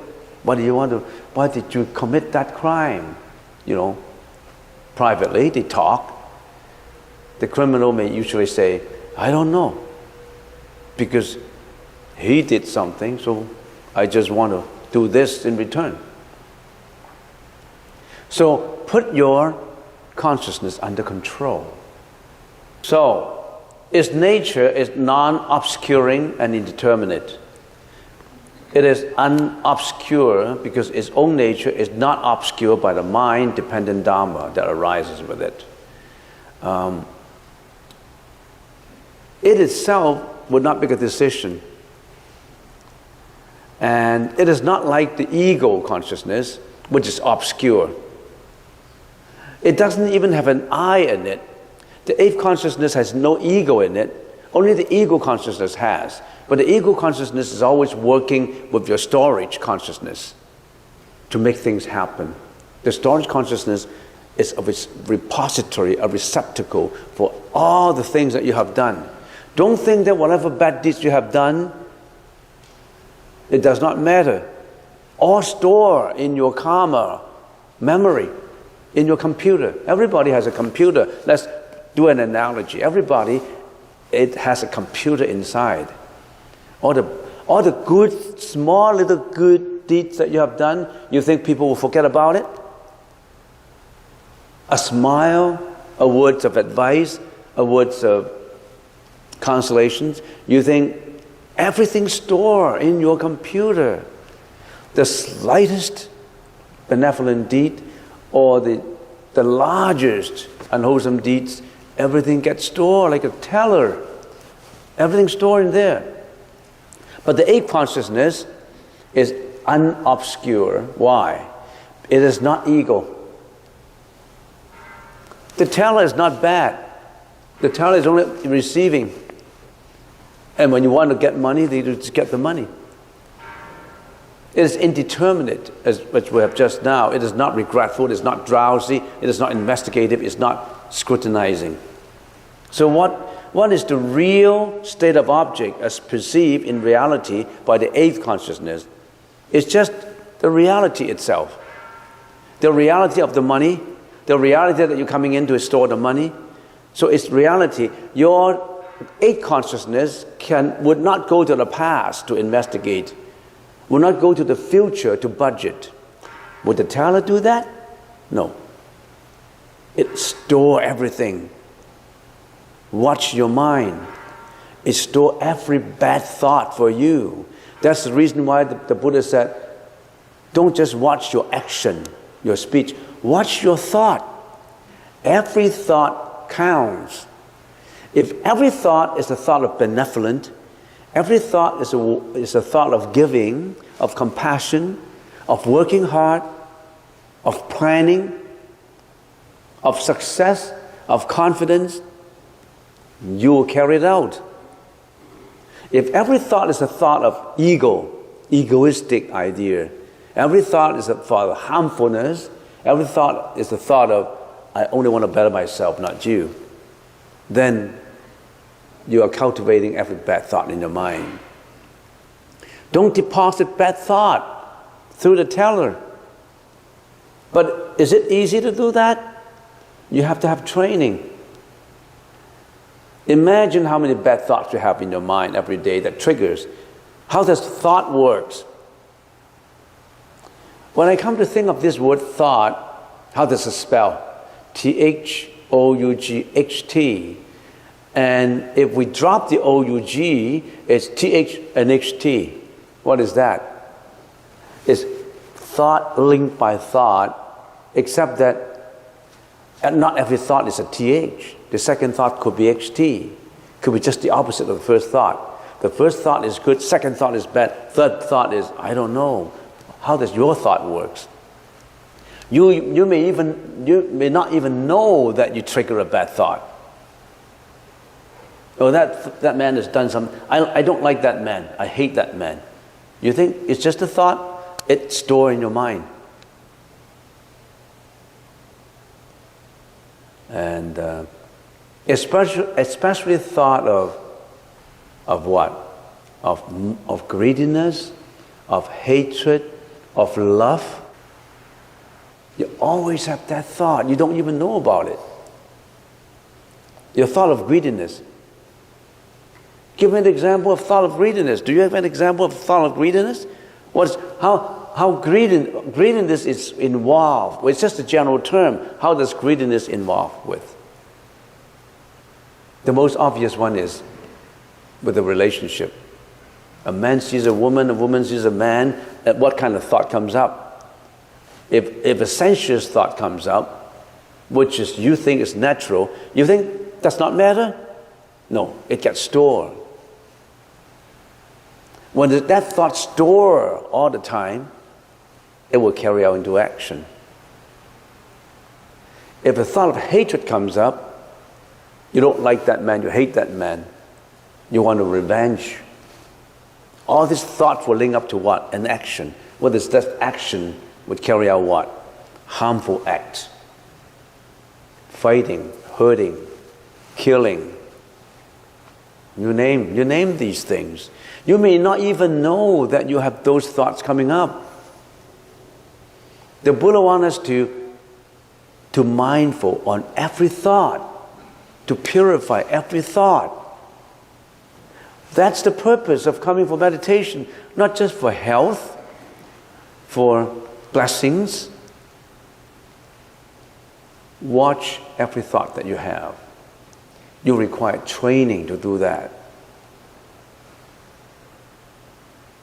You clearly understand my words, but when you go out to the world again after lunch, what do?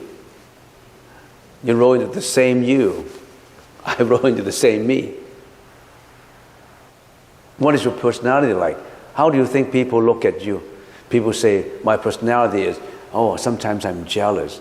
Sometimes I don't care about other people. I'm not as compassionate. And I lack of confidence. I have depression. I have anxiety. I have fear. What are all these thoughts? These are malicious thoughts that you have. How many good thoughts that you have? You should know your thought. Be mindful on every thought. If you watch every thought and know how every thought arises, sustain, maintain itself, and disintegrate, and you watch every one of these, and you know what is wrong and what is right, you're on your way to enlightenment. But some people are not even interested in watching their own thought. Some people are not interested in even analyzing what is right and what is wrong. They just do it on their ego. That's dangerous. That's why we roll into life and death samsara.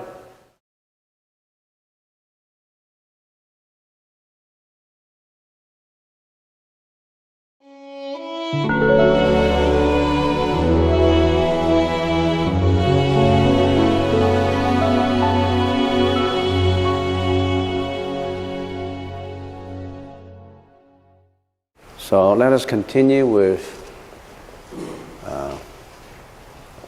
Vijnana Matrata, the 8 consciousnesses. Alaya consciousness. We have come to Alaya consciousness, which is the 8th consciousness. Alaya consciousness, as we know now, we've been talking about it for a few sessions, is the repository. It is the receptacle of all the karmic seeds. In the Sanskrit language, karmic seeds, we call them bija, karmic seeds.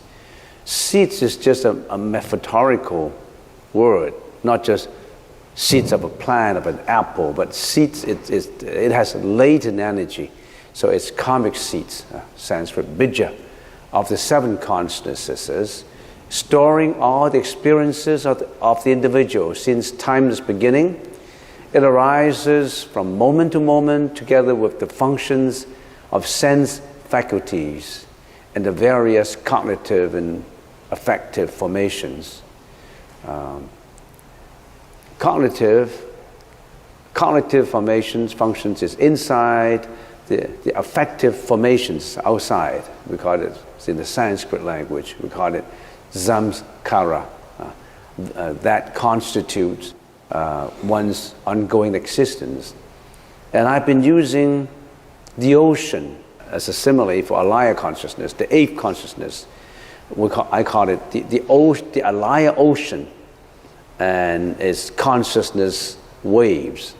So you can imagine the alaya consciousness, the alaya vijnana, is imagined as a vast ocean in us.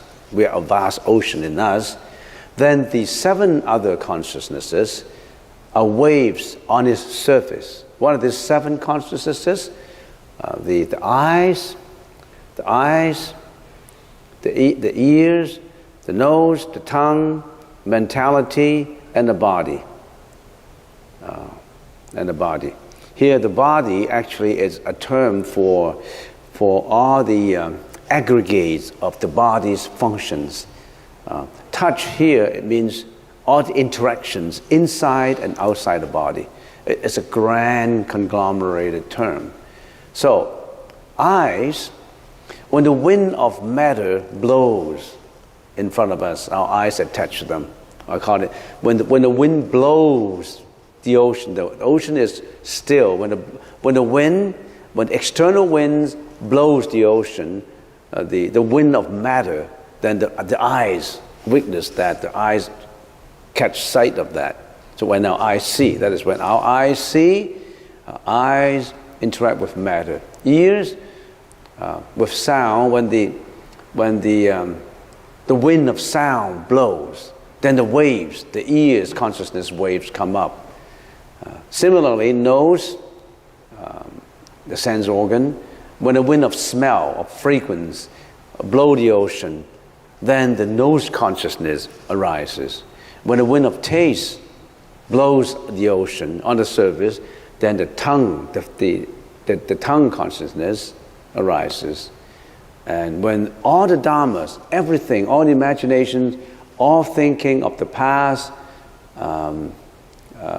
about the future, about the present, the mentality, all dharmas, the winds of all dharmas come, blow it, and then the mentality arises. Those are the six consciousnesses. And of course, the six consciousnesses interact with the ego, which is the mano consciousness, the manas, we call it. The mentality is the mano consciousness. The ego is the manas consciousness, the seventh consciousness. So all the eyes, ears, nose, tongue, the brain or the mentality and the body all interact with the ego at the same time momentarily and forms all our experiences. So if the alaya is imagined as a vast ocean, then all the other seven consciousnesses are waves on its surface. You, that is you and me, we have that consciousnesses. All the seven consciousnesses are not separate from the eighth. It's the same ocean. It's not separate from the eighth consciousness. The alaya consciousness, the ocean. Although they appear differently, but all the other consciousnesses are not separate from the ocean, from the eighth, nor do they disturb the stillness of its depths. Would the waves disturb the stillness of the depth of the consciousness? No. It's all waves outside. Our deep down eighth consciousness is always still. So they are not separate, the seven consciousnesses are not separate from the eighth, nor do they disturb the stillness of its depths, as all are essentially one. Don't separate them, they're all one. The reason why we separate into eight consciousnesses is we want to delineate each one and make sure we understand how our mind works. So there's the ocean, all our oceans, and the eighth consciousness has its stillness inside. The eighth consciousness is a storage. The eighth consciousness by itself does not cognize, does not make decisions, does not do harming dharmas, does not kill, does not steal. It's the stillness. The eighth consciousness, the alive consciousness, does not differentiate. It just receives all the karmic energy. It stores up all the seeds in our consciousness. And it's how about the seventh, the ego consciousness? Our ego does not think, it's just ego. This is me, this is self, this is self-centered. So, of all these eight consciousnesses, the one that is the most manipulative, the strongest, is the sixth consciousness, which is our mentality. The sixth consciousness interacts with all the five, the eyes, the ears, the nose, the tongue, the body, and carry out all the actions and deeds and thinking. So,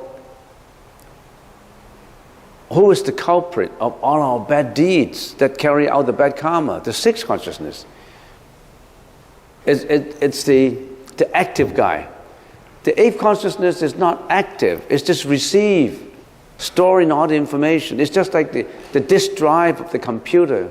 The disk drive cannot key in all the information. It just stores up everything. The bad, everything about how good you are, how bad you are, wholesome and unwholesome.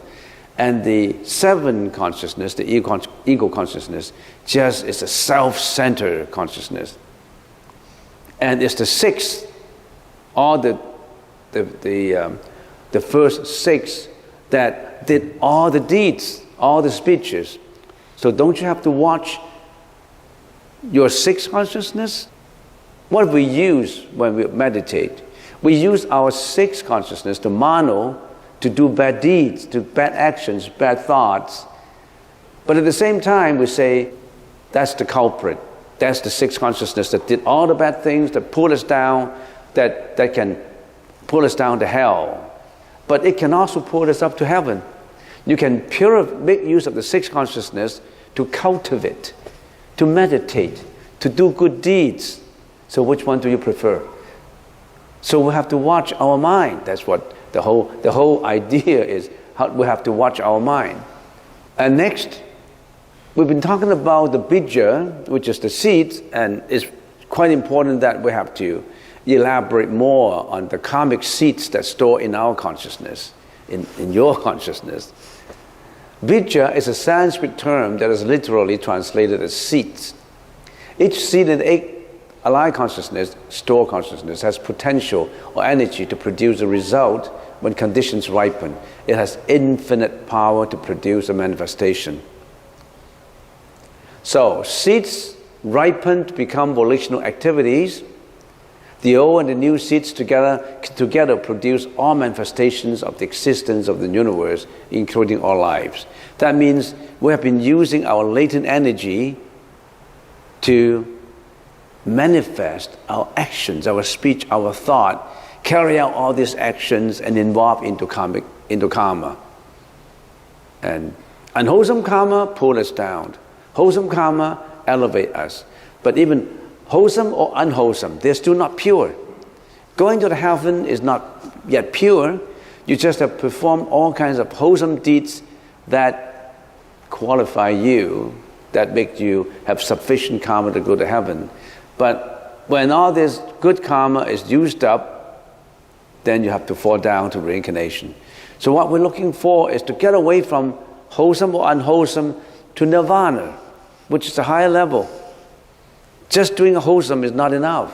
You have to go to a higher level to transcend wholesome and unwholesome into nirvanic, or I don't know how to call it, enlightenment, to a state where there's no such thing as wholesome and unwholesome.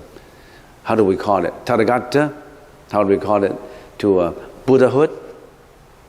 And what exactly is Buddhahood? What exactly is nirvana? We, as temporal individuals, trying to understand the teachings of the Buddha, we could only think about it using what the Buddha's words have expressed in all the sutras, in all the written languages. But the actual nirvana, nirvanic state, we don't know. But we can only know by following the teachings of the Buddha. Even Buddha said the actual nirvanic state would be only understood by the Buddha who already got enlightenment. It's just like for someone who has never been to Richmond, for example. I can only, if I have been to Richmond, I can only describe Richmond. And the person who has never been to Richmond can only get information of Richmond from words, from language. But he actually hasn't experienced Richmond. He hasn't experienced Buddhahood. He hasn't experienced the nirvanic state of mind. He only got it from words. So people ask, when you're at the Buddha, how do you feel when you're at Buddha? How do you feel? It's just like people ask, when you are in Richmond, what do you see? I can only tell you from words. But that's not accurate. You have to see it for yourself. You have to experience it. But you haven't got to that point yet. You see what I mean? But it is sufficient to know that experiences of Buddhahood, nirvanic state of mind, is the kind of state where you transcend all suffering, where you transcend all mental afflictions, where you transcend samsara of life and death, where you transcend 6 paths of reincarnation, where you're at a state where you are so compassionate that you are helping out all those who haven't reached that point to know that he should be going to that level. And we call them bodhisattvas. The other day, someone who has been practicing Buddhism, asked me a question. And this is a simple question, but this question should be fully thought about, pondered on by all those who practice Buddhism. What's the objective of Buddhism? Why do you study Buddhism? What's the ultimate goal that you want to go to? Is Buddhism about meditation? Not killing animals and meditation, and is that Buddhism?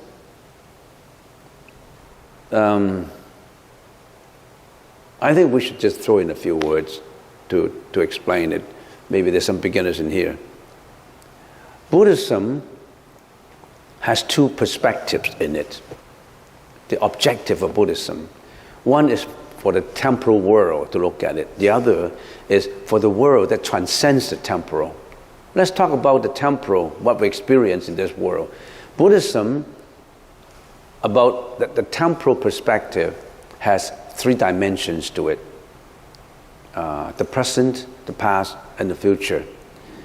If you study and practice Buddhism, if you study it well and practice well, then in the present life, present time dimensions, it leads you to happiness.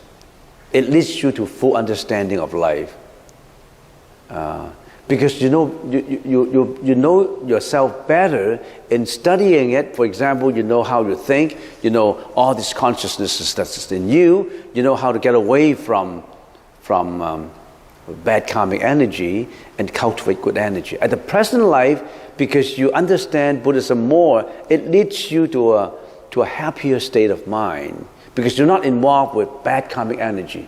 When you're involved with bad karmic energy, the causality, cause and effect, will lead you to bad effects. Will lead you to killing, lying, intoxications, and all kinds of, which will end up with bad results, bad effects. So it would lead you from the present time dimension to a happier life at the present life level. Because you'll be happier by practicing it, by knowing about it, by knowing about yourself and knowing about other people, knowing about the relationship, the interaction, the responding of it. If I can be more specific, then you know how to interact with your family members. You know how to be compassionate. You know how to consider, what is your responsibility. All these would add into the happier life.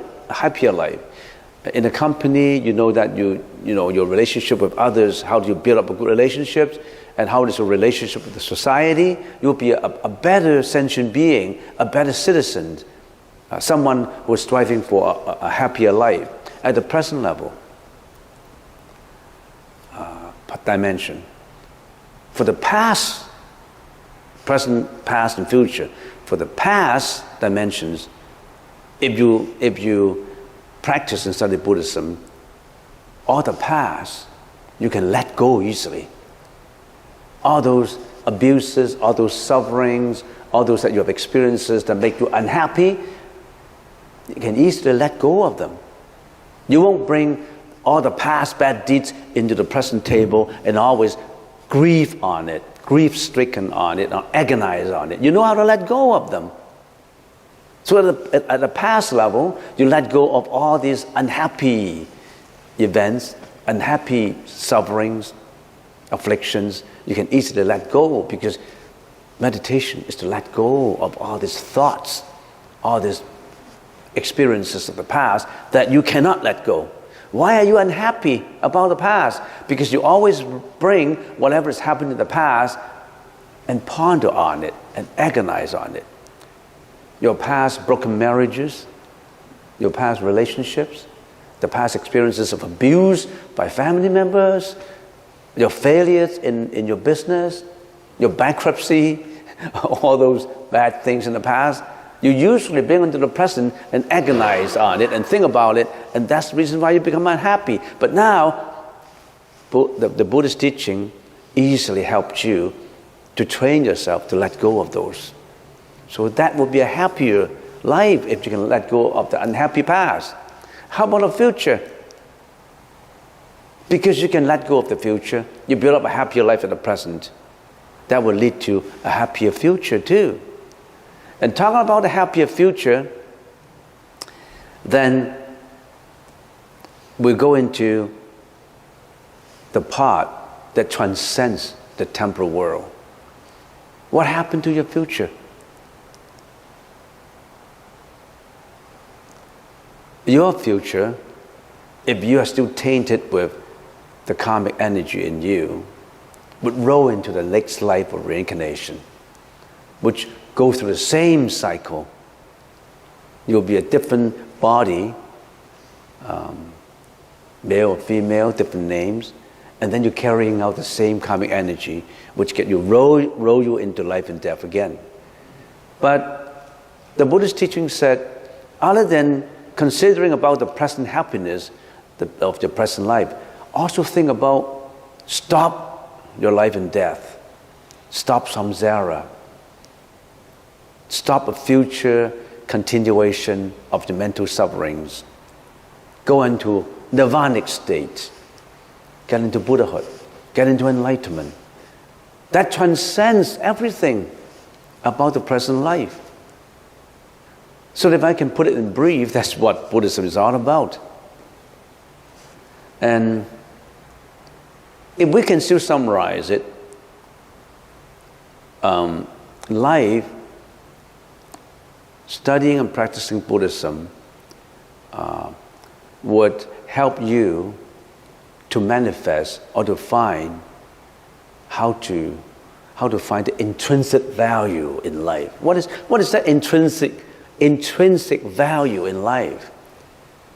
In life, some people say life is a process of looking for meaning. What's the meaning of life? At the present level of life, especially in North America, we have enough means to live by. Nobody would be starved to death. We have enough means to live by from one day to the next day. But we don't have enough meaning to live. What's the meaning of living? Breakfast, lunch, dinner, partying, going to work, caring for your kids. What else? And then you die. Is that the meaning of life?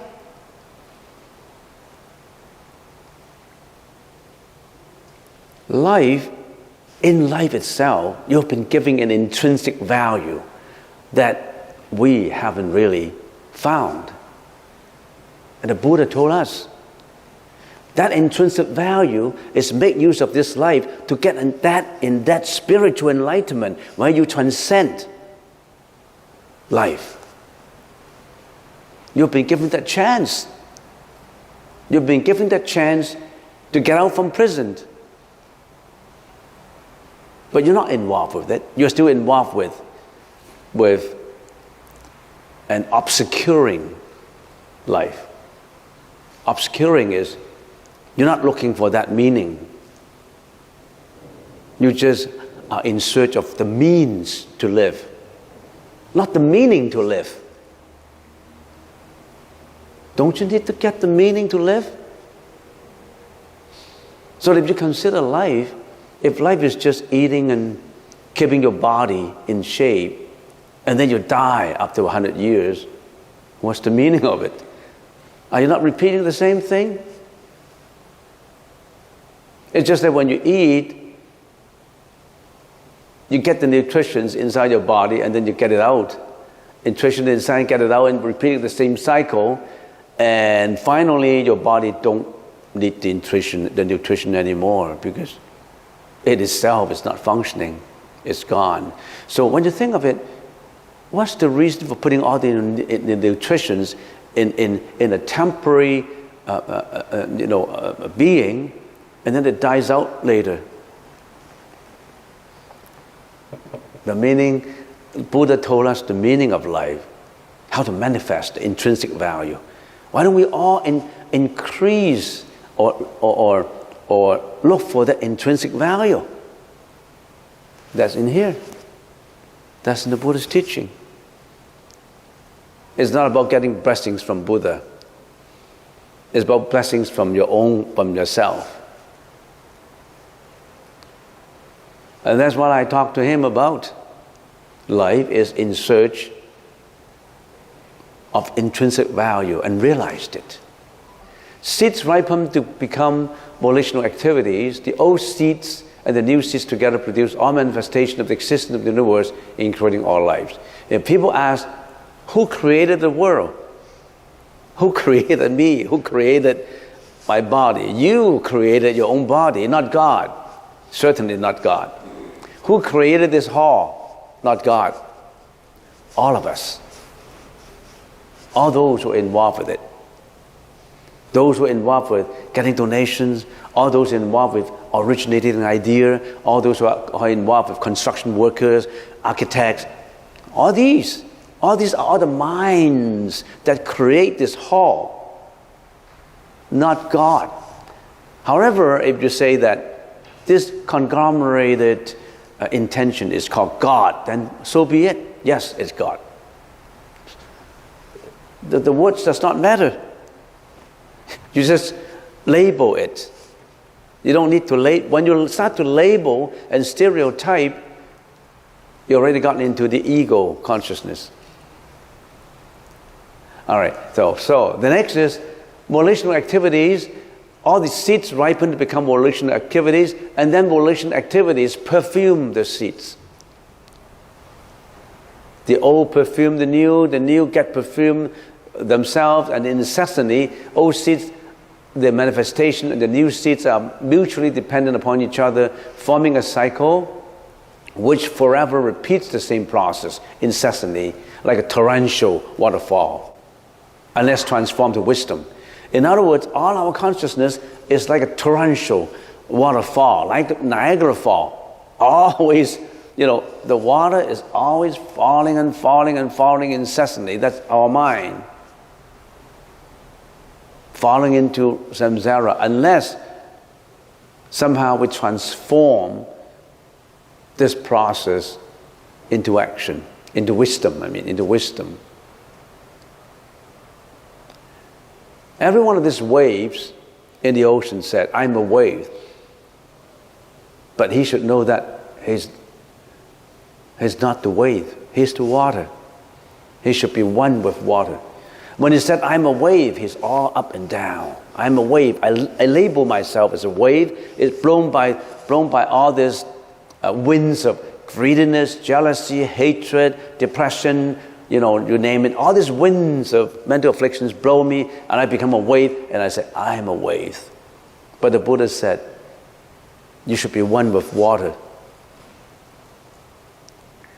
You call yourself a wave, but don't you know that your intrinsic value is water, and you can be go back to water.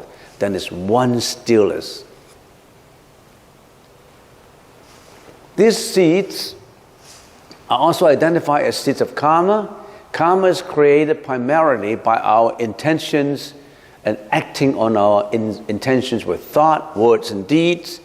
The karma thus created is said to reside in our subconsciousness, or the storehouse consciousness, until it ripens or until it is purified.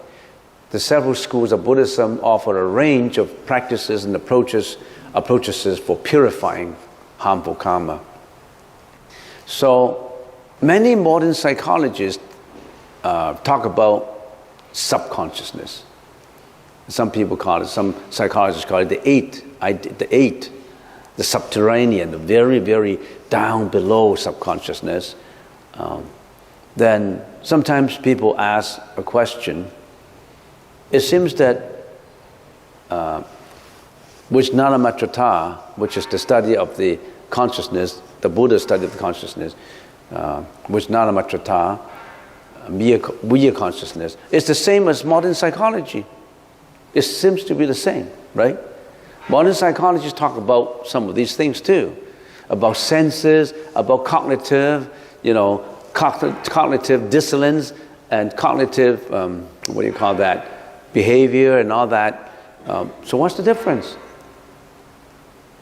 Basically, the major difference of the Buddha's teaching in consciousness, talk about 2,600 years ago, with the present 100 or 200 years of modern psychology. The major difference, if we can identify it, is modern psychology only concerns with the present life, with how you live with your present life. It does not talk about as detail as the Buddha on previous lives,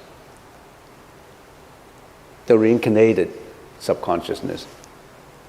And it would not go into the next life. But the Buddha's study of the consciousness concerns not only about the present life, but about life long before and your future life. If you still have to roll into reincarnations, how your life would work, would evolve if you still have to roll into the next round of samsara. So that's the major difference. Modern psychology is usually more concentrated on the present life. It's deep enough to study the present life psychology. Where would we have the chance to study previous life? Also, if you talk about previous life, you start getting into religion. And modern psychology, when you get into religion, is not psychology anymore. So they have a restriction. And when different psychologists talk about previous life, they got into a lot of arguments. Some people, I don't believe in previous lives. I only believe in the present life. But some do believe in previous lives. So some hypnosis therapy. They carry out hypnotic therapy, hypnosis therapy, by having the patients go through previous life through hypnosis. Some believe it and some don't. They don't have a consensus. So that's one major difference. Another major difference between modern psychology and the Buddha's Vijnanamatrata is the modern psychology only concerns about how your present life will lead to a happier ending, about temporal affairs, about the life, the present life, everything about the present life. But the Buddha's Vijnanamattata goes into the enlightenment path, the saint life, a life that transcends this life, go into Buddhahood, nirvanic state of mind, which is the spiritual enlightened level, which is not the same as in the present sentient being temporal level. Modern psychology usually don't get into sainthood. They talk about how we feel, how sentient beings feel, how the animals feel, not about how a saint feels.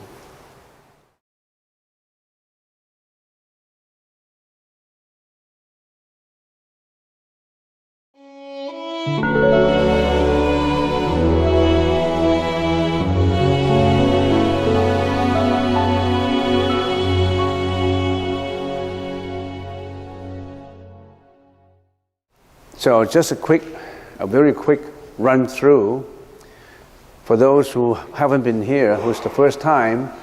We've been talking for 2 years already about mental experiences. We've been talking about the 8 consciousnesses, the perceptive consciousness, which includes the eyes consciousness, the ears, the nose, the tongue, and the body consciousness. And then these are the perceptory consciousness through the 5 sensory organs. And then we've been talking about the mano consciousness, which is the cognition consciousness, and then the 7th consciousness, which is the manas consciousness, the ego attachment consciousness. And then now we are talking about the store consciousness, which is the alaya, vijnana consciousness. So there are 8 consciousnesses that we have already covered in a lot of details, maybe more than 60 hours. I don't know how many hours we've been talking about it. And for those who haven't joined us, there's a lot to catch up with. Last time we used an analogy of an ocean compared to alaya consciousness. If the alaya is imagined as a vast ocean, then the 7 other consciousnesses are waves on its surface. All the 7 consciousnesses are not separate from the 8th, which is the alaya consciousness. The alaya consciousness is the store consciousness. It is a repository of all the latent energy that we have. Nor do they disturb the stillness of its depths, as all 8 are essentially one. So we're using an analogy of waves, and the wave, the ocean, is the storage, the store consciousness. You, every individual, have that store consciousness. If I can maybe I use the computer as an analogy, that's your disk drive, or your memory, that everything got stored in there. But the alaya consciousness, your disk drive, is very deep and subtle. It arises from moment to moment, together with the functions of the sense faculties and the various cognitive and affective formations constitute one's ongoing existence. We are nothing but the 8 consciousnesses. And why do I have to know all these? Why do I have to know? It sounds like psychologists, right? Why do I have to know all these? If you know all these, then you know your mind, your own mind. If you know your own mind, then you are aware of every thought. If you're aware of every thought, then you can change your thought from the bad thought to a good thought, to a pure thought. And if you can control your own thought in such a way that if you're geared towards the right path, then you are on your way to happiness and sainthood. Why do people commit crimes, sins, or why do they have miseries? Because they can't control their own thought. You are the master of your own thought. So that's the reason why some positive thinkers said that every thought is inconceivable. If you can, whatever you can think, you can achieve it. It's just you're not aware of your own thought. Your thought is not strong enough. So studying all these will make you become aware of your own thought. Practicing meditation will you become more aware of your own thought. then what do? Then you will stay away from bad deeds and do good deeds. Because you know that bad deeds will lead to bad effects, and based on causality, you will suffer from miseries of bad effects. So we have been talking about this, and we just give you a very, very brief summary of what it is.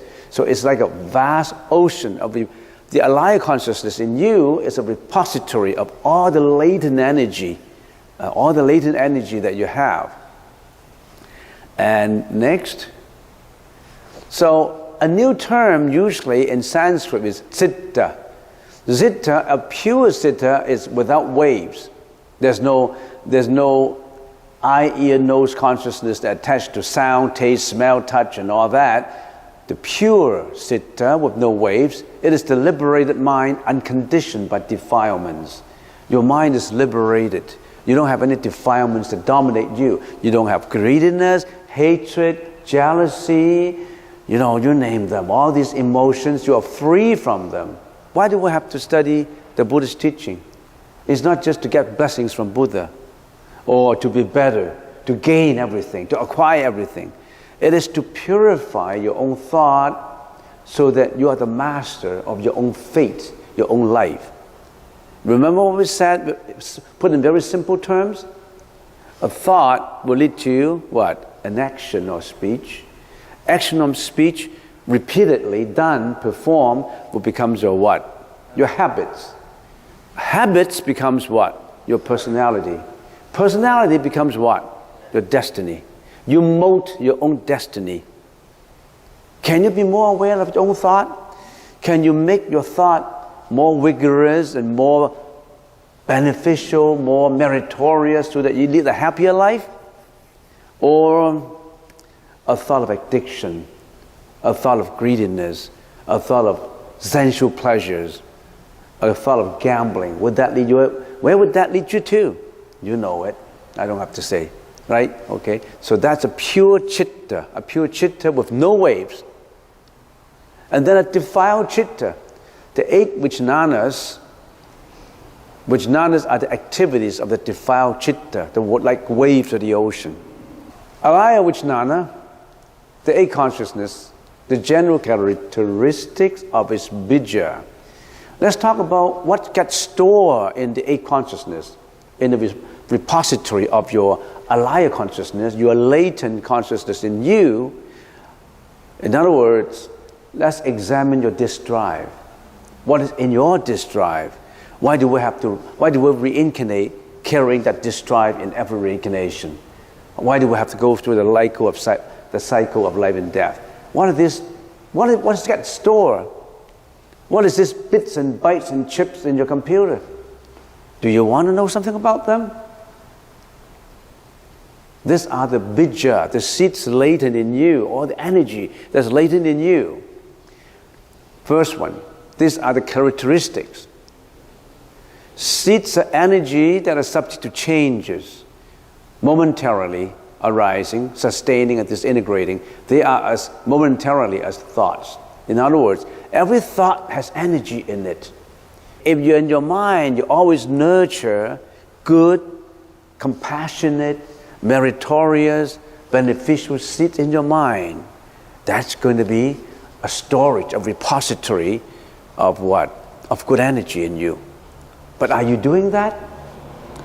What are you doing when you get into website, YouTube, and you're seeing indecent material? What are you doing? You're building all kinds of non-meritorial energy in your mind. So make sure, watch everything you watch. Do you know what I mean? Know everything you know. Are you beware? Or you're not? You just carry away by it. You just keep on carrying. You think just seeing it will not affect you? Once you click on cancel, then you cancel it. Once you click on the X, then it will be all gone. It's gone on the monitor. But it's registered in your mind, It won't get away. It's registered in your bits and bytes. You think you can get into what do you call that, settings? You can get into delete browsing? No. You cannot delete browsing because it's registered in your memory. Who can delete browsing for you? Nobody else can. Not even Buddha. Not even God. Imagine, if God can delete all your bad things, He will have done it already. You don't even have to ask. Why would God allow you to accumulate all kinds of bad thoughts in your mind? God would not do that. If God is all powerful, God would have erased all the bad stuff in you. Not even Buddha. Buddha just told you, don't register those things in your memory because you can't erase them. You can't delete them. Yeah, right. What? You yourself, you can delete it? You mean you have killed someone, you have nurtured that thought, you have done it, you can say, okay, I can delete that from my mind? No, the police will get you. Because the causality will still get you that. You cannot escape from causality. In other words, you already have germinated, cultivated that thought of killing, for example, and you carry out your action.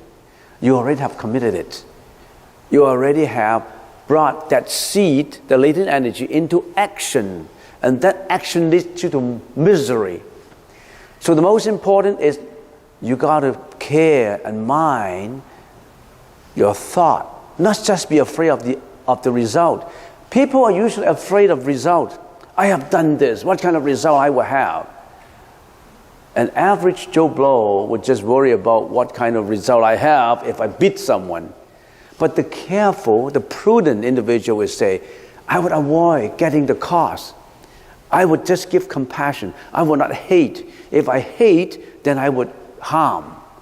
So the saintly people, the people who are more on the saintly path, they would watch the thought and not just worry about the action, the result. The Bodhisattva will always think about the result of an action. The average person, the confused sentient being, would never think about the result. They would just do what they are pleased in their senses, what they are pleased to do. They want to drink, they drink. They want to get intoxication, they do intoxication. They want all kinds of sensual pleasures, they just look and seek for it and then perform it. They don't care about causality. But the Buddha said you have to care. You got to be careful. Every thought counts. Every registry into the keyboard counts. All right? So seeds are energy that's latent in you. And also seeds and subsequent actions are interdependent. Seeds become thoughts, speeches and actions. Old seeds are perfuming new seeds simultaneously. Causes become effects, so causes contain the potential effect. In other words, the energy in you, for example, the energy of compassion. You always want to be helpful, you always want to be considerate, you always want to do relief work and charity work, and that kind of energy in you would keep on perfuming you. And once an action of benevolence is performed, that action will perfume more energy in you. So what influences you is always that perfuming, always influencing back you to do good things. So you're going to watch what kind of friends you are mixed with. You mix with the bad guys, you go with them, they perfume you externally. And internally, you also perfume yourself. Next, seeds function like a torrential waterfall incessantly. Old seeds perfume new seeds and become one with new seeds. So it's never-ending torrential waterfall. All this energy that you build up, every thought build up will become energy in you. So how much energy you have stored in your alive consciousness? Your repository of storehouse. Billions and billions of bits and bytes. It's immeasurable. The seeds that can store in your computer, not the disk drive. The disk drive is still limited to the boundary of the disk drive. But your disk drive, your mentality, is unlimited. It's stored from ages ago. from many, many lives ago. Whatever you have done in your previous life affect your present life. It happened incessantly. Previous lives, thoughts and actions affect this life. So what you deserve, what you're going through, is what you have done in the past. Don't blame your dad for not giving you a lot of money. Don't blame your mom. Why, mom? Why do you guys have a divorce and I'm neglected? I was sent to an orphanage, and why? I blame you. I hate you. Nothing to hate about, because you brought that to yourself.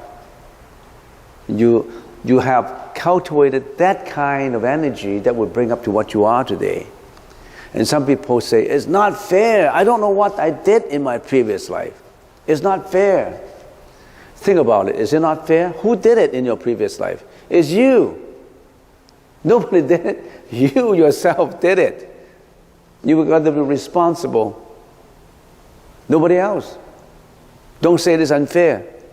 Can you say today I hit someone and the next day the police get up, lock the door and say you committed the crime, and say, it's not fair. The person yesterday was not me. Can you say that? I'm Joe Blow. Are you Joe Blow? Yes. You beat up someone and he's now, you got to go to court. And you say, no, the Joe Blow of today is not yesterday's Joe Blow. Can you say that? No. It's the same person. Don't say it's not fair. Anyway, let's go on. Seeds are dependent on causes to arise, sustain, becoming new seeds, and subsequent activities for the development. They're all dependent on causes. So they're cause and effect. Old seeds can become new seeds. New seeds perfumed by some other seeds will become older seeds. And when conditions ripen, mature, they would be manifested into action and speeches. Next, number 5. Seeds do not mix its classification and functional characteristics. Seeds of materiality do not mix up with seeds of mentality. Now that's difficult to comprehend. In other words, seeds of purity. Right now I am meditating. I'm pursuing the saintly path. I'm learning to be a saint. I'm learning to be compassionate. I'm learning to be a Buddha. So that kind of latent energy will not mix with the bad energy. You will say, I learned to be a bad guy. I learned to be drug. I want to be addicted to drug. If all these seeds can mix, that means the Buddha would become a drug addict, right? A drug addict will become a Buddha.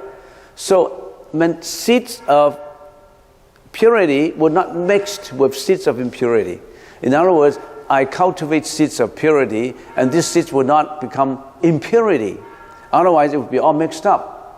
You understand what I mean? Okay, next.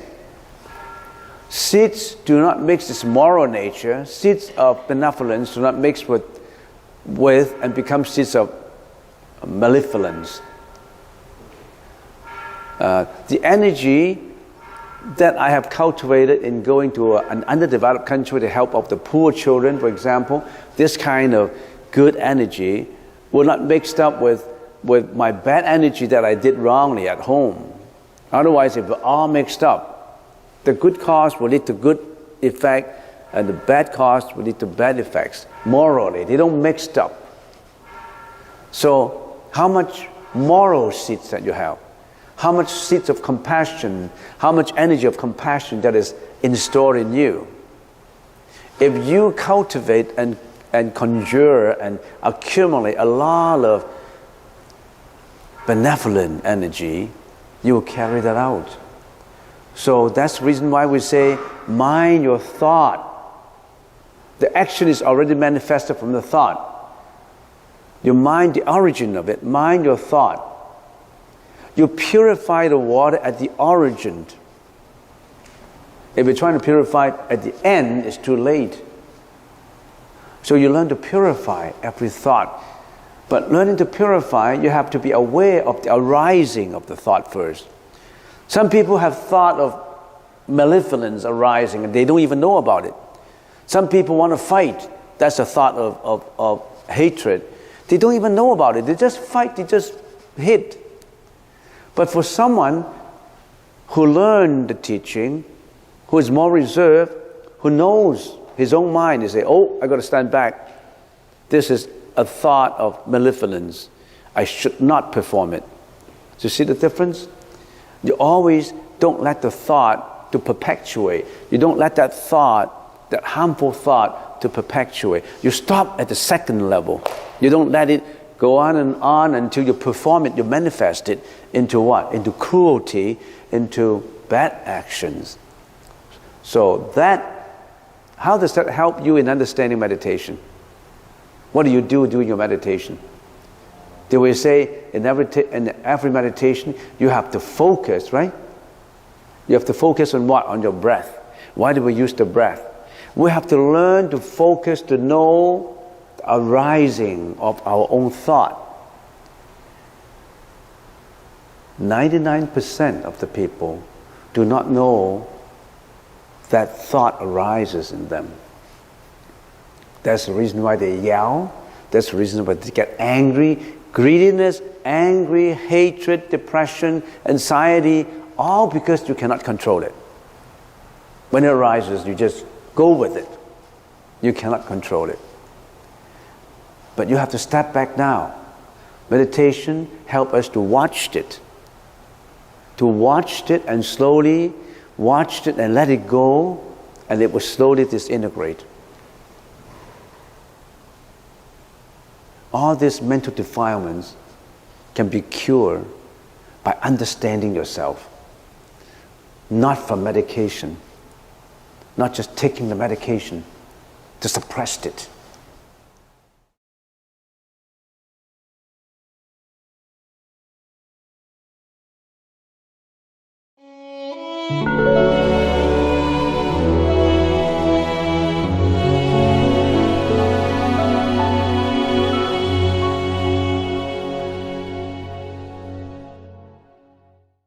We haven't been talking about it for almost like a month and a half. So let's do a very fast review. A review is always good when we look at it from a different angle.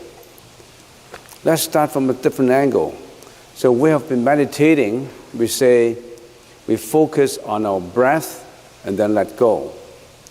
So what is letting go? The mind is letting go.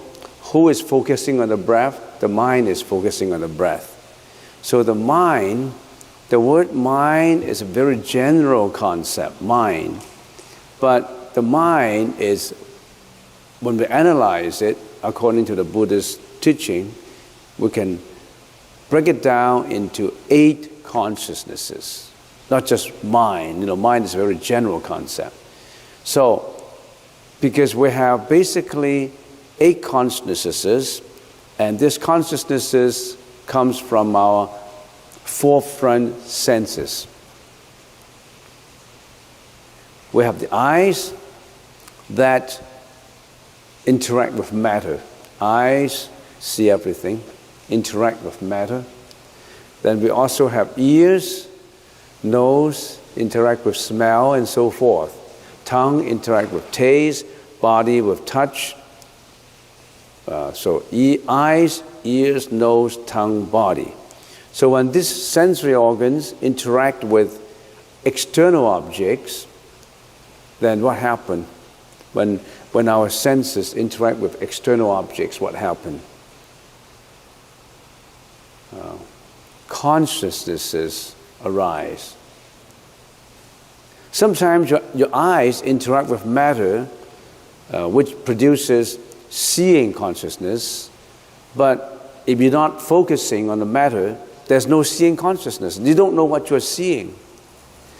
When your ears are not focusing on the sound, not interacting with attention on the sound, you don't know what you're listening to.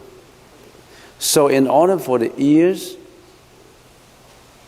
interacting with the sounds, which were resulting in listening or hearing consciousness arise, there must be attention. So the reason why we have so far in this review, we have eyes, ears, nose, tongue, body. These are the forefront 5 consciousnesses. They are the forefront. Without, say, imagine, without them, without ears, without eyes, without ears, without nose, without tongue, without body, can we still exist? Can we? Can our consciousness still exist? Yes, we still have the mind. You just don't have eyes, ears. Helen Keller didn't have eyes. She couldn't see. Helen Keller didn't have ears, hearing consciousness. She couldn't listen. Nose in her is okay. Tongue, no more. No talking consciousness because she couldn't talk. So in other words, without eyes, ears, nose, tongue, you still exist as a being. But how about without body? Here, what body refers to, not just touch, not body is touching. Well, part of it is that body is a comprehensive word for all the interaction of the internal organs inside that interact with each other, which includes. So, eyes, ears, nose, tongue, and body. Those are the 5 that an ordinary, more or less, we call it normal being, would possess. And then we ask ourselves another question. How do we use our eyes, ears, nose, tongue, body?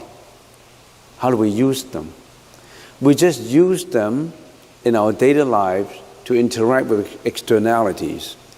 And in the process of interacting with externalities, consciousness arises, of course. And what are the results of this arising of consciousness? Of this, the first 5 consciousness. Our eyes see, ears listen, nose smell, tongue taste, body interaction and touch. Usually, we're attached to externalities. When we're attaching to externalities, we create what we call feeling. We like certain things, we hate certain things. Certain things we may not hate, we may not like, we may have a neutral feeling about it. So we attach to externalities with emotions. And in the process of doing this, we also have concomitant mental defilements. In the process of seeing something, we like it, we hate it. We have gladness, that delight that comes with it. We may have hatred.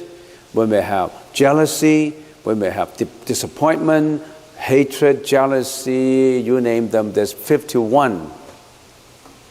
Basically, there are 26 of these unwholesome mental functions that correspond to all these things. You may not realize it. Your jealousy just come up. Your depression just come up. You don't realize that all these things happen in us. The Buddha analyzed this for us because when you're meditating, you still have these things working internally. If you don't know how to meditate, if you just sit there and you say, okay, meditation, just sitting there doing nothing, relaxing, but then all of a sudden yesterday's event came up. You hated that event. You liked that event. Or whatever. All these things come up in you, even in your meditation.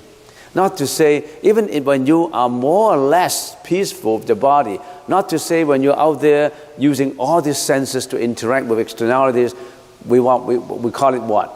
Attaching to them. We're not letting go of them. Somebody yell at you and you hate it. Somebody look at you that with an eyesight that you dislike, you hate it. All these various variety of feelings and varieties of attachments and varieties of unhappiness arise. And we all think that they're normal. We all think that it's normal that we are jealous. It's normal that we are greedy. It's normal that we have sexual misconduct. We have sexual desires. It's normal that everything we think that's normal. We think attaching to externalities are normal. We think that all these 26 unwholesome feelings come up are normal. But the Buddha said they're not normal. They're not normal.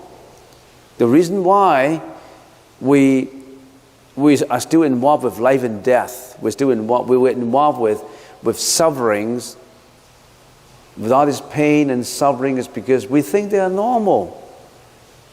We habitually attach to externalities and we think it's normal we do that. We think that it's good to have fame and reputation and money and luxuries, and it's good to be egoistic, because some people say being egoistic, you build up your own power and you can gain more, you can get more, you can attach to materiality more. So in the process of earning money, earning reputations, and even at the expense of doing unwholesome deeds, unwholesome speeches, unwholesome actions and all that. We sometimes when we study Buddhism for a while, we know that those are not right, but we still did the same. We still attach to them. We know it's not right to attach, but we still attach. We know that it's not right when people treat you unfairly. You rebuke, you try to show your disapproval. You want to argue. You want to fight. You want to, you think that's normal. Even though we're studying all this Buddhism, you still react that way. But the Buddha said, you got to learn to let go of all these, because these are the reasons why we suffer. But letting go of them, which have been habitually built up, is extremely difficult. You can't just say, I let go, but you cannot let go. And the Buddha said, why don't we train ourselves to let go? Train ourselves to let go, train ourselves to be free. Because when you're not letting go, when you're attaching, your mind is not free. Your mind is in suffering. Your mind is in pain. It's all been polluted with mental defilements of greediness, jealousy, hatred, arrogance, fraudulence, you name them. We're all involved with them. And the Buddha said, there are ways to let go of them. And one of the ways, many ways, is meditation. And what you would do in a meditation. Because when we're not meditating, we have all these externalities confronting us. How many of these externalities? How many matters are there? How many sounds are there? Smell, taste, and touch? Millions. Matters, millions of matters. Sound, millions of sounds. Pleasant sounds, unpleasant sounds. So with so many millions of objects that your consciousness, your A-consciousness corresponding, interacting with, how can we train ourselves? And the Buddha said, why don't we limit our externalities to just one thing in order to train our mind to be pure? Why don't we just limit it to one thing? Why don't we first of all not attaching first? Learn not to attach. And we call it, that word is let go. Can we let go of externalities? When somebody yells at you, can you let go of that sound of yelling? When somebody wrongly accuses you and makes you angry, can you let go of that anger? When your eyes look at something beautiful, sensuously attaching, can you let go of that sensuous feeling? So we have to let go, right? So, what do we do in our meditation? Letting go of matters, we close our eyes usually. We close our eyes usually. So what do? So we let go of no matter.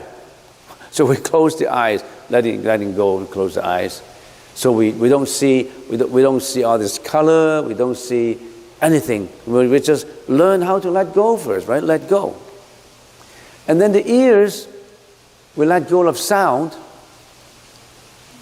Right now it's pouring outside. And some people say, oh, it's the sound of music. Pouring rain, listening to the rain, it's music. Some people say it's unpleasant. I don't like this. I have a bad feeling about rainy days. I don't like to listen to rain. Some people say, no, pouring rain is beautiful. They're attaching to it. They differentiate what kind of sound it is. Some people like the singing of birds. Some people hate it. Why don't the birds disturb me in my meditation? So different people have different habits, have different liking. But then can you let go of all those? So your ears let go of the sound. You learn to let go. How do we let go? Can we kill the sound? We cannot kill externalities. Can you kill the pouring rain? You must be crazy. You can't kill the pouring rain. Can you kill the birds flying there so that they don't make any sound? It's impractical to kill externalities. It's better to let them go. They come and let them go. Because when your mind wants them to stay, they stay. When your mind wants them to go, then they go, right? It's all in your mind. Nothing to do with externalities. You can change externalities. It's easier to change yourself first. So usually when people come up to me and say, my husband is always, nagging me, or my wife is always nagging me, telling your husband to stop nagging, telling your wife to stop nagging, it's not easy. That's her habit. That's his habit. But telling yourself to let go of that nagging is easier because you can control it. Whenever he yell at me, whenever he nag me, I just say, I don't care about that. It comes into my ears, left ear, it goes out from my right ear. I don't attach to it. I change myself first. It's easier. Don't you think it's easier? Can you tell him to shut up? No, he won't. He may want to shut up now, but tomorrow he'll do the same thing again. So the best is to let go, because the best is to don't let your mind attach to it. That's more practical, that's easier. So that's how you let go of the sound when it comes in. You just let it go, let it float out. Don't let it stay. Our problem is we like to retain sound in our mind, ponder on it, agonize on it when people blame you, attach to it when there's music. You want to listen to the same music again? You can spend 3 hours listening to music, but you won't spend 3 hours of meditation because you attach to the music. You think it's good. And then about smell. You let go. How do you let go of smell? Right now I can't let go of the smell that comes from the kitchen. I smell egg rolls. I smell some food in there. That's the problem. We're going to turn this metal around so that it goes straight and not shooting in this direction. That's what we're trying to do later. So we can't let go of smell.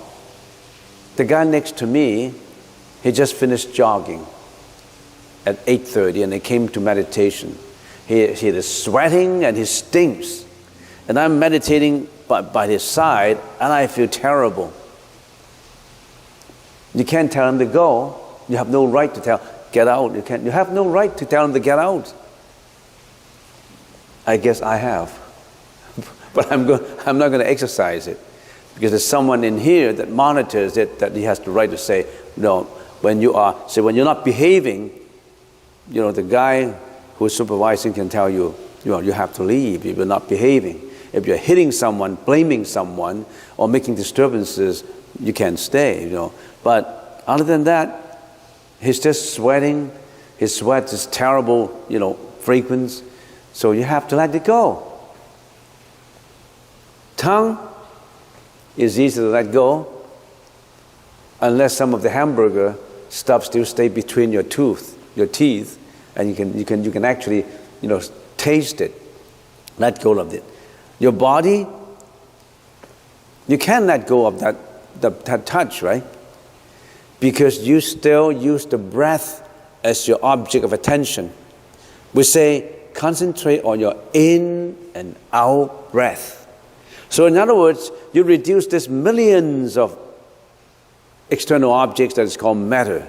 You eliminate all this, let go of all these millions of sound, millions of smell, millions of taste. You only have one externality that you focus on. That is your breath. You use that breath as your only externality, so that you simplified, you streamline all these millions of externalities into just one external object, which is easier to deal with. You still have this breath that you concentrate on, so that you have no other objects of attention. That's what we call focus on breath. Why do we do this? We do this because we want to reduce all these multiple millions of external objects that we have been habitually attached to just one object, that is the breath. And when this object, breath, we call it breath, we get used to it, we can focus on it for a long time, that we get into tranquility, we get into forgetting, letting go of the breath, then there's no thought. There's no external object anymore. When there's no external object, what happened? When there's no external object that you attach to, not even the breath, what happened? When that's gone, what happened? When that's gone, something happened. When even the breath is gone, something happened. And we call it tranquility. There's nothing there. All peaceful. No externalities stay in your mind. But even the breath is gone, that situation is very difficult to arrive at. Because our mind is like a monkey that has been attaching to all these habitually for millions of lifetime. Now you focus on one breath. If you can be successfully focusing on one breath and not letting that go, you're already on your way to sainthood. Because you're not being influenced by any externalities. You're not being influenced by matter, by sound, by smell, by taste, by touch.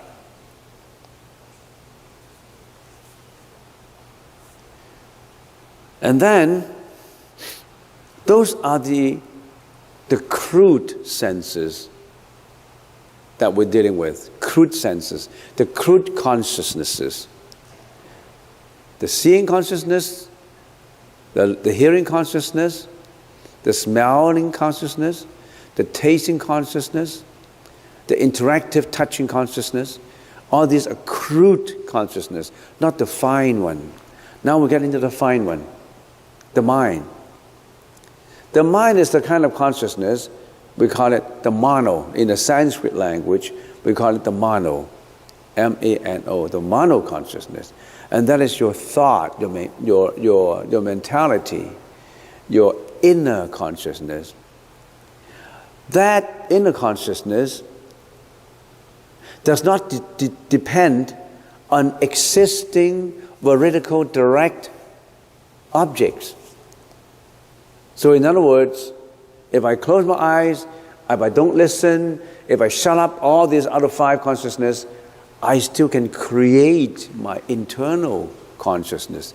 That's how skillful your mano is. That's how powerful your mano is, because it interacts not only with the veridical direct information, it gets to the past, it interacts with the present, it projects into the future too. A very powerful manager. Because if I close my eyes, if I'm in my sleep, I still can create in my dreams. Or even if I'm not sleeping in my dreaming, I can create yesterday's event, bring it back, do an impression, and put it in my mind right now. Because this mind, this mano can bring back yesterday on the present table and ponder on it and attach to it. That's why you hate your dad when you were abused in your childhood by an alcoholic father. Because you always bring that bad memory and hate it. You always bring back the bad memory of the divorced husband and hate him. You always bring back all this, whatever you're agonizing on, bring it back here and ponder on it and continue to agonize on it and continue to suffer on it. That's what we're habitually doing. Now you know, are we not foolish? Are we not stupid in bringing back all this that's already happened unpleasurably, painfully, and bring it back and agonize it on it again? Because that's what we've been habitually doing. We've been bringing the past back onto the present now, think about it, agonize on it, and feel extremely unhappy about it, bringing the past onto the present. Sometimes we bring happy events. Happiness about last year's birthday party. I was so happy in last year's birthday party. Bring it back. Oh, am I going to have the same happiness again? And you start to compare. No. 2 years ago, I have this happy birthday. And then last year's birthday, somebody showed up. I hated him. We had a fight and nothing happened. Nothing is pleasurable anymore. And you start to compare. You bring back not only the unpleasant, you also bring back the pleasant. And when you bring back the pleasant, you continue to attach to it and you cherished it and you want to keep that and you want to make sure that the future is going to be the same as the past happiness, which may not happen. Because whenever it's gone, it's gone. If you attach to it and do an expectation on it, if the present life does not meet up to that expectation, you agonize, you suffer, you feel painful. Talking about the past and the present, you also like to do an impression of the future too. You want the future to be something that you want to attach to.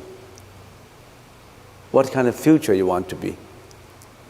In the future, I want to be famous.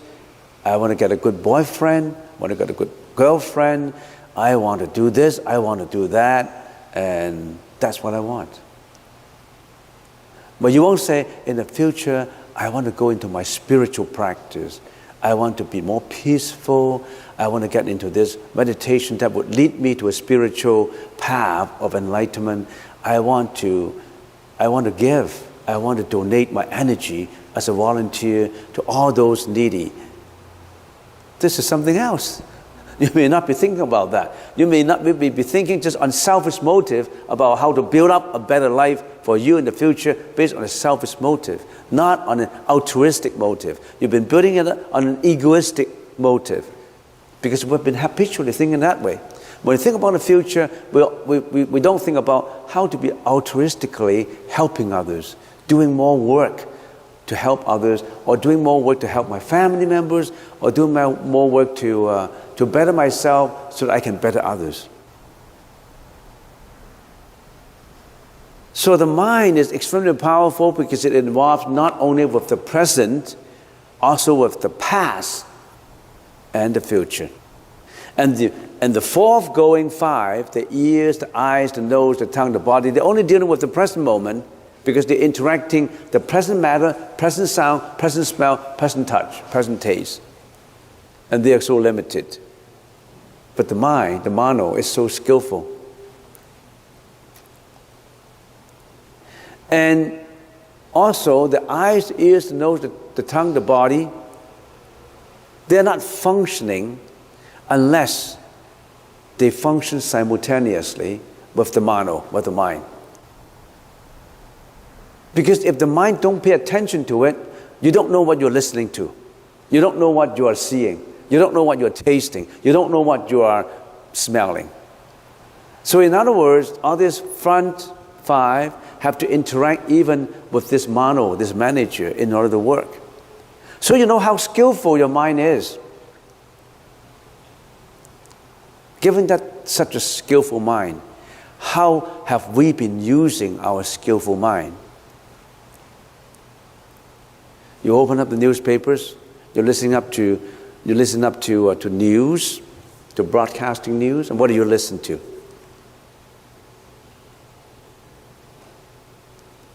Killings, wars, intoxications, pollutants, sometimes good and sometimes bad.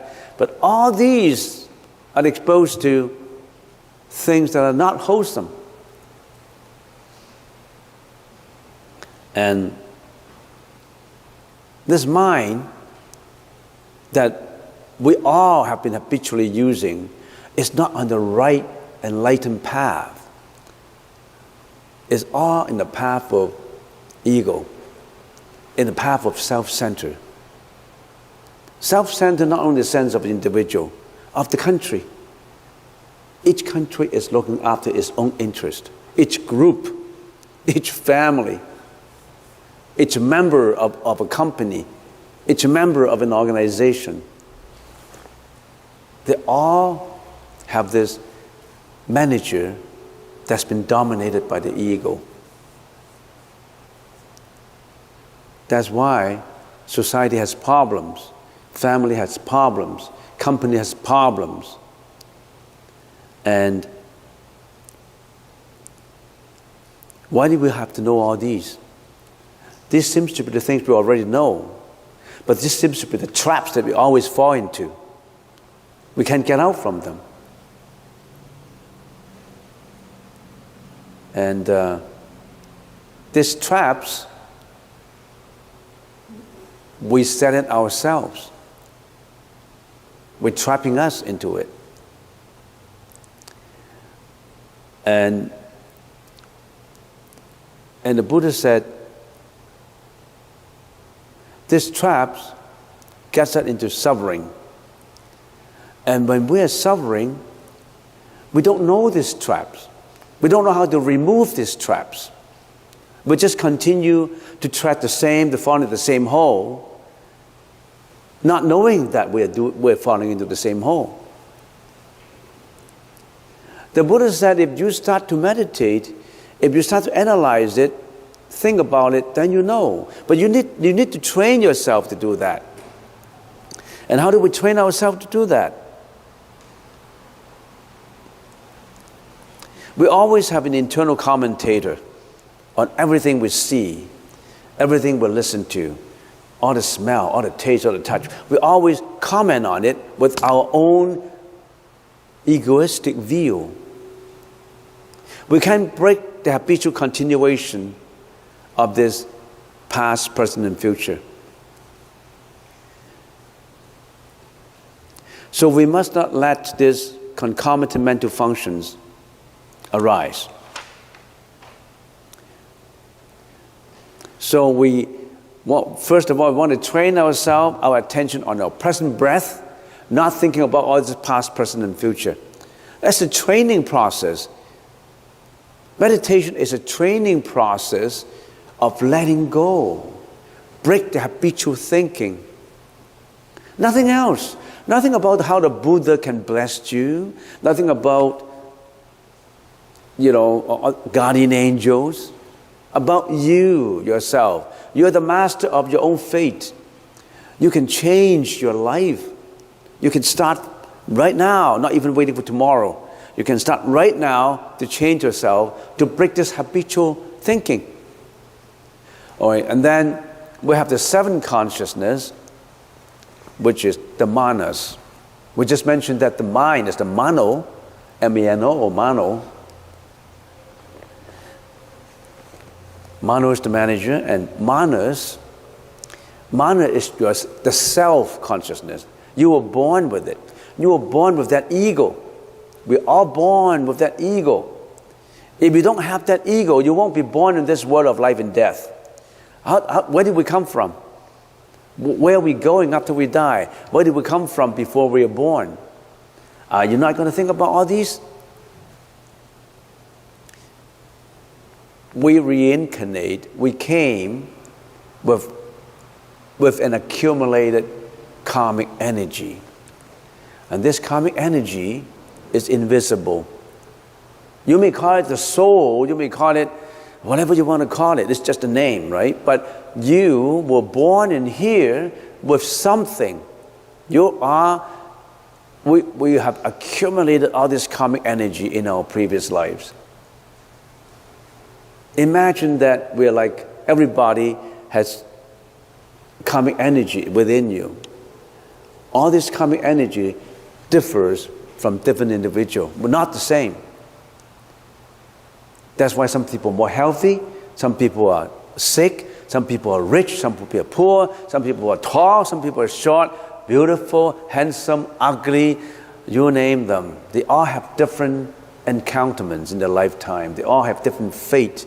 Why they are all different? Why are we all different in this life? It's because we have different karmic energy accumulated from previous lives. Not because of God. God wouldn't create you to let you suffer if He's a true, real, merciful, all-compassionate God. You created your own life because you created that, you accumulated that karmic energy. How do you accumulate all this karmic energy? What do? How do you accumulate it? Through what? If we look at ourselves now, how do we at the present life, not to talk about the past life, how do we in the present life accumulate karmic energy? Through what? Through three ways. We created our karmic energy through three ways. Just talking about the present. By projecting the present into the past, then you know how you created your past karmic energy. We created our karmic energy through three channels. Our thought, our speech, our behavior. Or our thought, our speech, our actions.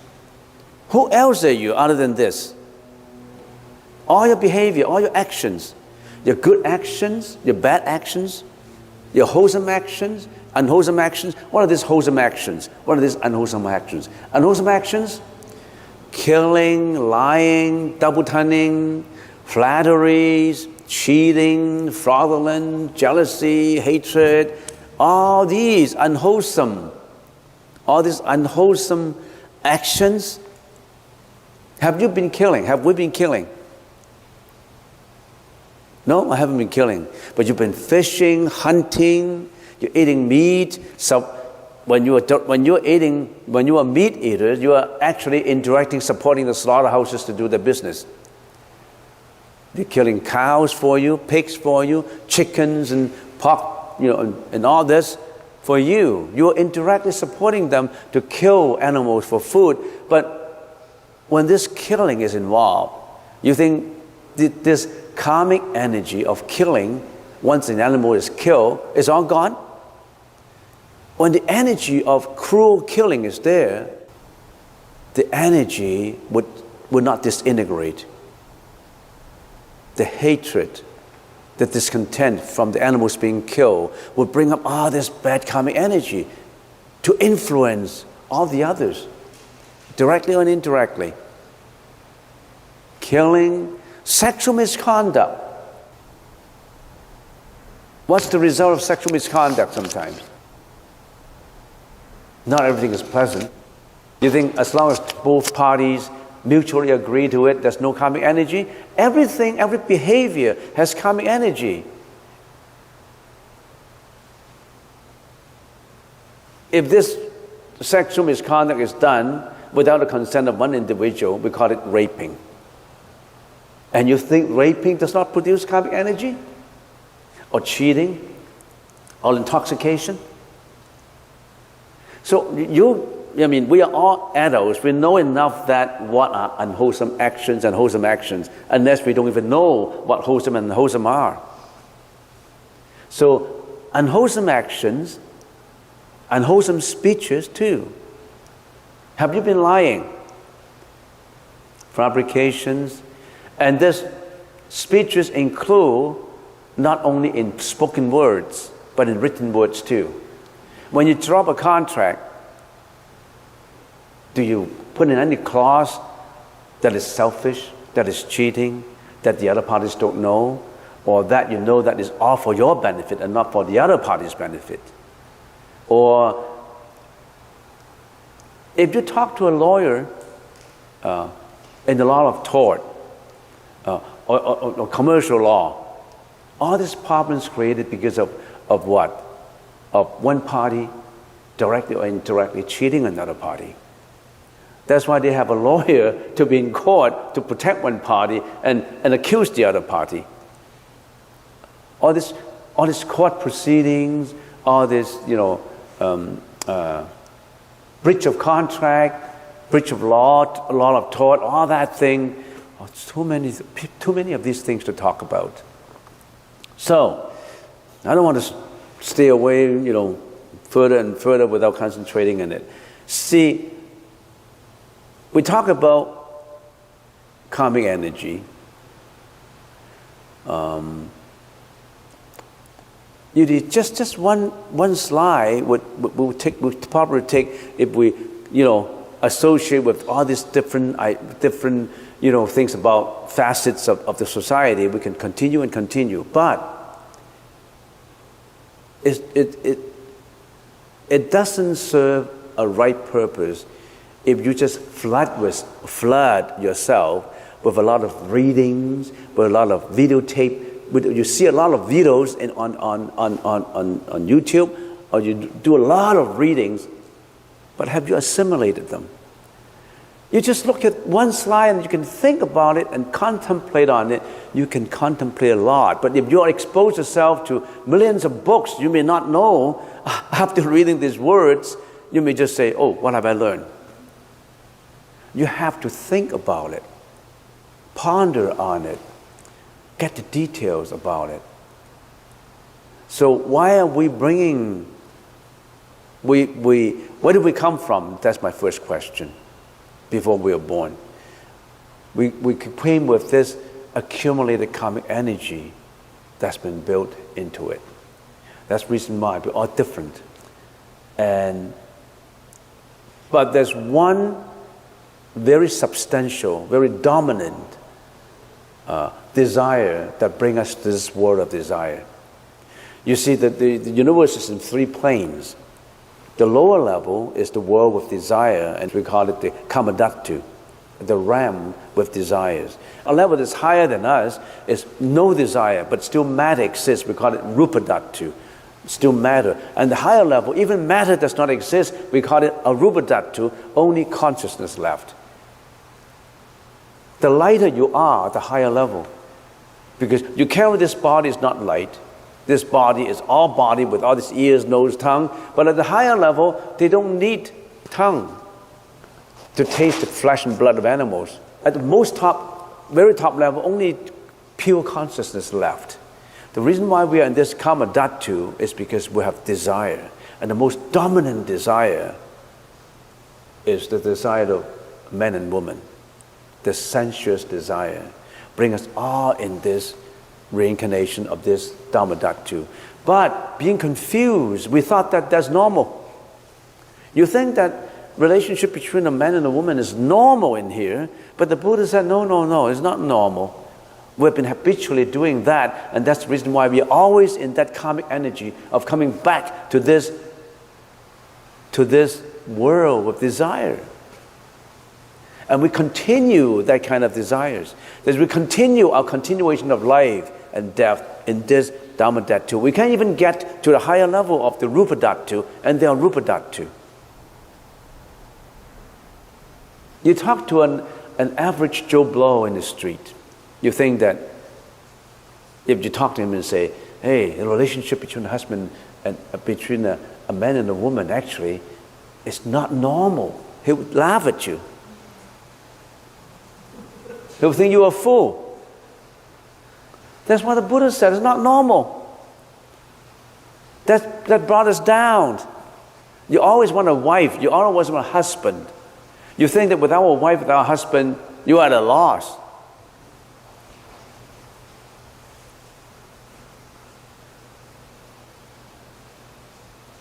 That's why we always say, you are now 25, and you want to be a monk or a nun. You don't want to be in a relationship. I say, oh, well, you must be a wise guy.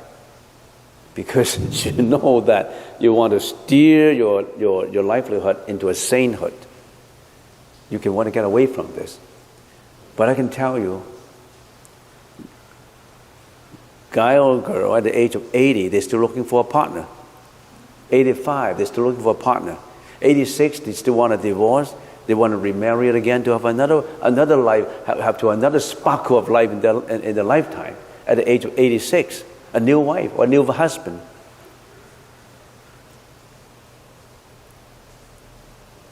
So, what am I talking about now?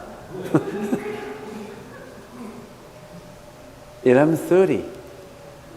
I haven't finished one slide. But it's good because we can always bring back, all this seems to be so basic, so elementary, but then we missed it. We just forget about it.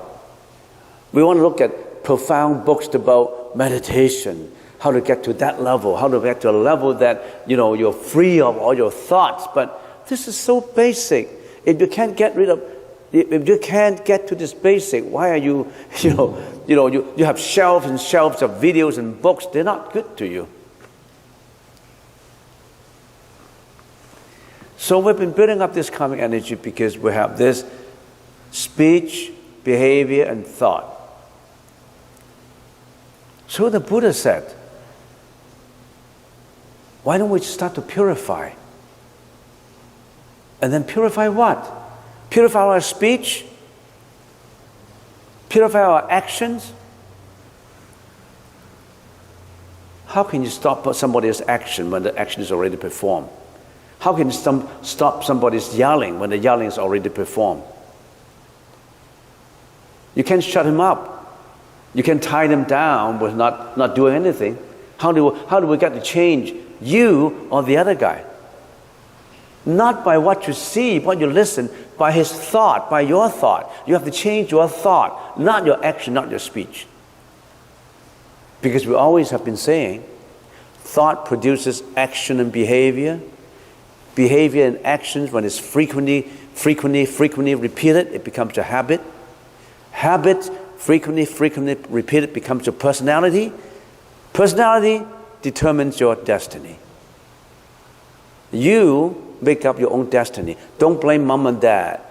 Don't blame your brother for bullying you, your sister for bullying, or your teacher, your school. It's all in your thought. So you start from changing your thought. So that's the reason why we have thought in here. Thought. We change our thought.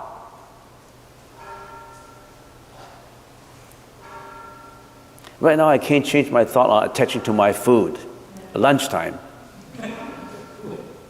So, you see, we get back to the world. We habitually get to eating and food, and when we taste the food, is it good, is it bad? Or when somebody is serving you, are you serving me well? I mean, are you ignoring me? Or, you start to differentiate. You start to have this sufferings, and we have been habitually doing it. We must learn to break it. And that's what the Buddha told us. Letting go, only have the breath as the externality, and finally, even the breath has to go. All this habitual thinking has to go. You think that's easy? I've been working on it for 60 years. I'm still not good at it. I still try to do it. I still try to, concentrate. Sometimes I still get angry. Sometimes I still attached. But I know that it's not right. You think being a monk, all his senses are all pure? You're not kidding. We're still learning. But we know we can get back. Once we have the first thought of attachment, then we have the second thought. We know, don't attach anymore. No third thought. coming back. Maybe it's easier for us to pull that monkey back. The monkey is still there. But you, who haven't learned anything about this, your monkey is all out. Your monkey gets you in jail. Your monkey gets you in a relationship that is not warranted. Your monkey gets into all kinds of troubles. And you don't blame your own monkey. You blame all those partners that have been creating all these. Poor being, not knowing how to solve problems. We only blame all the others. We only blame externalities and not concentrating in our own thought purification.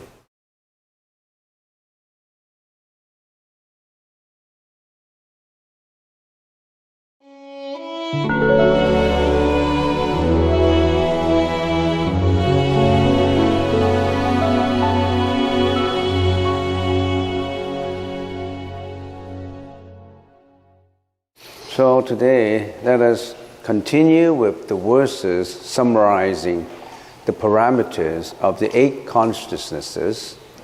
And we have been exploring the alaya consciousness, which is the 8th consciousness, the final consciousness that we are studying. And talking about alaya consciousness is a repository, a reserve, a reservoir for all the energy, the latent energy that's stored in its reserve. So it's quite crucial that we understand that even when a sentient being dies, all his karmic energy, all his latent energy is being stored in the alaya consciousness, and the alaya consciousness will be carrying all this karmic energy for the next cycle of life and death. So this is a latent energy, a repository of energy. And in the Sanskrit language, we usually refer it to as bija. Bija. Literally, it means seeds. The seed of a plant, 种子, seed of a plant. And that's a literal meaning, a seed. But metaphorically, it means some latent energy that's stored inside the seed. And then the seed will continue, as it grows, as it develops, it will continue to modify itself from being a seed, sprout into a shoot, and then sprout into a stem, and then flowers and all that. So it's modifying itself. It's going through the process of modification as time goes on. So bija is a Sanskrit term that is literally translated as seed. Each seed in the alaya consciousness, which is a store consciousness, has potential or energy to produce a result when conditions ripen. It has infinite power to produce a manifestation. So, for example, if we have a thought of greediness, so we are motivated by that thought of greediness, and that thought of greediness, which is a seed in our thought, will drive us to produce, as time goes on, when the conditions externally and internally in the mind ripen, it would manifest itself into maybe a speech. A greediness may be into a speech or into an action. And all these manifestations would be produced as time goes on. And seeds ripen or mature to become volitional actions. 种子生现行. So seeds, 种子, ripen when they mature, when the seeds mature, will become volitional actions, activities. Volitional activities will include both speech and action. Not just speech, not just action, it could be both. It could be a production of another thought, another latent energy. The greediness could be changed into jealousy, could be changed into a hatred, could be changed into anything at all, The old and new seeds together produce all manifestations of the existence of the universe, including all lives. This is called the perfuming. And sometimes you may refer to this as to fumigation. All these seeds are fumigated. Fumigation is a term that it's all been smoked and affected and influenced by the perfuming. And volitional activities continue to perfume all seeds. 现行熏种子. The old seeds and the manifestation and the new seeds are mutually dependent upon each other, forming a cycle which forever repeats the same process of perfuming incessantly, unless it is transformed into wisdom. In other words, the tainted consciousness, the polluted consciousness, can be transformed into pure wisdom. And that's the process in our practice. In the practice, we try to transform polluted, tainted consciousness into pure wisdom. And we have consciousness that is polluted and tainted. We don't even know about it. Every thought we have usually is the thought of egoistic influence. I know these things. I have these things. I want this. Every word uttered to me, I want to see what's that feeling? I mean, how do I receive those words of utterance from you? And then when I receive everything that I have through the senses, then I either accept it or repulsed it so my feeling, I attach feelings and emotional attachment to every word I receive, every action, every word, and we don't even know. We don't notice it. We don't even know about it. We still think that this should be the way it is. Until you say, stop, maybe this is not, I've just produced in myself an egoistic or self-centered feeling. I should not continue my thought. Very, very few people would stop and contemplate. Very few.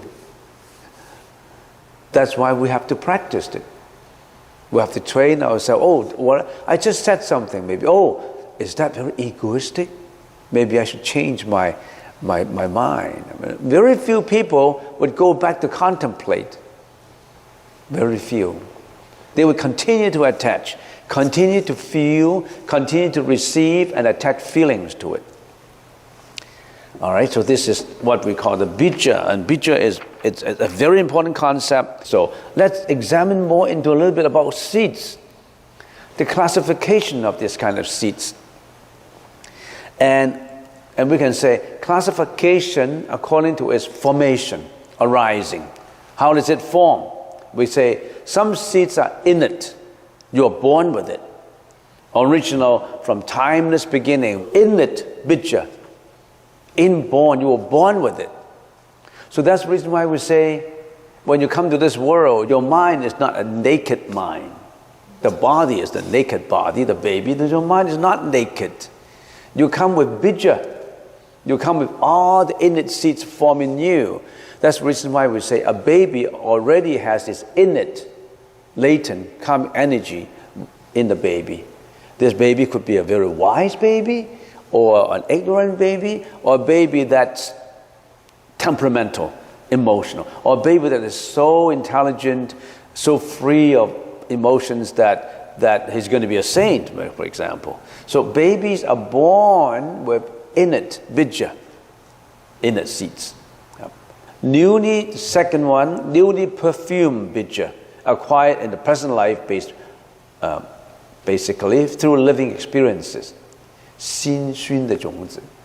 So all this kind of karmic energy in your learning experiences, in your experiences with the world, in your experiences with all your fellow students, with your brothers and sisters, with mom and dad, with your granddad, with everybody around you, experiences all that, and they all perfume you too. They become volitional actions that are perfuming you, affecting you. So right now you are in a temple. Who are affecting you? Seeds of practice, seeds of chanting, seeds of meditation, seeds of encouraging you to endure more tolerance level, raise your tolerance level. So once you become a monk or a nun, all the seeds affecting you, all this external, other people's latent energy affecting you, are trying to strive towards enlightenment.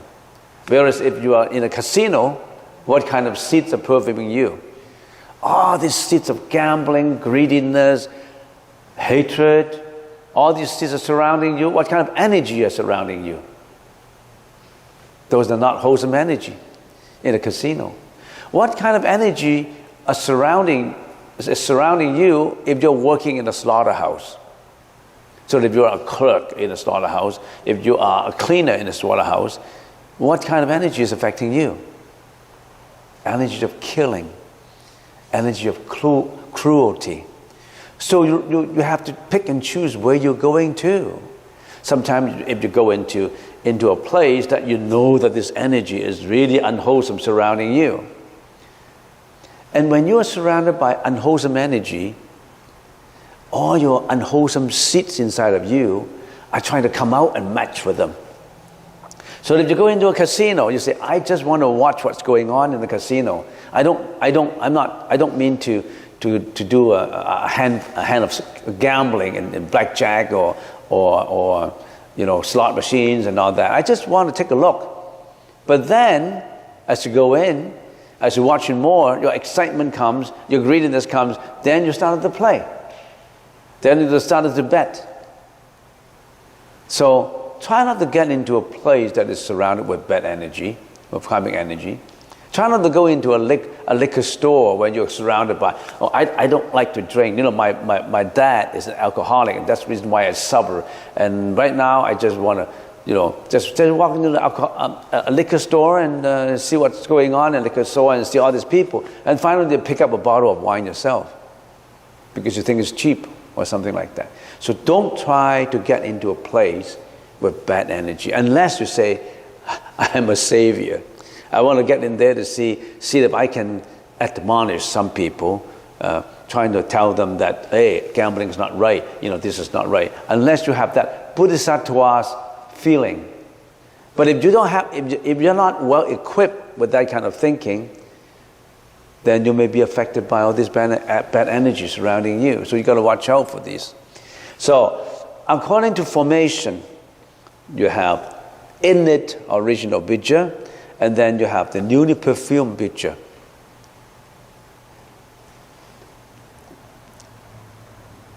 The next classification according to his inherent nature. The first kind is bija of Bodhi nature, seeds growing to the nirvana. You have that Buddha nature in you.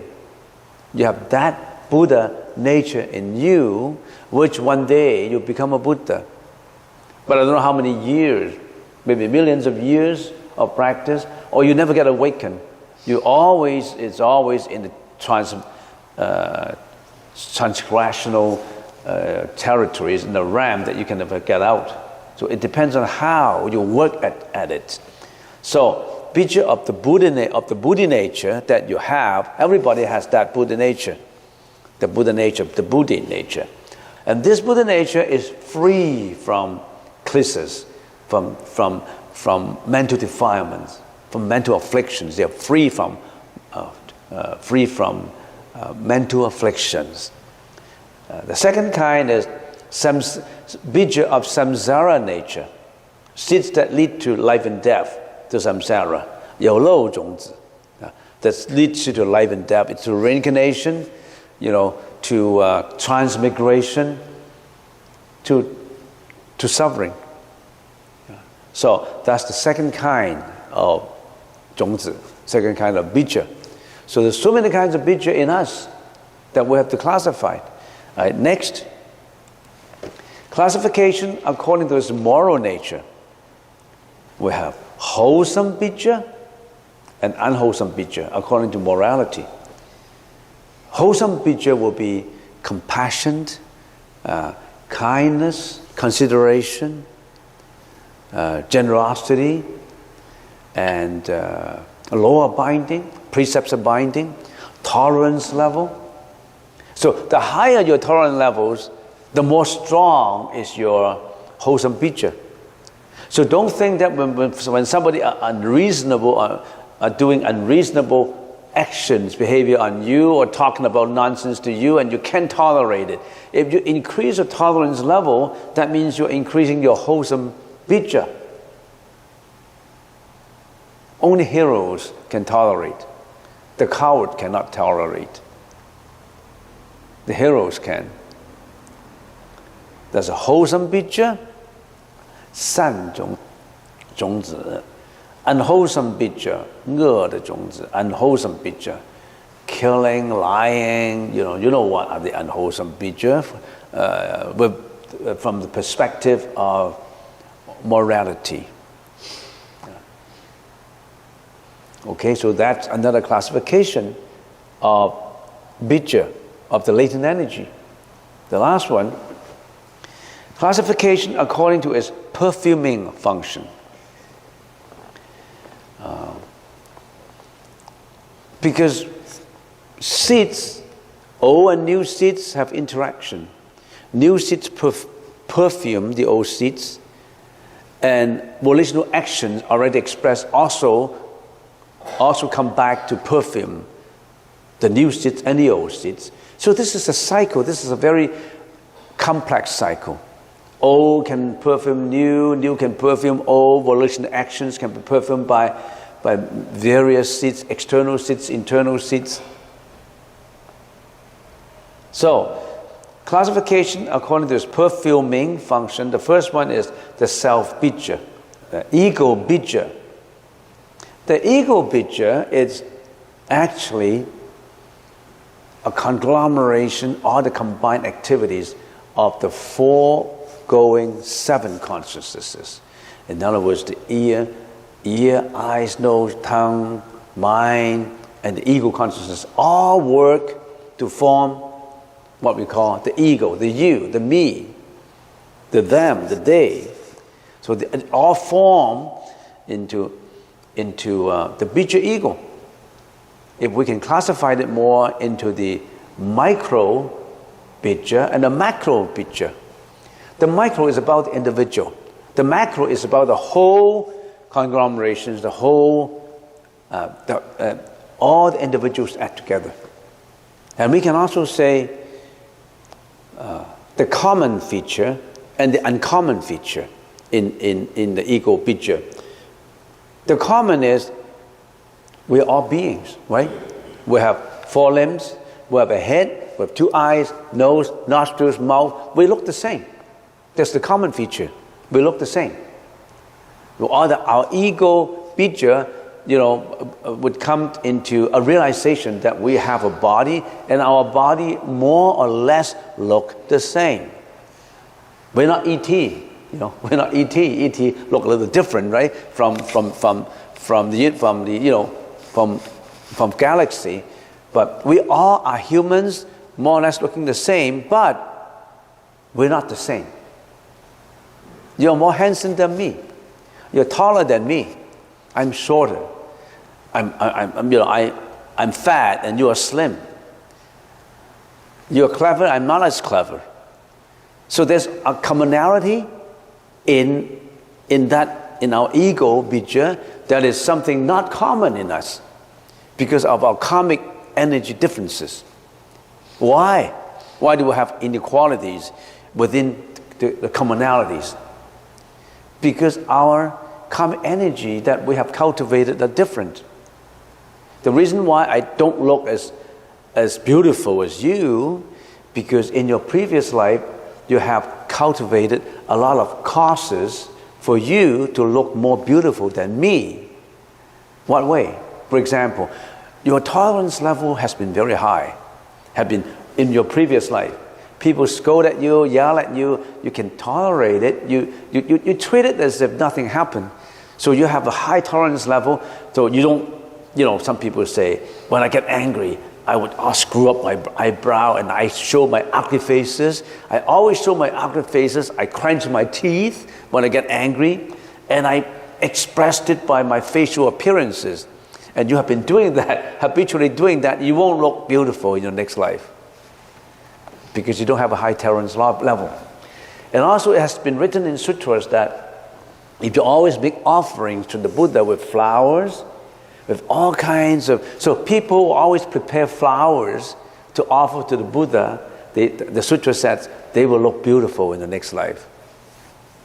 And people who always try to who are easygoing, they look more beautiful in the next life if they still get into samsara.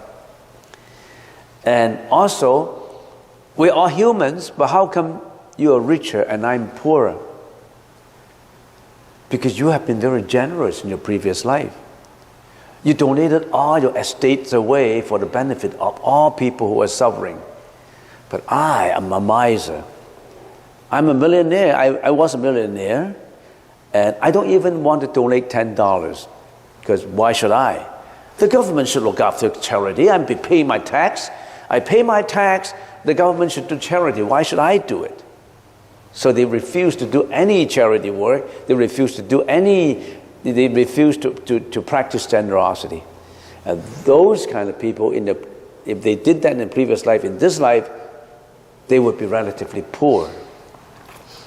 And those who have been very generous, donating their money out, they should be enjoying their money, right? They should be enjoying their money, but they've been donating all of them out. They were usually in the present life or in some other subsequent lives, they were rich people. This is just logical. So if in my previous life I have $2 million in my estate in my previous life, I donated them. And you should multiply that by the inflation index every year. I should have enjoyed the $2 million because I donated them away. I still should enjoy the 2 millions, right? So this 2 millions will be multiplied by 1.1 every year or 1.2 every year. So when it adds up to my life, I should have 2 billions, right? It's practical because of the inflation index, right? It's just a filler of jokes in there. It's not by inflation index, but if you theoretically think about it, that's what it is. I should have enjoyed the 2 millions, but I forego that for other people. But in my causality, I should have enjoyed it, but I give it out. So the more you give out, the more it bounces back to you, actually. You think that by donating some money that you lose it? No. Because the enjoyment of the $10 belongs to yours, but you give it out. It still is yours. All right, so that's the ego bija. That's the first kind. The second kind is the karmic bija, which the power of the first 6 vijnanas, which means that, so we have an individual karma, individual bija. But then how about the world? The world is created by all our consciousness, especially the first 6 consciousness, in working out, all these wholesome and unwholesome actions, volitions, speeches, form this world, and that's the karmic world that we are in, formed by karmic bija. So this formation of this world, the formation of this world, of this country, for example, is because of the karmic bija that all of us put into it, or all of us form it to be. For example, this country. But then we also have commonality in here and differentiation in this karmic bija. And let me give you an example. We're living in the same country, but we're not enjoying the same thing. Hospital, everybody go to Richmond General Hospital. But then you can go to a private room, paying $600 per day, and I can only in a room shared by so many people. Or we're living in the same place. We're living in the west of Granville, in Shaughnessy, but you're living in a $6 million house and I'm living in a $600,000 house. So we're in the same. It's the same karmic bija, but it's not the same because what you did is different from what I did before. It's because of what I have done, what you have done. So we're not enjoying the same thing. You're a lady and you went to the best private, a girls' school, and I was for example, in a public school. You're enjoying good facilities and all that, and I'm not. It's because of this uncommon karmic bija. So everybody is responsible for his own bija, for his own actions and speech, not God. It's you. You created all this. You can continue to create good bija though. It's not too late. Continue to better yourself. It bounces back to you. Don't say that, oh, I accept my fate. I accept my destiny. No, you can change it. Start to build up good seeds. It bounces back to you. It's never too late to mend. It's never too late to start. Build up good seeds. Stop bad karmic energy. Build up new, good, wholesome energy. Your fate is in your hands. As a matter of fact, your fate is in your mind. It starts with a thought. Change your thought. Change your thought of selfishness to generosity. Change your thought of cruelty to humanity.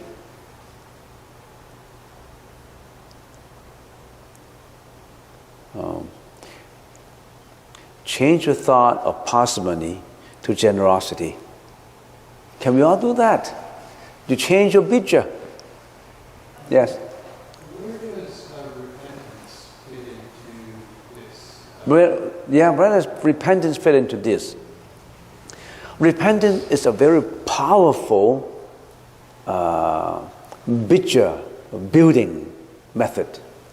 Because in your repentance, whether it's a ceremonial repentance or a meditational repentance. Meditational repentance say, okay, everything is empty, so I shouldn't attach to. That's another kind of repentance. But the ceremonial repentance is something that reminds you and invoking help from externalities to increase your awareness of unwholesome bija, of karmic bija. When you're repenting, that means I would like to stop all those bad behavior or bad speech that I have been used to creating. So you already put a stoppage to this fumigation. So in other words, you have been fumigated by lots of bad fragrance. Now you want to put a stop on that because you know that I'm repenting not to do bad things anymore. So you will stop the fumigation of bad influence, and then you start to build up. Say, I want to be more generous. I want to be more altruistic. I want to be more helpful. So you're actually reminding yourself in your alaya consciousness that you should be changing yourself. I've just mentioned that only you can change yourself. You don't just sit at home and say, only me can change myself, and not doing anything. So you have to start doing something. To start doing something, you have to carry out some action. And the first initial, very important action for that first step is to take your repentance. From now on, I want to stop all this bad fumigation.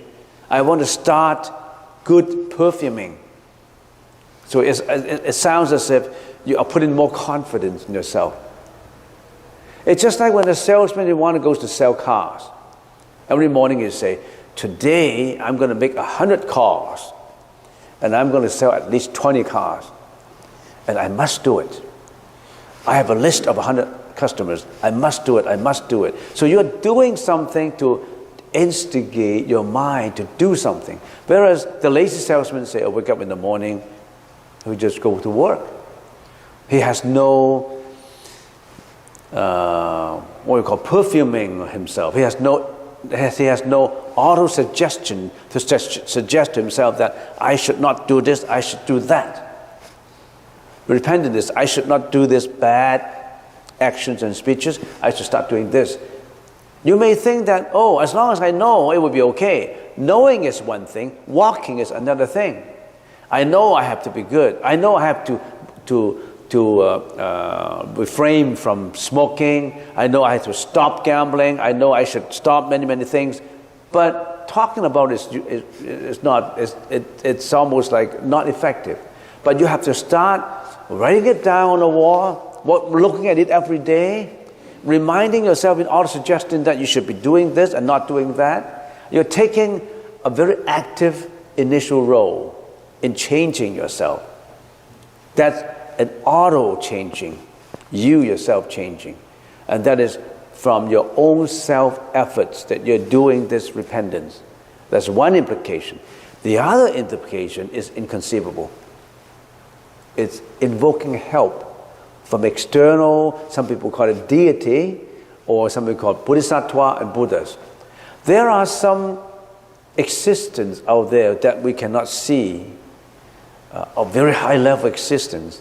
Bodhisattva or deities in the lower level, and bodhisattvas, arahats, and all that. They are ready to help you. But you're not invoking through mantras, through chanting, through ceremonies, through combined efforts for their help. Why do we have to do a repentance in group? It's from the vibration of what is invoking from externalities comes to help us. So in other words, we are relatively sick and we have to go through some exercise in order to, some qi exercise, in order to get rid of this sickness, for example. So we say, okay, why don't we get together and start to this qi exercise so that you can affect me and I can affect you. And let us set up a time. Every Friday, 6 o'clock, we're going to do this qi enhancement exercise. So every Friday, everybody come, and we have 100 people who want to qi exercise. Everybody stand in the right position, and they start to do this qi. If I don't have this event, if I don't have this schedule, I would just stay at home and watch television. I would just go out to have a drink.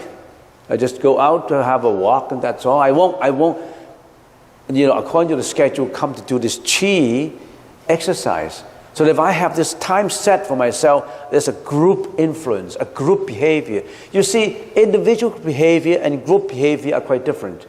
Individual behavior is not encouraging, but a group behavior is more encouraging because everybody has to do it in the same place, in the same location, and also we have vibration through. You're affecting me, I'm affecting you. When I see this guy next to me, it's really rigorous, really trying his best. Maybe I should do the same thing. You are encouraging me. So that's the reason why we have to have a ceremony. And when all the group behavior is put together, there's strength. When we have a pair of chopsticks, it's easily breakable. It is broken. But if you combine 10 pairs of chopsticks into it, it's not easily broken. You have to use a machine to chop it, an axe to chop it. The strength comes from the group. And you may not realize the vibration. The vibration is very powerful. And when this vibration is powerful, it conveys as an invocation to the deities in the lower level and bodhisattvas in the higher level. When you are making that call to your lawyer, that call is always busy.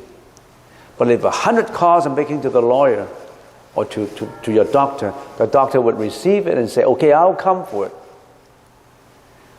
So it's easily transmitted to the higher level in a group.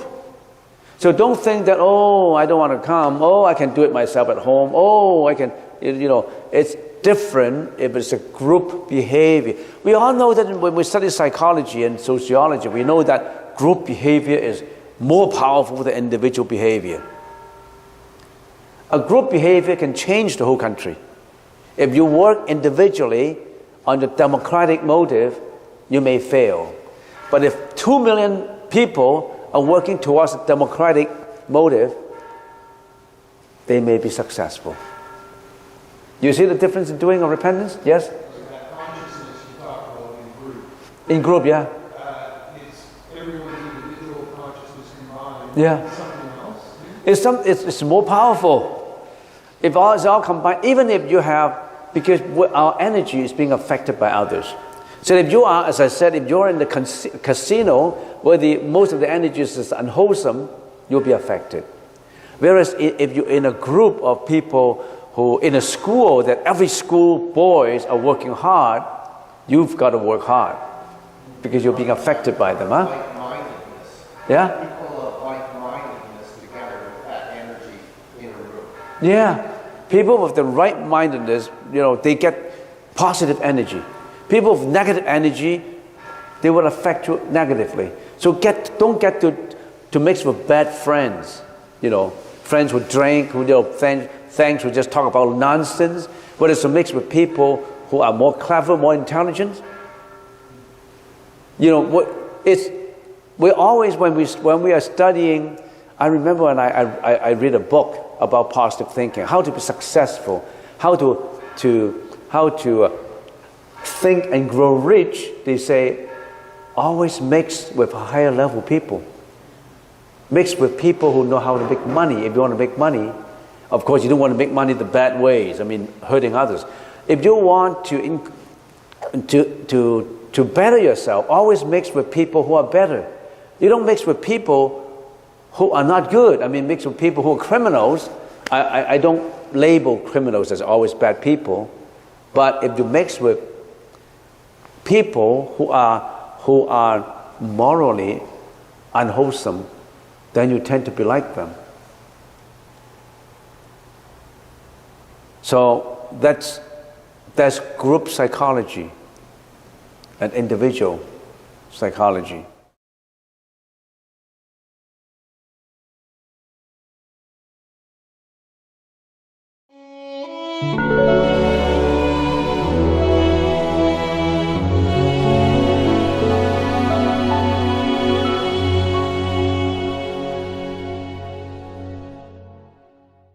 So let us continue with the 8 consciousnesses.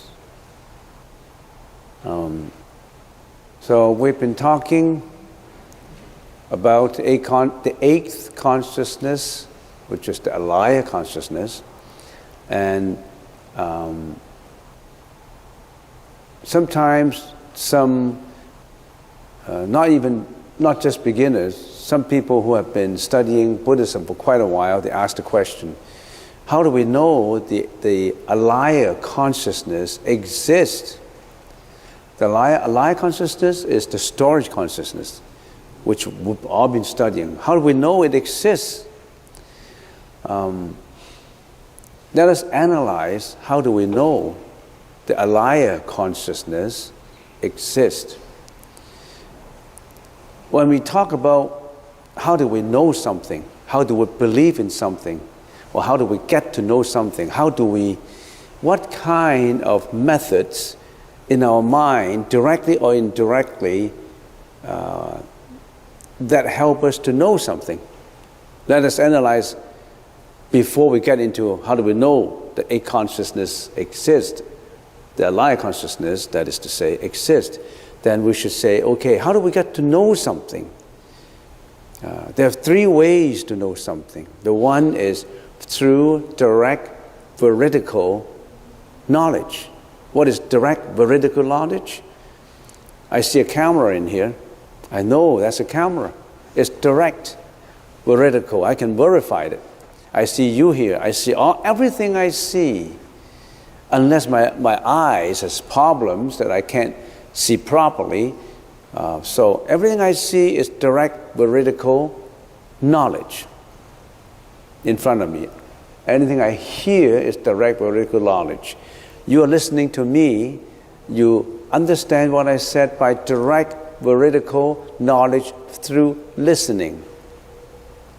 I'm tasting through direct direct, veridical, tasting buds, sensation of it. I know it tastes sweet, bitter, sour, Everything I smell, everything I touch.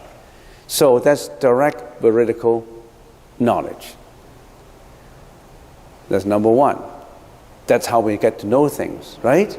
That's how we get to know things, by seeing, by listening, by smelling, by tasting, by touching. That's how we get to know something, to believe in something. The second is, what happens if we close our eyes? If I shut my ears, then how do I get to know? Because my senses, my eyes, ears, nose, tongue, body, maybe I don't need them. Not all the time I need them. How do I get to know something if not through direct, veridical knowledge? That's the second method comes up that I'm going to introduce to you, which you already know, but I just want to review it and make sure that we understand what we're going to say in a light consciousness. The second method that we want to know something is by knowledge by inference. Inference, infer. Or sometimes we say by postulation, by mental analysis. Even we say, if we go into logic, by deduction, induction, analysis, and the lower level, even by conjecture, by guessing about it without proof. So not only through direct veridical knowledge, but also through knowledge by inference. By thinking about it, analyze about it, by what you know, then you infer on it. And sometimes you could use both too, by direct and by inference. And so inference is another method of knowing something. If, getting back to the first method, through your direct veridical knowledge, you're wrong, then it becomes what? Erroneous knowledge. If the first method is wrong. For example, if I see a mountain out there and I see smoke there, and I said, there must be fire. Because I see smoke by the first method, I infer that is no smoke without fire, so that if I see smoke, there must be fire. So I say, there must be fire over there. Through direct veridical information, knowledge, and through my inference, I know there's fire in there. But you may not necessarily be right, though. Because yes, there is no smoke without fire by analysis, by deduction. But then, actually, there is some fog in there, in a distant mountain, and I thought it's fire. So it is not, you're not right, because it's not fire, it's just a fog in a straight line coming up, That becomes erroneous knowledge, information. So this is the second method. Sometimes the first method could be wrong, sometimes the second method could be wrong, and there's another third source, we know something. Knowledge through trustworthy source, or through saints' knowledge. Trustworthy source, what a trustworthy source. All the textbooks in Canada said that Canada was built, so many years ago, and Canada was like this. The history book told me that Canada was like this. I can say, I don't believe in history books. But these history books have been written one generation after a generation after a generation, and everybody believes in it. It's a trustworthy source unless somebody distort all the information in there, which is not possible. And if you are born in the 1990s or in 2000, you haven't seen the previous Prime Minister of Canada. You haven't seen Pierre Trudeau, for example.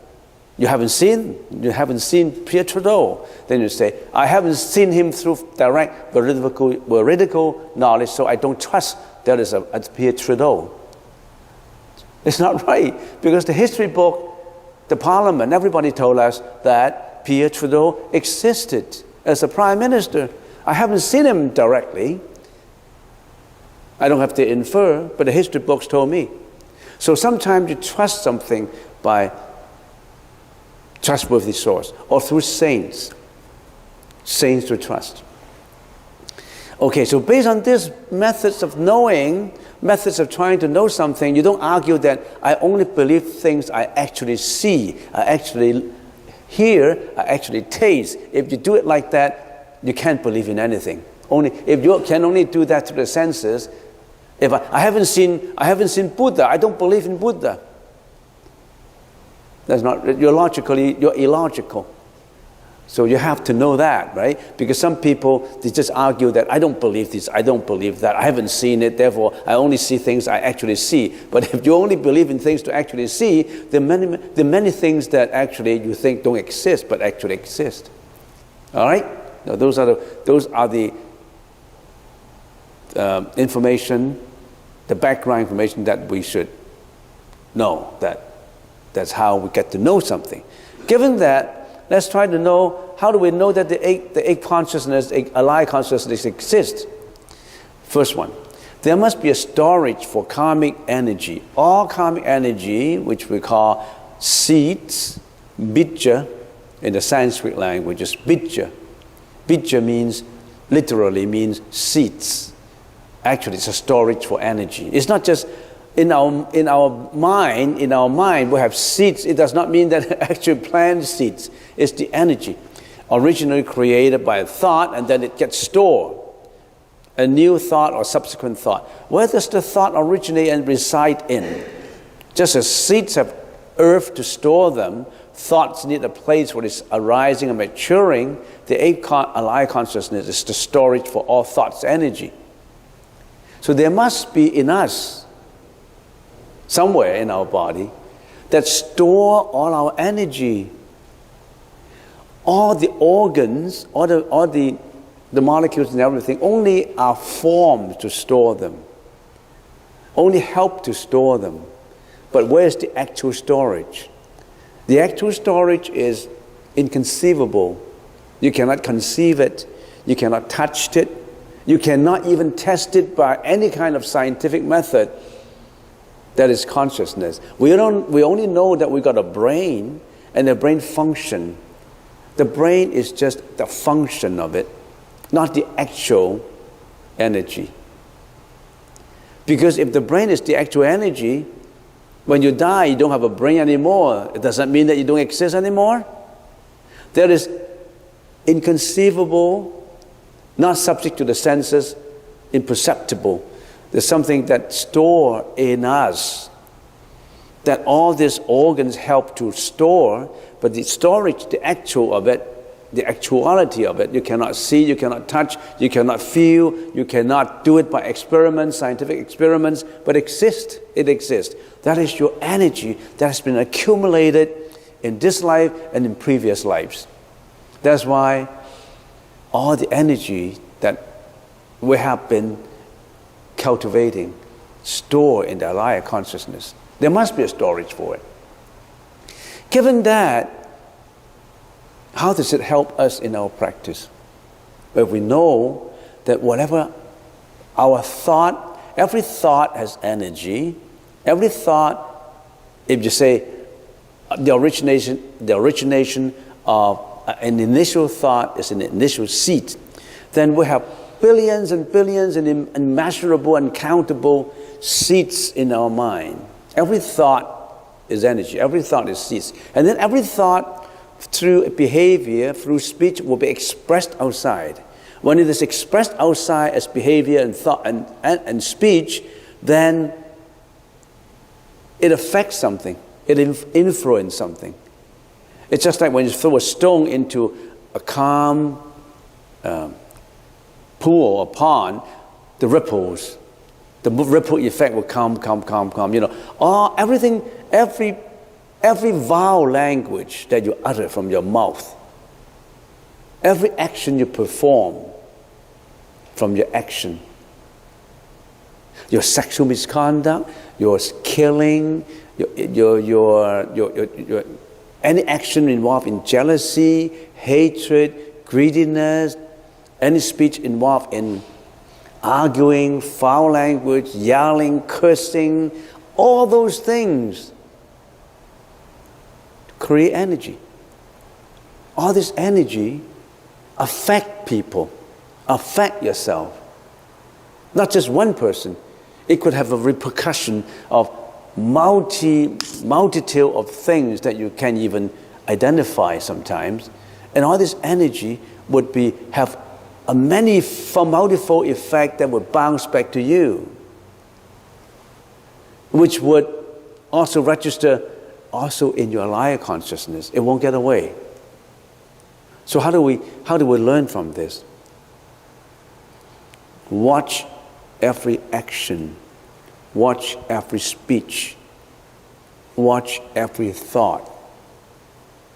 You could be directing your thought, your speech, your action to hell, to sufferings in the future, to pain, to mental afflictions. Not only of yourself, you're creating for all those surrounding you. So don't you have to be very careful with what you are doing, what you are saying, what you are thinking? Before we start meditation, Ellen said that all these actions and thought would cover our intrinsic nature in us. What is intrinsic nature? Everything we do would pollute our intrinsic nature. How do we know what actually is the intrinsic nature?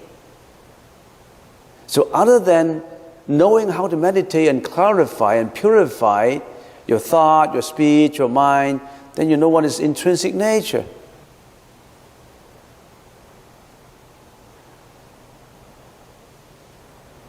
Try to purify your thought in meditation.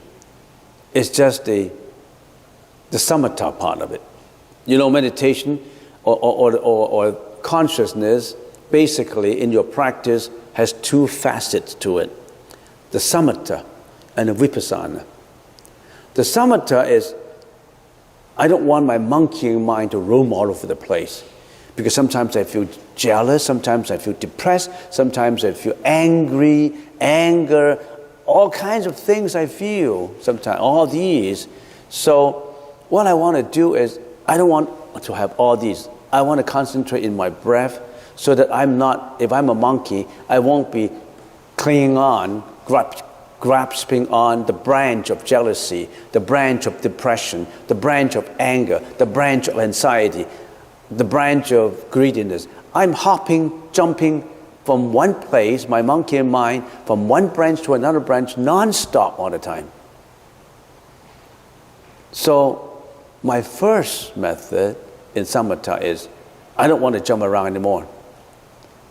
I want to grab at one branch and not monkeying. I'd stop monkeying anymore. That would bring me a lot of suffering, because that would carry out into action, speech, and behavior. I don't want to hop around. I have a monkeying mind, and I don't want to hop around. I don't want to go around. That would bring me pain and suffering in thinking about it, in reacting about it. So I want to stay put. And the Buddha said the best way to stay put is to stay put in the branch of samatha, which is one branch we identified as the breath. Why don't we stay put at the breath? Why do we have to stay put at the breath? Because the breath is the most akin to you, the one that you can realize the most. If I stay put at a branch of, say, fire or candle flame, I put a candle flame in there, and I stay put in the candle flame, that is still working, but it's outside of you. It's not akin to you. And also, you cannot carry this candle flame in a subway, in your car when you're driving, in a party, in anywhere. But the breath, you can actually say, oh, I stop, get back to my branch of breath. Because you carry this branch. And this is a branch more or less of neutrality, because a branch of breath is not committing any guilt, any bad conduct. It's more or less a neutral branch. So that's why we want to use the breath, right? You can use a candle flame. You can use this as your object. And some people use a pond of water. Or, you name it. And some people use the image of a Buddha. But if you use the image of a Buddha, it's very complicated. What kind of image? What Buddha? What's the feature? Can you really picturize it? Can you really have the best impression of it? But if you use the breath, you know your breath. If you don't know, raise your hand if you don't know your breath. You know your breath. Why don't you use something that you know? Don't laugh when I say raise your hand if you know your breath. It's always been with you, but you don't notice it exists. You don't notice it. You take it for granted. And you don't put value on it until you lose it. That is to say, when you die. When you die, you lose it, right? Or when you're really suffocating. Because that breath helps you to exist. You don't put value on it until you lose it. You know why? Because when you have that breath, what do? You go about enjoying yourself with material pleasures. Eating, partying, arguing, fighting, fame, reputation, money, misconduct, you name them. We haven't been putting justice, putting value on our own breath. The Buddha said using the breath is very valuable. So that's how we do a samatha. But then, even if I know my breath, I concentrate in my grasping of the branch that is called breath, where do I go? Should I just stay put there as a monkey? First of all, this is not easy to grasp just one branch, because I, as a monkey, I like to hop around, but you told me to grab on this one branch, which is called breath. It's extremely difficult. But what next, even if I can do it? Then we say, we have to review our intrinsic value. What is your intrinsic value? We say our intrinsic value has been covered up by what? By greediness, hatred, mental afflictions, you name them. But you have to realize that your intrinsic value has been covered. Some people don't even know that your intrinsic value has been covered by all kinds of mental afflictions, by all kinds of greediness, hatred, ignorance. You don't really know. So the Vipassana said, you really have to know what is the right way, what is the wrong way, what is right and what is wrong. If I don't know what is right, what is wrong, I thought that sexual misconduct is intrinsic value. Everybody does it anyway. What's the problem with chasing girls chasing boys and boys chasing girls? Everybody has been doing that. Everybody has been gambling in the casino. Why can't I do it? Everybody has been slaughtering animals for food. Why can't I do it? You don't even know we've been wrong all the way. So if we say our intrinsic value has been covered, what is that intrinsic value? Because we have misjudged value since generations. Our values, according to the Buddha said, has been polluting our intrinsic value. So you really have to learn Vipassana, which is contemplation, analysis, knowing that what is right and what is wrong. That's the reason why the Eight Noble Paths. Right speech, right mind, right action, right meditation, right behavior, right occupation, etc., etc. The Noble Eightfold Path, the righteous Noble Eightfold Path, that is what is right and what is wrong. So you have to learn that part too. And that part is what we call wisdom. The branch that you're grasping on, which is the branch of breath, is what? Concentration. So you need both concentration and wisdom to steer towards that, what we call enlightenment, nirvana, awakening. So you need to know also what is intrinsic value, what is right and what is wrong. You don't even know what is right and what is wrong. So there's two parts to it. So getting back to this, There must be a storage for all our karmic energy.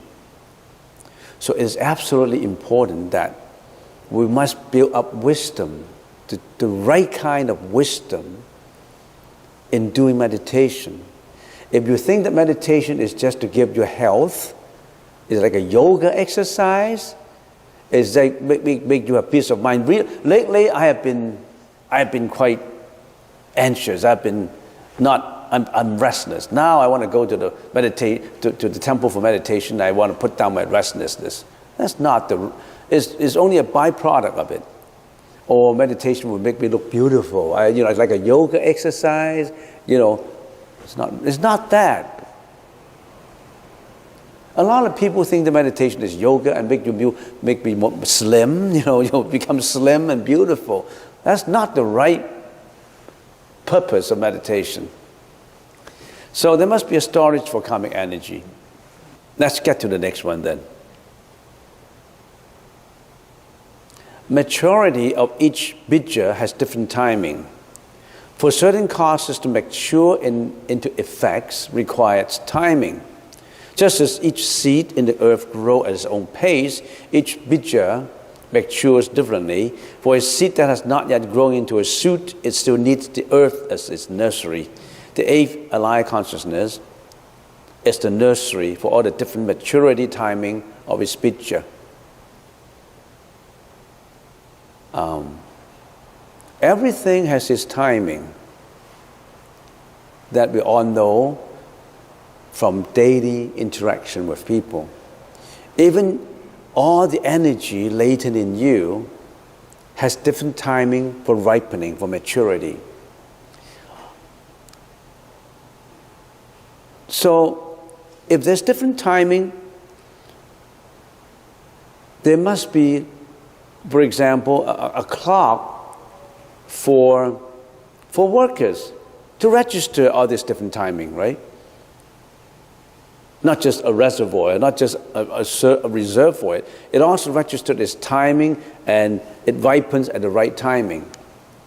So everything we did, you think you have done something wrong, and I get by. I cheated someone, for example. I cheated someone in a contract.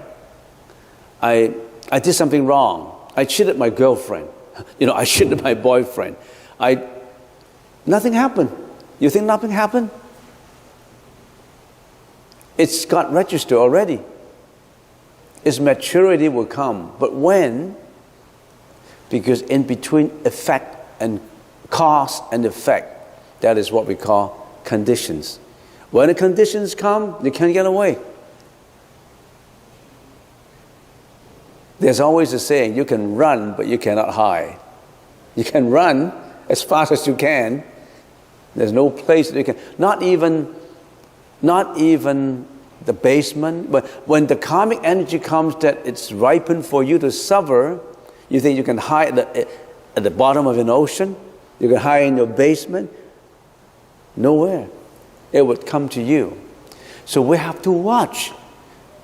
From today on, you have to watch whatever you are doing. They all have repercussion bringing to you. So only do good deeds.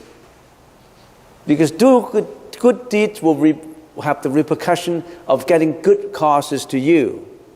Bad deeds, you can't get away with them.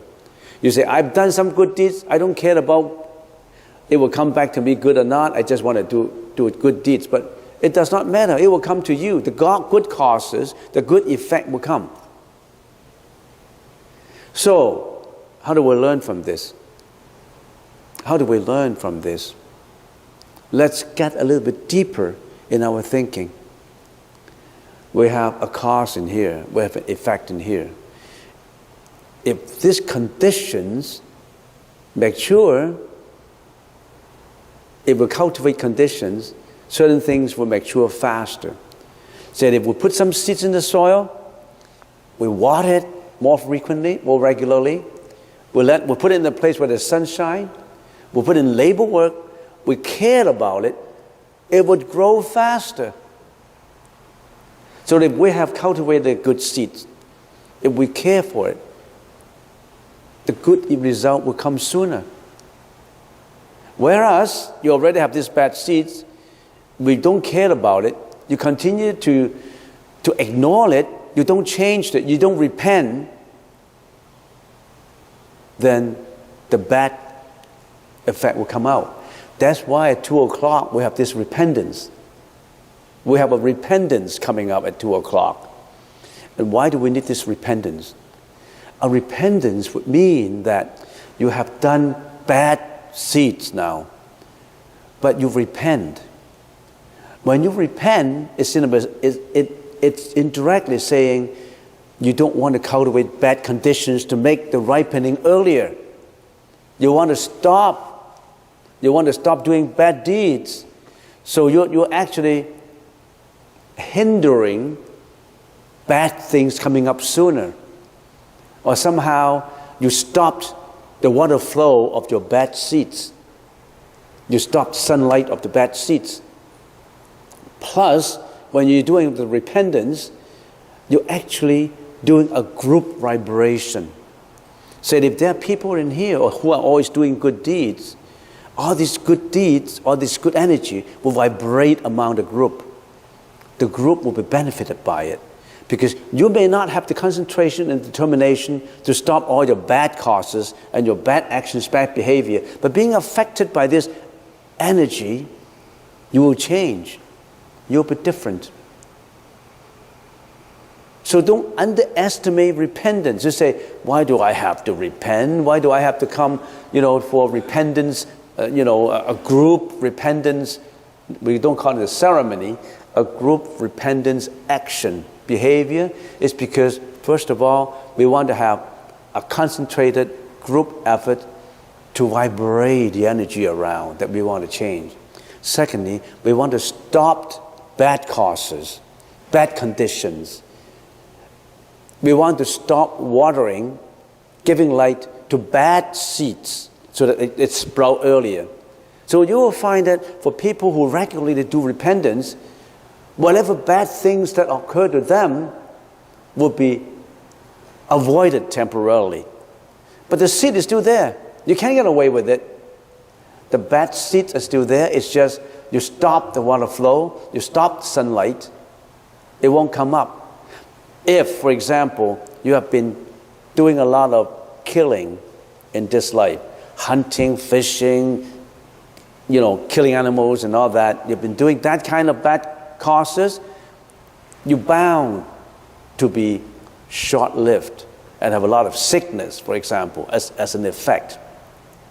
But if you stop killing, you know that killing is not right, you repent on what you have done, and you start encouraging humanity to all animals. Stop killing seals in the Arctic. Stop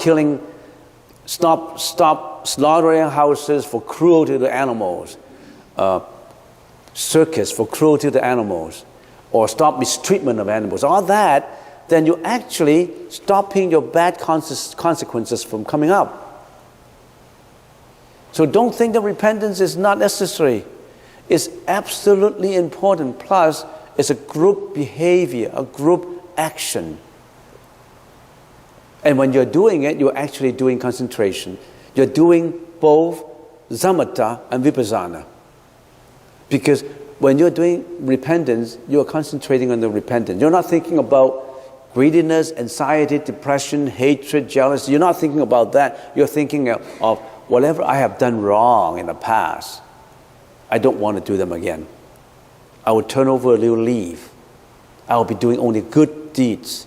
And these good deeds will have repercussions to all people, and all people will be benefited by it.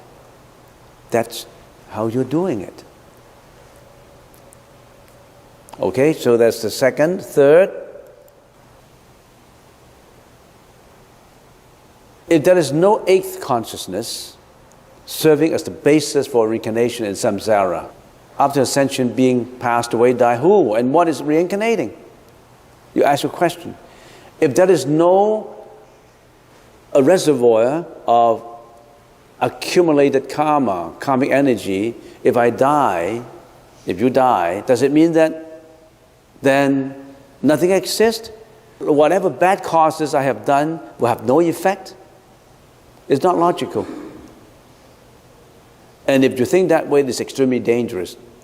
If you think that whatever I have done when I died, I won't carry anything with me, so I can do whatever I want in this life. I can kill, I can rob, I can do whatever I want. As long as I make a lot of money, as long as I have a lot of reputation, as long as I won't get caught, you think you can get away with it? That's a criminal thinking. I can do what I want as long as I feel delighted in my pleasures, in my senses. If you have that kind of feeling, it's absolutely dangerous. Because if a criminal sees you with a diamond ring in here, costing thousands of dollars, and he said, as long as I can cut that finger ring off, I have that thousands of dollars, then I'm okay. Then he'll be a criminal. He doesn't know that there's a repercussion in doing that. But he say, as long as I'm not caught by the police, even if he's not caught by the police in this lifetime, he can get away with it. He can't get away in later lives, because he will suffer from the repercussion of that karmic energy. Because energy does not disappear, it only changes form. Energy does not disappear. Energy changes forms only. Your energy that has been accumulated from previous life has not disappeared, but it has changed a form resided in you. And all this energy, good energy, bad energy, kind, cruel energy, everybody is different. Everybody's brain is different.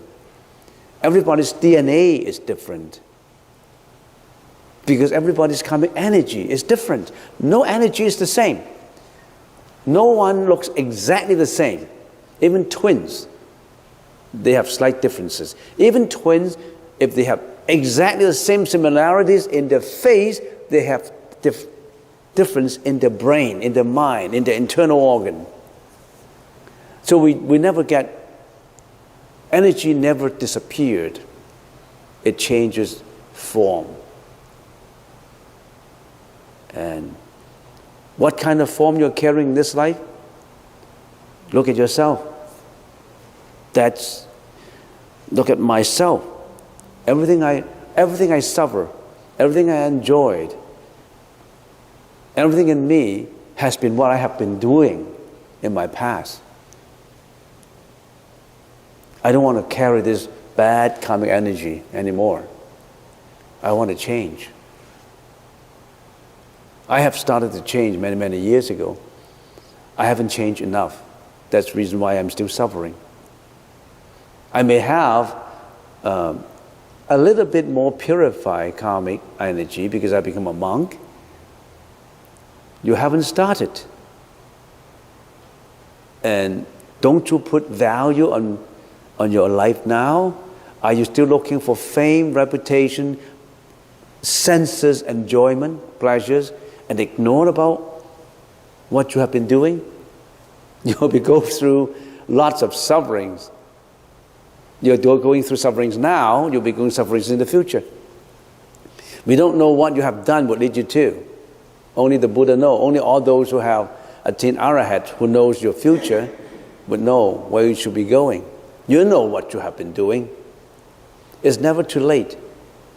Repent. A repentance means a lot. Next, if there is no repository for the seven consciousnesses, where do the seven consciousnesses, the eyes, the ears, the nose, tongue, body, mind, and self-consciousnesses go after a person dies? They need the eight alive consciousness to serve as a storage, which more or less is the same as the first one that we're talking about bija, about seeds. But in this case, we're talking about a body. All the karmic energy created by all our consciousnesses, where would they go if they don't have a storage? They must have a storage through deduction, through thinking, through knowledge by inference. But some people will argue, I don't believe in a liar consciousness. as a storage of all the karmic energy, because I haven't seen it. Science cannot prove it. Science is not all powerful, you know. There's so many things that science cannot prove. There's so many, especially in mental, in psychological sickness, that there's so many things that a neurologist, a neutral scientist would say, we have only explored 10% of what we know about the brain. 80, more than 80% of what is in the brain, we don't know. We can only measure the brain waves, and brain waves is coarse information, not the true, real energy. We still haven't got enough science, information, and knowledge to measure energy. We only know energy exists. We have not analyzed into true, real energy. We only know energy in form, not in its intrinsic, quote unquote, intrinsic something. We don't know. We don't know that, energy is elements. Then we go further to say it's atom. And then we go further to say it's neutrons, it's protons, it's electrons, it's what? Quarks, quacks, or whatever you call it. You know, new developments, they continue to break down matter into energy and energy and energy, but it seems that there's no end to it. But finally, we don't even know what energy. We know there's energy. So, there must be a repository for all the consciousnesses. Let's get to the fifth one. The five skandhas. We always have been talking about the five skandhas, especially in the Heart Sutra. And we say five skandhas are what? Matter, perception, conceptualization, volition, and vijnana. Matter is form. Perception, conceptualization, volition, and vijnana is energy. It's the spirituality. Matter and spirituality, or material and spirituality. Material, we can detect scientifically. Most of the material can be detected by scientific method. Now, I wouldn't say most. You know, science methods can detect materiality. But spirituality is a subject that is far more abstruse and beyond scientific investigation and measurements right now. And we're trying to probe into it through the study of psychology, neuroscience, and all that. But it's still a field that we have to explore into. And that's the field that is dealing with spirituality. It's dealing with awakening. It's dealing with what the Buddha found out. It's dealing with something that the average Joe Blow may not understand. Because the average Joe Blow is only concentrating in how the senses can enjoy whatever is around. How the eyes enjoy seeing, how the ears enjoy listening, music, how the tongue enjoys eating animal flesh and blood, how the nose enjoying fragrance of perfume and all that. That's what we've been concentrating on, not in the spirituality. But this is the spirituality that would lead us out from suffering, lead us out from reincarnation, from samsara.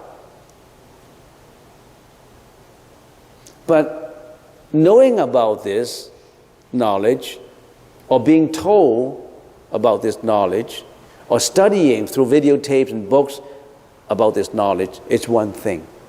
Whether you want to practice it is completely another thing. We have shelves and shelves of videos and books and all that and everything, and in the Google and everything, and you think you can, just by studying these shelves and shelves of books, then you'll be awakening? You have to practice through purification of your thought and your action. And I've been asked by many, especially beginners, and sometimes even by advanced Buddhist students, what kind of books? What books can you introduce me some books? He's been reading many books and he say, can you introduce to me some books? Still looking for books. Still looking for videotapes. You have to walk. You have to walk the boardwalk. Not just getting on the Google. When you go to San Francisco and you say, how do I go to San Francisco? I like to walk the Fisherman's Wharf. I want to walk but you don't practice it. You just talk about it. And some people are just lazy in walking about it. Now, don't do that anymore. You got to practice it. Get to know more about it, and then practice it. And last but not least, let's finish up with how do we know that a consciousness exists? Warmth, life, and consciousness are the three basic needs for the survival of life of a sentient being. What is keeping these three basic intact? It must be the eighth for life consciousness that keeps and maintains the three basics together. We say warmth, that is heat, we've got to have a temperature. Life and consciousness. Life is the material part of it. The material part of it is life. Your internal organs, your eyes, your ears, everything about the body. The body is life. Consciousness is the thinking part of it, the spirituality part of it. And then there's heat, the heat part of it.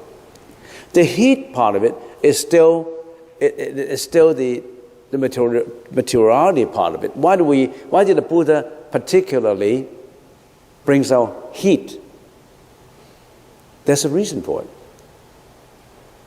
Because heat with consciousness is the last that leaves your body when you die.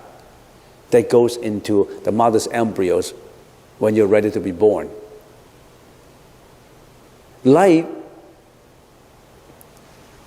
all the body quickly gone after 100 years. But warmth and consciousness combined will indicate to you where you're going, where you're getting out from your body.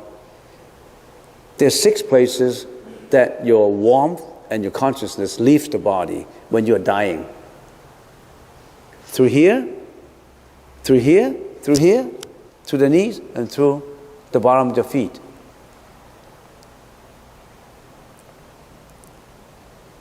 When a person dies,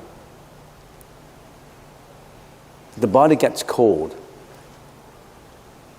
If the heat will slowly disintegrate, the warmth will slowly disappear from your body, because your body will actually get cold. But then your consciousness and your heat would slowly leave the body, and the last location that the warmth and the consciousness leave your body, if that location is at the bottom of your feet, that means you're going down to inferno, your consciousness. That is the experiences of some very high-level philosophers and monks, knowing that if that's where you leave the body last, that goes to inferno. If your warmth and consciousness leaves the last through the kneecaps, that's the animal realm. What kind of animals? Depends on what kind of karma you have accumulated. If it leaves through the kneecaps, will be animal realm.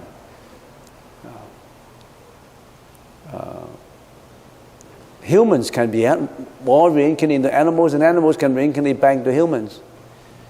If it leaves the body through the stomach, ghost realm.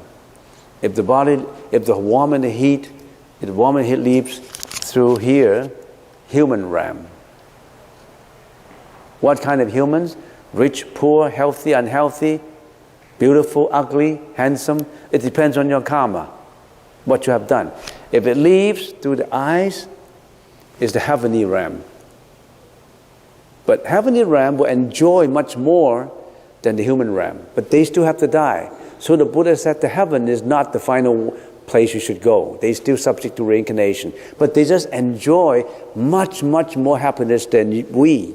They have thousands and millions of years of longevity. They are extremely happy. But they are still subject to samsara. If it leaves to this realm, it will go to a place of nirvana, even higher than the heaven realm. That's a nirvanic state. How does that look? We don't know. We haven't been there. I will tell you if I've been there, but I haven't been there. I can't even think about it, but I just know that from trustworthy source, the Buddha said that there is a place that you should go to, and that is not the heavenly realm. That's not the human. That's certainly not the animals, not the infernal, not ghosts. That's the realm that you be striving for. That will be a realm that leads you out from samsara. No more reincarnation. Which one you choose when you die? Do you have a choice? Don't say you don't have a choice, because you and nobody else accumulated your own karma. Don't you have to watch your own karma? From now on, you know what to do, I guess.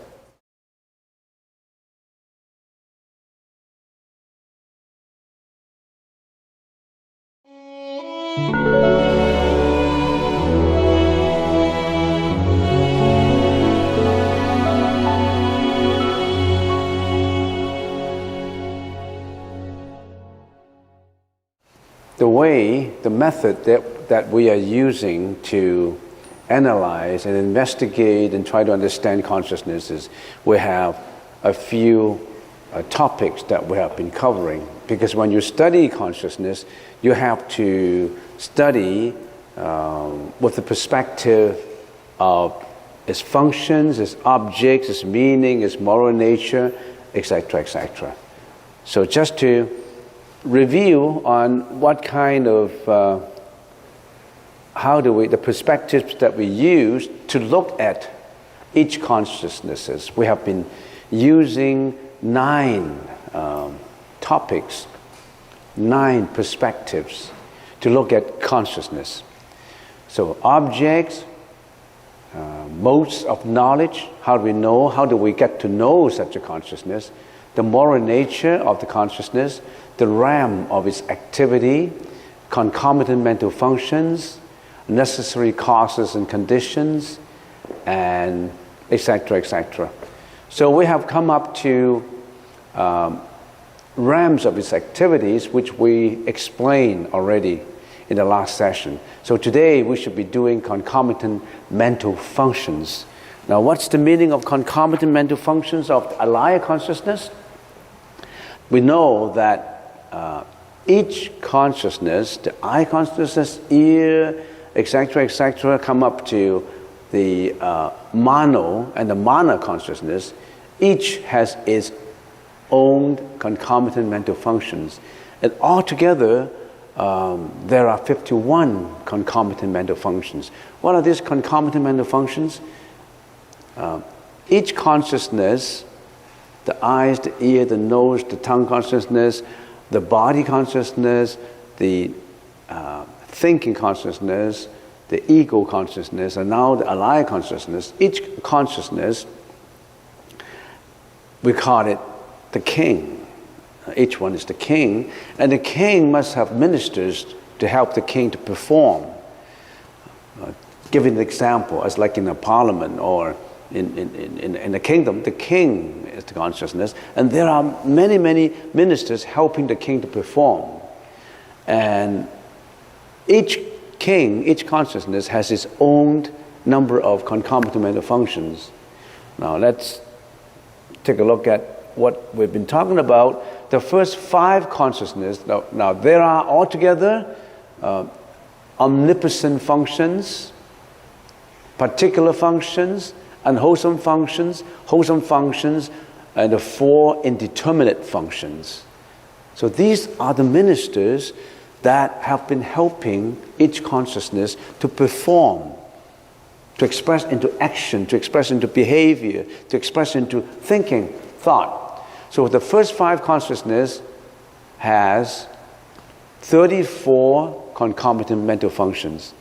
Each one of the 5 has 34 concomitant, 34 ministers helping it to perform. Some ministers are good, some ministers are wholesome ministers, some are unwholesome ministers, some are indeterminate, sitting on the bench, the backbencher, sitting on the bench, sitting on the fence, somebody say. Some ministers sitting on the fence, ready to help, or not to help, backbenchers. In the British Parliament, they call it the backbenchers. In here we call it, you are a fence sitter. You're sitting on the fence. You're not determined. So the first 5 has 34 helping them. The omnipresent functions is, it almost applies to all consciousness, all the 8. Because each consciousness needs attention, needs contact, needs sensation, needs perception, and needs volition. So for all the 8, the 5 are omnipresent mental functions. They must be present, they must be active in order for each consciousness to be active, you know. What are these? I think if we use the parliamentary procedures, these are like the ministers who are always present, the minister who say, attention, or the minister who say, now that such a convention such a congress is convened. You know, there's some, we call it the MC, who announce the beginning of something, announce the end of something. They draw your attention. There must be someone like that, a minister who is drawing attention, who is telling people, who is disciplinary. You know, if you're not paying attention, then they draw your attention. Contact, the minister say, today's agenda is we're talking about this and that. You have to be very familiar with the agenda. He called your attention to the agenda. Sensation, you may like the agenda, you may not like the agenda. Perception and volition. Then when the discussion is carried on, you got to pay your attention to it, you got to analyze it, you got to apply your wisdom to it, then you make a decision. So these are always present. These ministers always perform the functions of omnipresent mental functions. And now, particular functions. The first 5 have all the 5 particular mental functions. The sixth consciousness, the mano, the thinking consciousness, have all the 5 particular functions.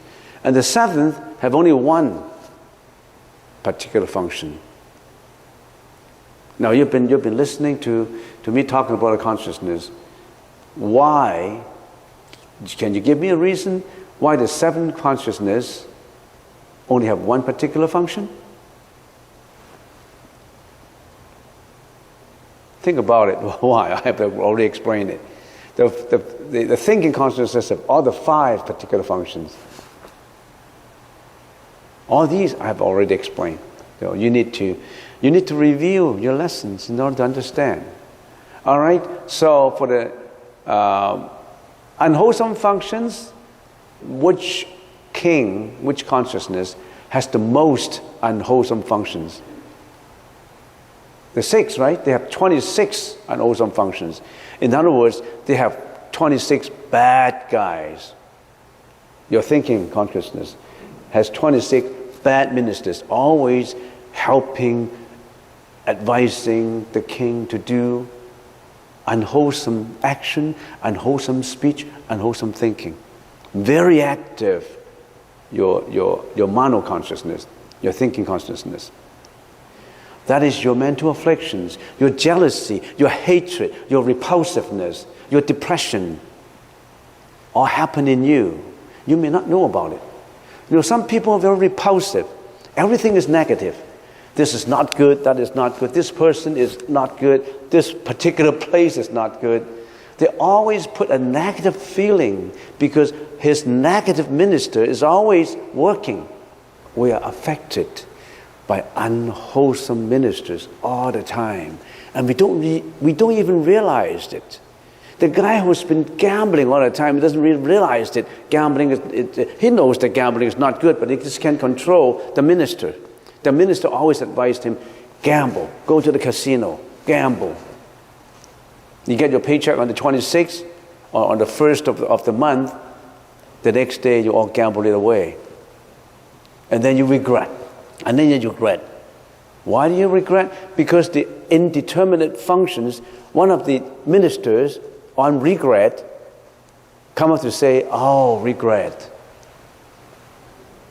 Regret has a minister of regret. That minister of regret is what? It's a backbencher. He could be a good regret. He could be a bad regret. What is a good regret? You gamble and you know you are wrong. I want to change. That's a good regret. But if you have expressed your anger, you say, I don't want to regret. I'm right.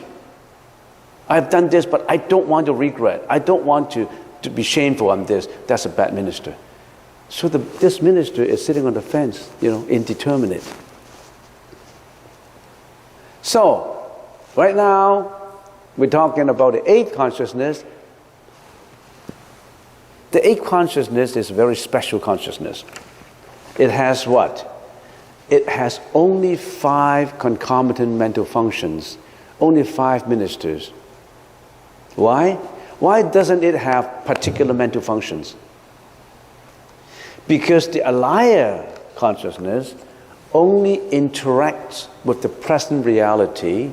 It has no particular mental functions. It has no desire, resolve, mindfulness, concentration, and intelligence. Why?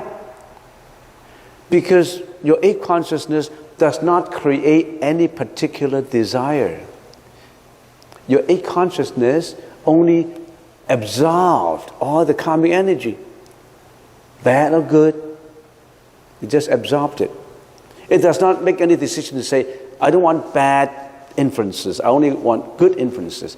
Alaya consciousness only is a reserve, a repository of all karmic energy, all bija, all seeds. It does not create certain objective in life, certain desire. This alaya consciousness would not say, I want to stop all the bad things coming in here.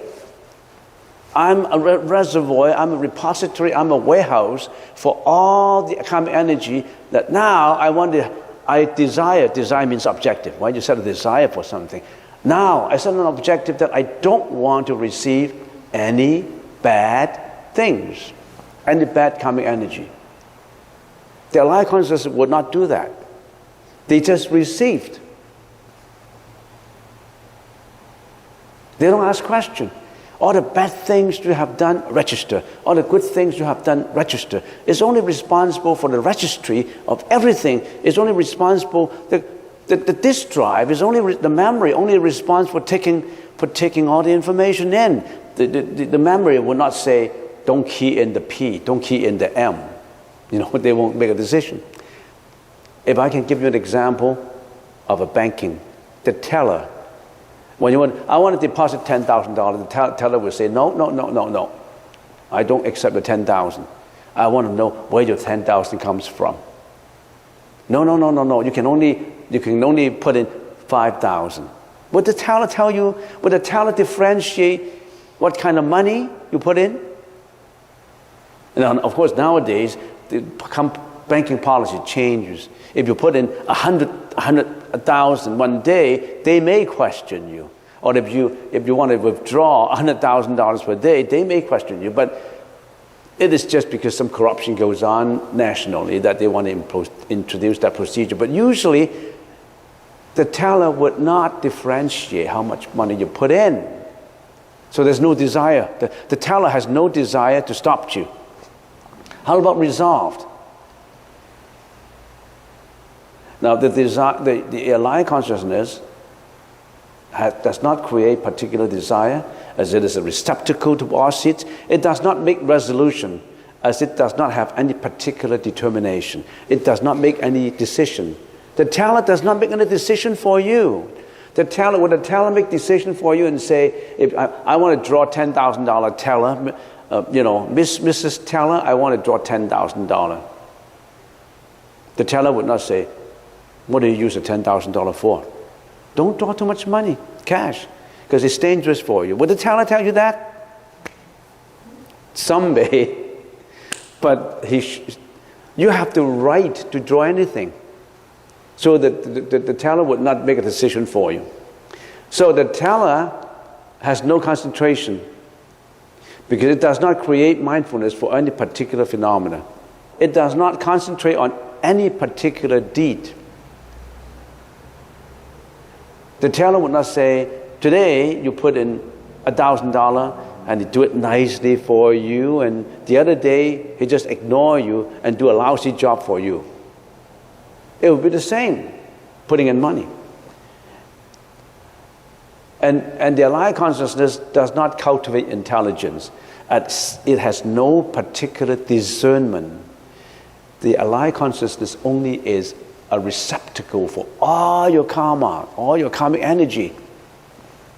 Alaya is neither wholesome nor unwholesome. It just takes the function of storage. So there's no wholesome and unwholesome. It has no indeterminate functions too. Because the alive consciousness would not regret. The alive consciousness would not be drowsy. Should the teller be drowsy? If we put in, I want to put in $1,000. No, I'm sleepy. Don't come to me. Go to the next lady. Would he do that? He has to take in. There's no drowsiness. Investigation. The teller would not investigate how you get the money. Would she? Scrutiny. The teller would not say, "Hey, why do you are drawing 10,000? Let me scrutinize whether you should do it or not. You've been a spendthrift. Yesterday you draw 5,000, today you draw 1,000. No, don't do that." Would the teller tell you that? So the teller would not. So the alaya consciousness, the ape consciousness, only has 5 concomitant mental functions. So far, we're okay, right? You understand what I'm talking about? If you don't understand, raise your hands. You know, right?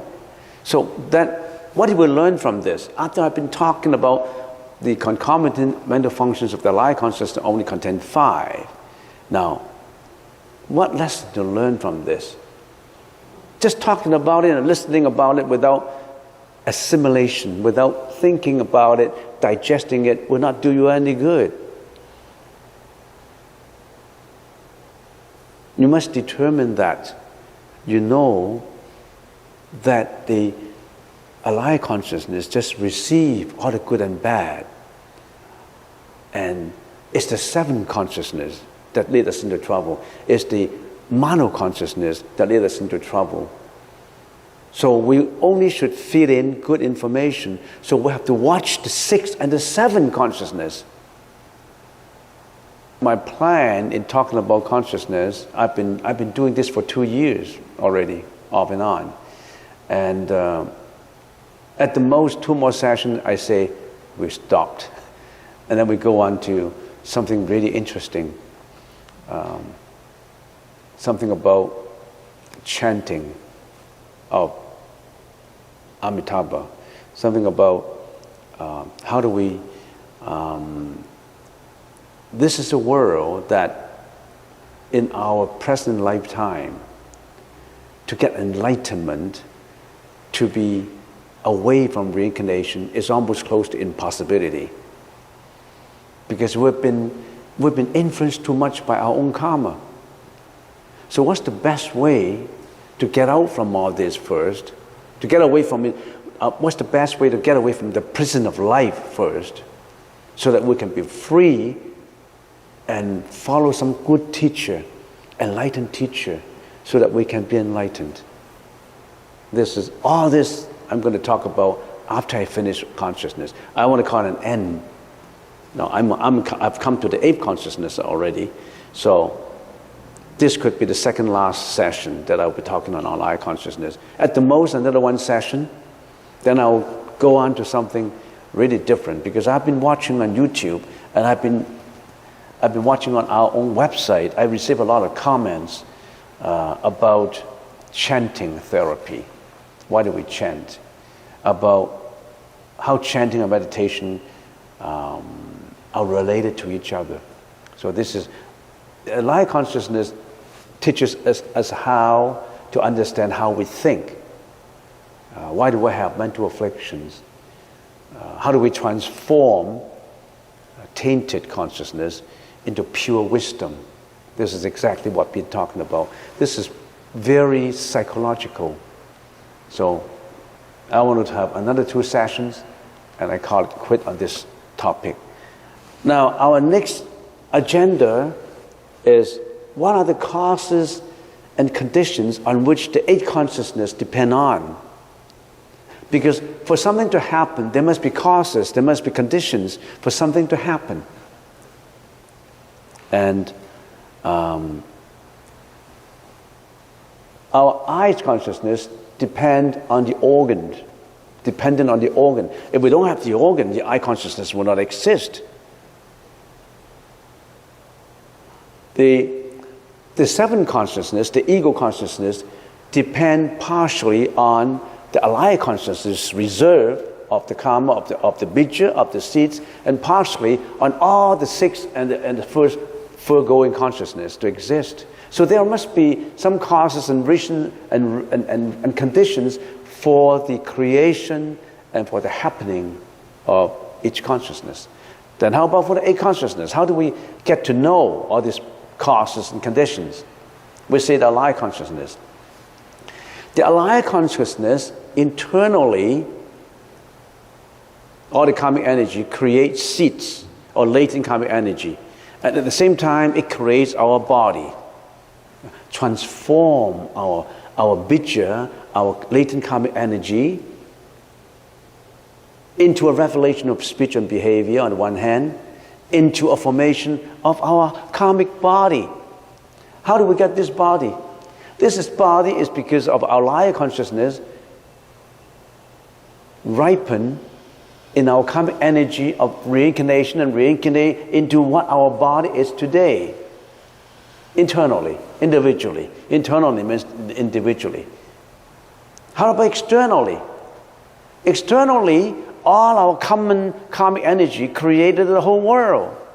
Externally means commonly created the world, because the world is created by what? Not by God. Not by God. By our common karmic energy. How is this hall created by us?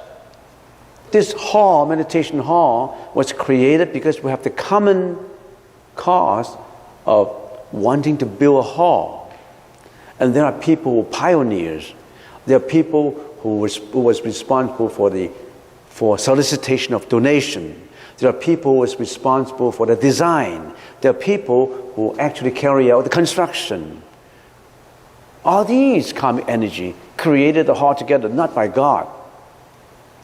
But you have that God power in you to create all this hall. And sometimes you call this wonderful power a God power. But that God is in you. You have that power. God is not an idol. God is not a person. It is the common karmic energy, accumulation of energy that makes this hall come true. Next one, alaya consciousness. Look at it from another perspective. Alaya consciousness holds on to something. We individually attaches, clings. We'll never let go of it. We grasp it, we'll never let go. This guy is bad, it's always bad. This place is bad, it's always bad. You hold on to it, you never let it go. You hold on your internal commentator. Your internal commentator is so obstinate that you don't want to change. You hate your dad so much that even though your dad say, I'm sorry that maybe I mistreated you when you were young, but I regret, I want to make up for it. You say, no, I hate you, Dad, I hate you. And you always got that hatred in your mind. You never have that feeling of forgiveness. Then you can never get enlightened. So alaya consciousness holds on to something, you never let it go. You hold on to your own produced bija, your latent energy. And you also hold on to your own body as an ego, as a self. Alaya consciousness holds on to its own produced bija, its own produced body, the self. And then the alaya consciousness lives in a situation that is commonly created by common karma. Common karma has individual karma in it. Why does common karma has individual karma in it? Say, for example, if all of a sudden the country is affected by epidemic disease, something that is terrible, a lot of people die, but some people still exist. This group of people who are doomed to die is living in the karma of dying. But individually, there are people who survive in a tsunami. Why? In a tsunami, not everybody die. They suffer from the common karmic energy, the bija of encountering a tsunami. But some die, some survive. Because in the common karma, there's individual karma. Why do we have to practice Buddhism? Because we are living in the common karma. But in the common karma, say that you are doomed to suffer from a common karma of tsunami. But 10 years ago, I started to be interested in practice meditation. Then I slowly changed my individual karma. 10 years ago, the karma in me was doomed to be wiped out in a tsunami. But 10 years ago, all of a sudden, I turned to the enlightenment path. I start to purify my karma. I chant every day. I practice good deeds every day. I do meditation every day. I've been very compassionate every day. I've been changing myself every day. That I've been purifying my karma. Then my individual karma does not get dissolved into the common karma. I should have been dead, but then I didn't die. I survived it because I've been changing myself. But some will never get changed. They don't want to change. Nobody wants to. I don't want to change. So it's good to change, you know. It's good to improve. It's good to listen to advice. Otherwise, you're doomed. You're doomed in the reincarnation. But first of all, you have to know what is wrong and what is right. So you have to know the rightful righteous eightfold path. Right speech, right action, right behavior. What is right behavior? What is right thinking? You always think that your sixth consciousness is right. You always think that your mano, your individual ego is right. That's what you've been thinking. But can you back up and say, hey, maybe I should watch myself. Do I need to change? So, the light consciousness lives in a commonly created world. We have a worker in here. I didn't mention, I don't want to mention his name. When he first started and working here, he was so much secluded. He didn't even want to smile. A very young guy. He didn't want to smile. He was living in a world that he didn't even say good morning. He just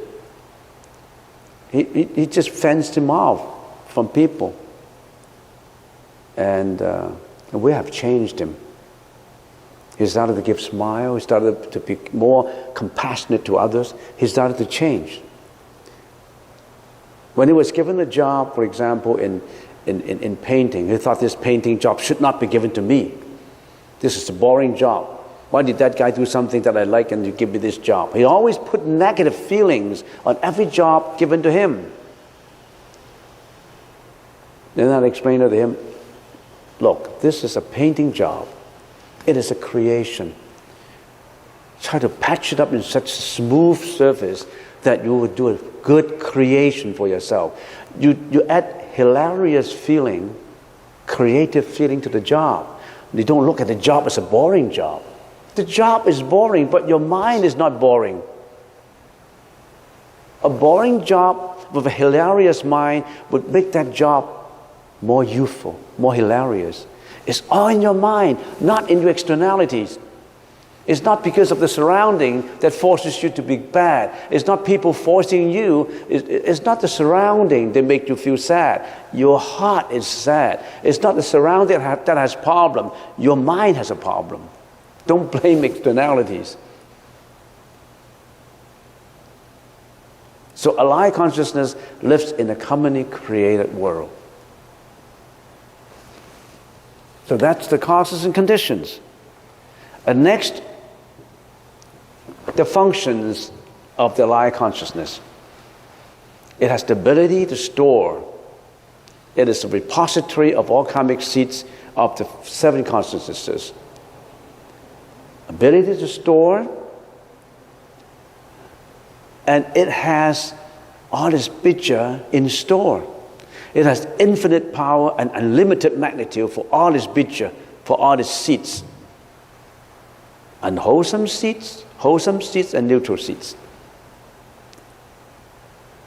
It has the ability, infinite ability, it has infinite memory. 3, repository for the individual self. From this repository arise all of our impression experiences of ego and their respective functions in the external world.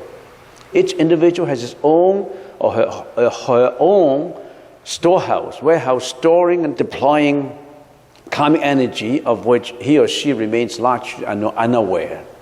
This function produces from moment to moment and from life to life.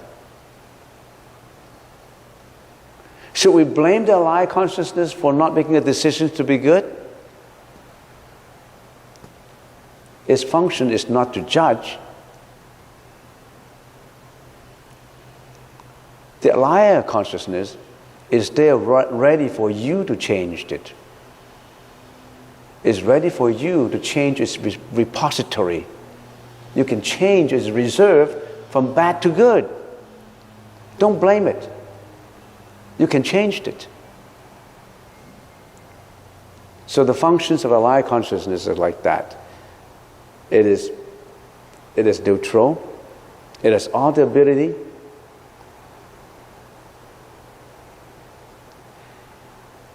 And it's up to you to change it, not up to the lie consciousness. In the next session, I will be talking about spiritual transformation towards enlightenment, and how leading sentient being, how when you transform your tainted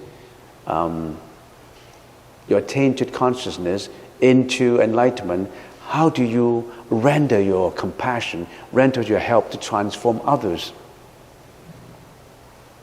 I only have 2 perspectives to go, so probably I finish the next session.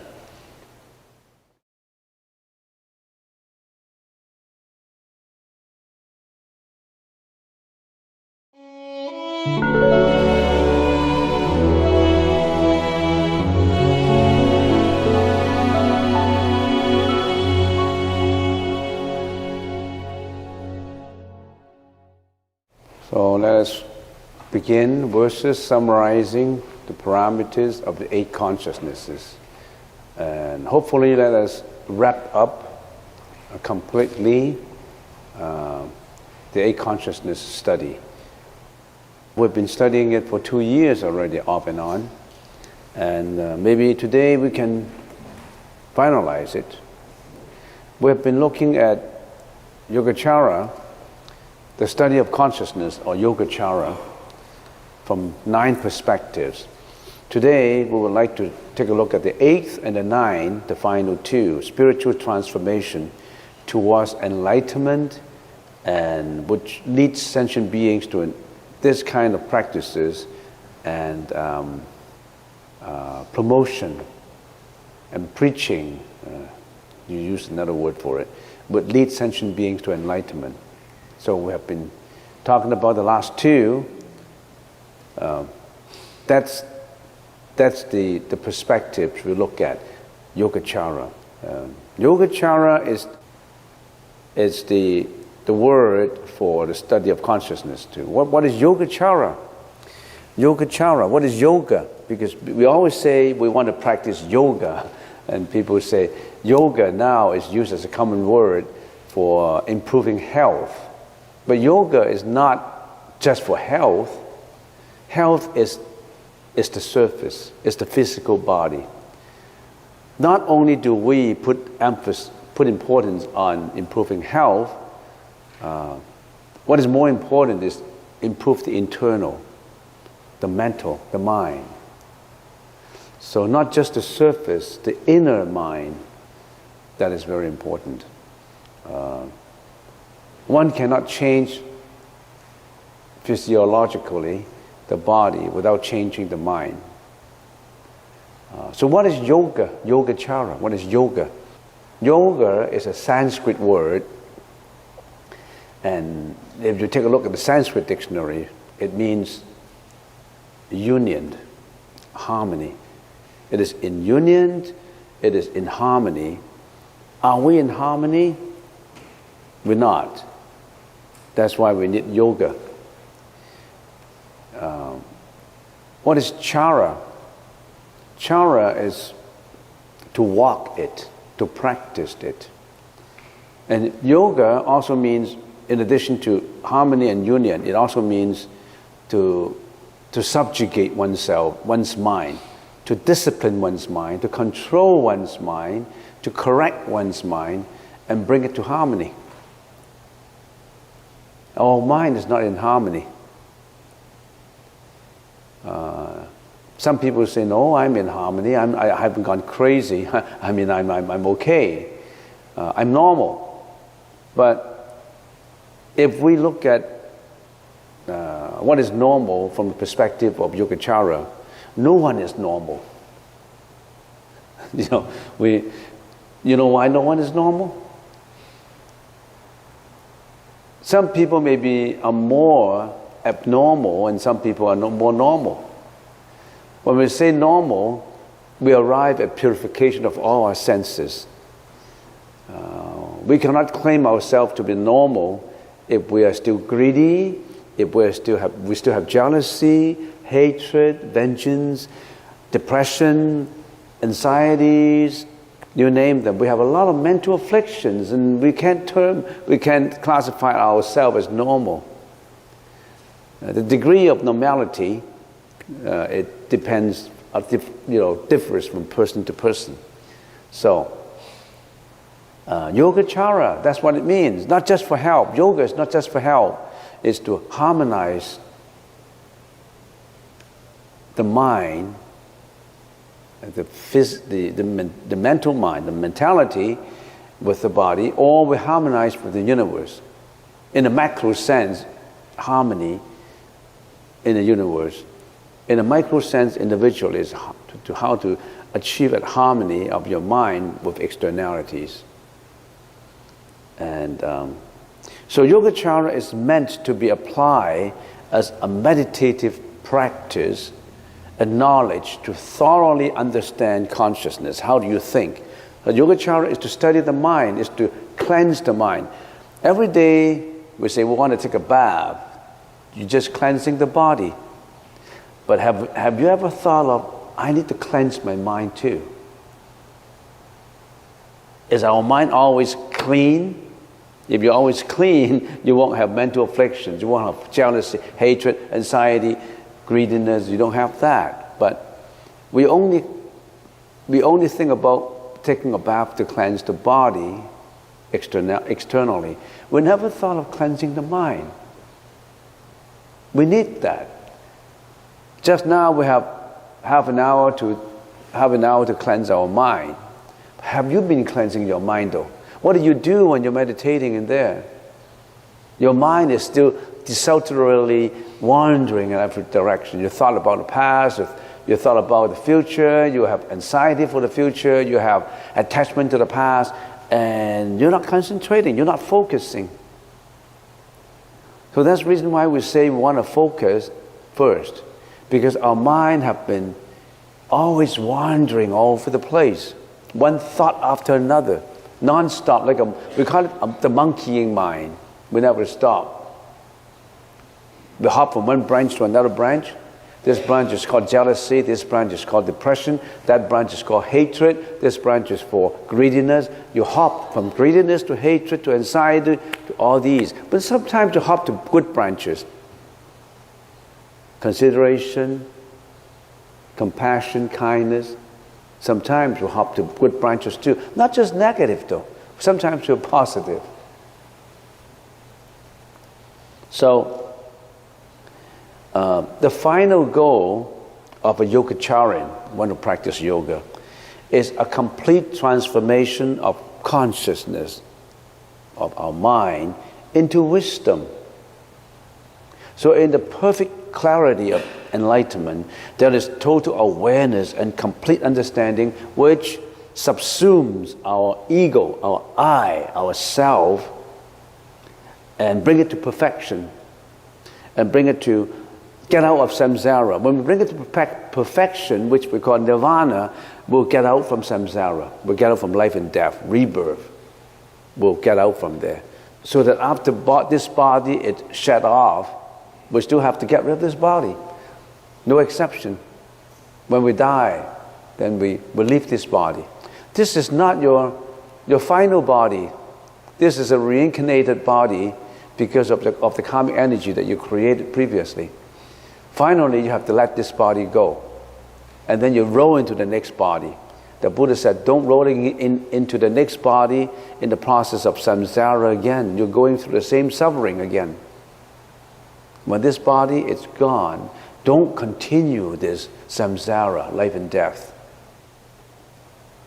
We go into nirvana. What is nirvana? Well, it takes time to know about it. We have consciousness. Everybody has consciousness. No exception. Unless you are unconscious. Even if you're unconscious lying in bed, you still have that consciousness retained in you. Otherwise, you won't be living. But you are more or less unconscious. But assuming that everybody is conscious, well, but the conscious mind is not the pure mind. It's the conditioned mind. It's the polluted mind. All of us, our mind is polluted. Just like our body is. Our skin, you wash it off with soap, you wash it off with whatever you want to call it. It's just clean on the surface. Inside your body, there's bacteria, fungus, all the undigested food, all the feces in intestines. It's not clean. You may think it's clean, but it's not clean. So the consciousness that we have is the polluted, conditioned mind. Why do we say it's conditioned mind? Because we perform, it is performing according to causality, causes and effect. That we already have covered. And then there's also the absolute enlightened mind, which we call it for the purpose of calling it nirvana. Because conceptually we need a language to call it. But it's only a language that we call it. It's beyond language, beyond the conscious mind. But for the sake of calling it, we call it nirvana. There's no other term to call it. We are in samsara, which is a retribution process, mainly occurs due to the ripening of the karmic seeds of the eight consciousness. And this karmic seeds, this behavior, speech, thoughts, mislead us to attach and crave to all objects of external world through the perception, through our perceptual five consciousnesses: eye, ears, nose, body, tongue and body, and the interaction with the sixth consciousness, which we already have learned, and the seventh consciousness believes in itself and attaches to the karmic seeds of the eight consciousnesses as objects. Enlightenment requires an internal transformation of the consciousness into the great perfect wisdom, great perfection, perfect wisdom. We need to transform our consciousness, our tainted, polluted consciousness, into pure wisdom. How do we do it though? How do we transform our consciousness into enlightenment? Remember, we have been studying it only conceptually, and we practice it too at the same time. But usually, we spend much more time in the conceptual understanding than in the practice itself. In other words, we always talk about it, but we never walk the board. We're only talking about it all the time. Because you spend your time. Where do we spend our time? Every day. Eating, going about, doing various things, but we never contemplate within, to reflect, to meditate. How much time we spend on meditation every day? Some people never meditate. Some people 15 minutes, 10 minutes, 1 hour. So when you meditate, that means you bring your conceptual understanding into a practice of purification. But how often do we do that? Some people never know that they should purify their mind. They don't know the problems. Not to say practicing to purify it. They don't even know how to do it, when to do it, what's the meaning of it. They don't even know. Now we know, right? Now we know that we need to change. It's never too late. We need to change. How do we do it? Usually we only have the conceptual understanding of it, and we never practice it. And when we say, by applying Yogacara philosophy to everyday activities, we can replace subjective concepts with objective thinking about a consciousness, guided by precepts, samatha and vipassana, or guided by vinaya, concentration, and wisdom. We will reduce the burden of our retribution, stop creating unwholesome karma, nurture wholesome karma, and gradually reduce our attachment to self and craving. We understand that. We've been talking for 2 years. Conceptually, we understand all that. But have we walked the board? Have we walked it? Have we strived out the first step, continue walking the spiritual path of purification? How many people are doing that? Very few. They may walk for a little while, a few steps, and they divert into the next, the role of confusion again, the role of greediness, the role of drinking, misconduct, lying, name them. All this diversion into misdeeds. You may not even know that you're doing misdeeds. You think you're all right. You think killing animals for food is right. You think that sexual misconduct is right. We think that being greedy about fame, reputation, and money is right. We think all of these, we think that they are right. We are right. We're doing it right. Okay. Application. Transform the 6th consciousness into wisdom of cognition. Transform the 7th consciousness into wisdom of non-self. Transform the 8th consciousness into wisdom of great perfection. And then transform the first 5 consciousnesses into wisdom of helping all sentient beings in their transformation.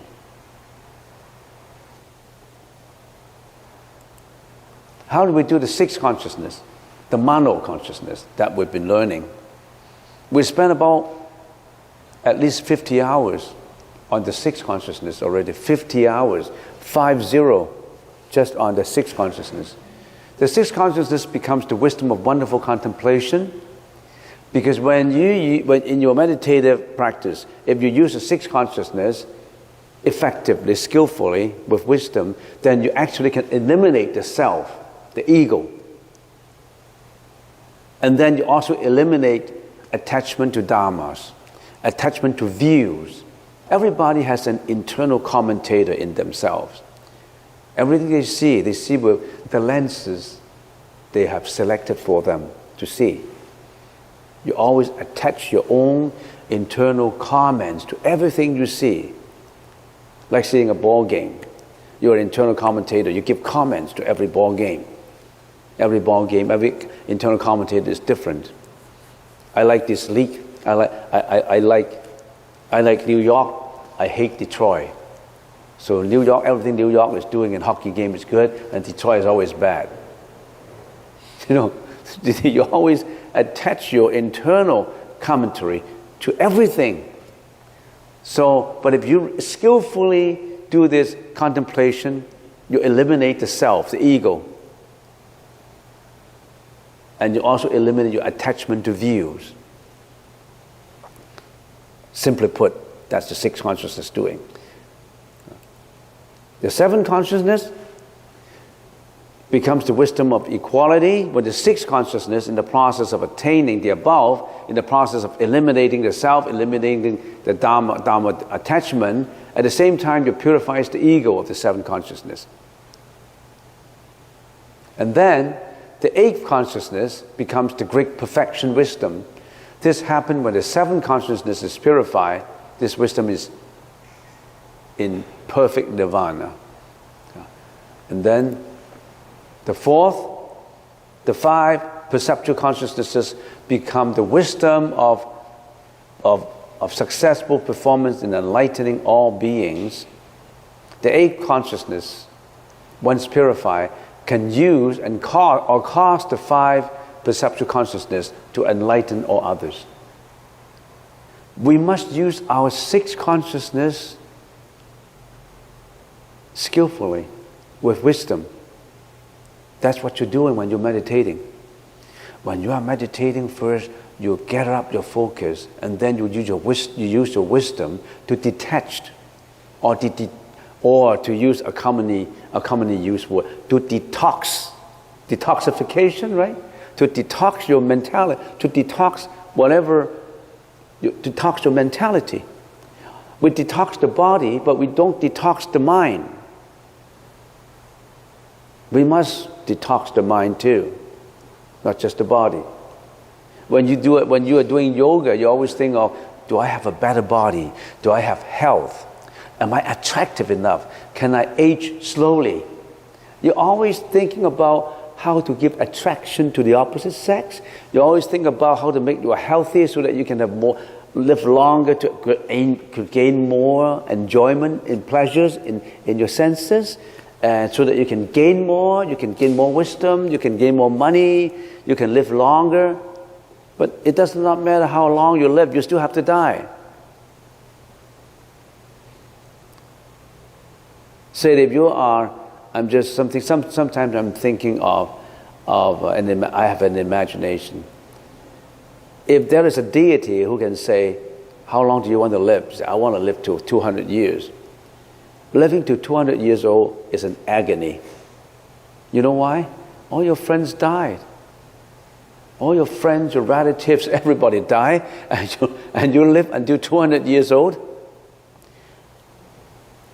In this polluted body, in this polluted consciousness, if you live forever in pure wisdom, that would be a blessing. But if you live in a polluted mind, in a body that's aging, finally, it's a suffering. It's not a blessing. But if you can use this body to purify your wisdom so that you can get rid of this karmic body and get into that which we call Buddhahood, for the sake of calling it. We don't actually have the reality of that yet. We only can understand it conceptually. So this is the process that we transform our consciousness.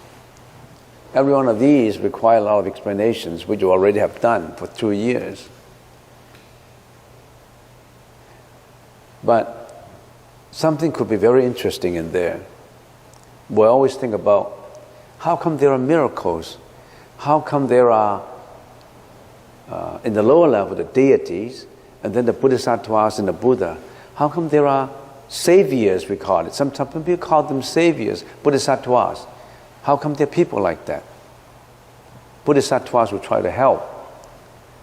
Why there are miracles? Why did the Buddha come back to this world? Why did the Bodhisattva come back to this world to enlighten beings? Let's take a closer look at the fourth one. To understand why the five perceptual consciousnesses, once purified, can perform miracles to enlighten others. Remember, a Bodhisattva is not to enlighten oneself. They aim at enlighten all the other folks, helping others, because they're not self-centered anymore. They don't have an ego-differentiated self anymore. It subsides already. The ego is gone. When the ego is gone, you're always thinking of the mass. You're always thinking, this guy who's suffering, this body who is suffering, is the same as my body. So when he's suffering, I'm suffering too. So he always aims to help. That's compassion. That's what we call compassion. So let's get a little bit more close into the three wisdoms. We well know that there are three kinds of wisdoms: applied wisdoms, original wisdom, and subsequently attained wisdom. And what is applied wisdom? Applied wisdom is what we apply our practices to, our conceptual understandings to, and achieved applied wisdom. Just through the diligent and persistent practice of Vinaya, meditation, and cultivation of wisdom, 戒定慧, the practitioners become successful in the elimination of self and the elimination of attachment to dharmas. Applied wisdom is through practice. How long should be the practice? Many, many lifetimes. Could be hundreds and thousands and billions of lifetimes of accumulated practices. The fact that you come to this temple today to maybe to pick up a little bit of knowledge of meditation, or even to meditate for 5 minutes, when you come to think of it, there must be a reason. Nothing happened without a reason. The fact that you're coming today to meditate and think about, oh, I want to acquire wisdom, I want to purify myself, I want to learn about it, is not without a reason. There must be a cause for it. We call it causality. Assuming that causality, cause and effect, is a very complicated philosophy. We cannot, there's no beginning and there's no end to it. The fact that you come here, assuming that this coming here, per se, this presence here, if we cut the waterfall and say, this waterfall is incessant, but we cut it as this point this is the ending point, there must be a previous cause. So if we say that, assuming that this is the ending, just an assumption, there's no ending, because this causality could go on and on and on for many lives. Assuming that this is the effect, the fact that you're coming to this temple to meditate for 5 minutes, this is the effect. What's the cost of it? There's no effect without cause, right? What's the cause? Can you trace the cause? Can you meditate on the cause?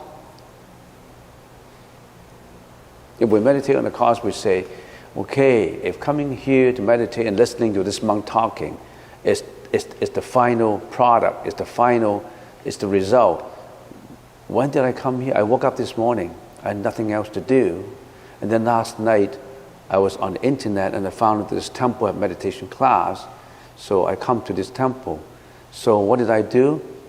I woke up in the morning, nothing else to do. Okay, maybe I should go to the temple for meditation. So I start my car, I ignite my car. My car works. Sometimes my car doesn't work. My car works, and then I drive, oh, I'm on time. All these causes and reasons put together so that you can be here. Any one interruption, you can't be here. You ignite your car, oh gee, I forgot to put gas on.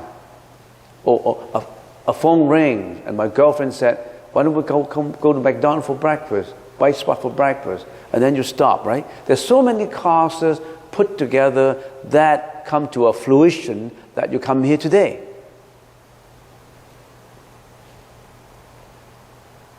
Nobody can argue no for this. There's causality. You want to pass examination, you got to study.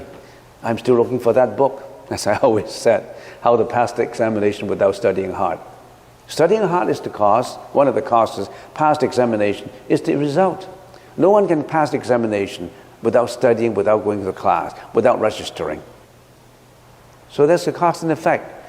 So what what's the purpose of knowing that? Knowing that is a very powerful scheme in your mind. Then you know that you have to build up causes for your success. You're building up causes not for your success, but for your failure. Usually people are doing that. They are building up, accumulating causes for misdeeds, for destruction, for harmfulness, for disturbance, for depressions, for anxiety, for hatred, for greediness. All right, so the applied wisdom, you have to do it yourself. You have to walk it. You have to practice it. Before practice it, you have to have conceptual understanding of it. Don't just lie in the conceptual understanding stage and stop in there. All right, and then you have, once your applied wisdom is successfully applied and you already have eliminated yourself, your ego, and you have eliminated your attachment to views completely, that takes a long time. Then, when applied wisdom is attained, the original wisdom spontaneously reveals itself. We already have the original wisdom, you know. It's just that wisdom has been polluted. It's just like we're a big mirror which reflects everything in the whole world. But that big mirror has been covered up by dirt and dust, by greediness, hatred, vengeance, and all that. And now, because of the applied wisdom, you are eradicating, you're rubbing off all this dust and dirt. When this dust and dirt is rubbed off, it's clean, it's mopped out, then the reflectability is all revealed. And that reflectability is the original wisdom that you already have. Everyone has that original wisdom in you, in one's consciousness. So everyone can become the Buddha, not just the Buddha. Everyone can become the God.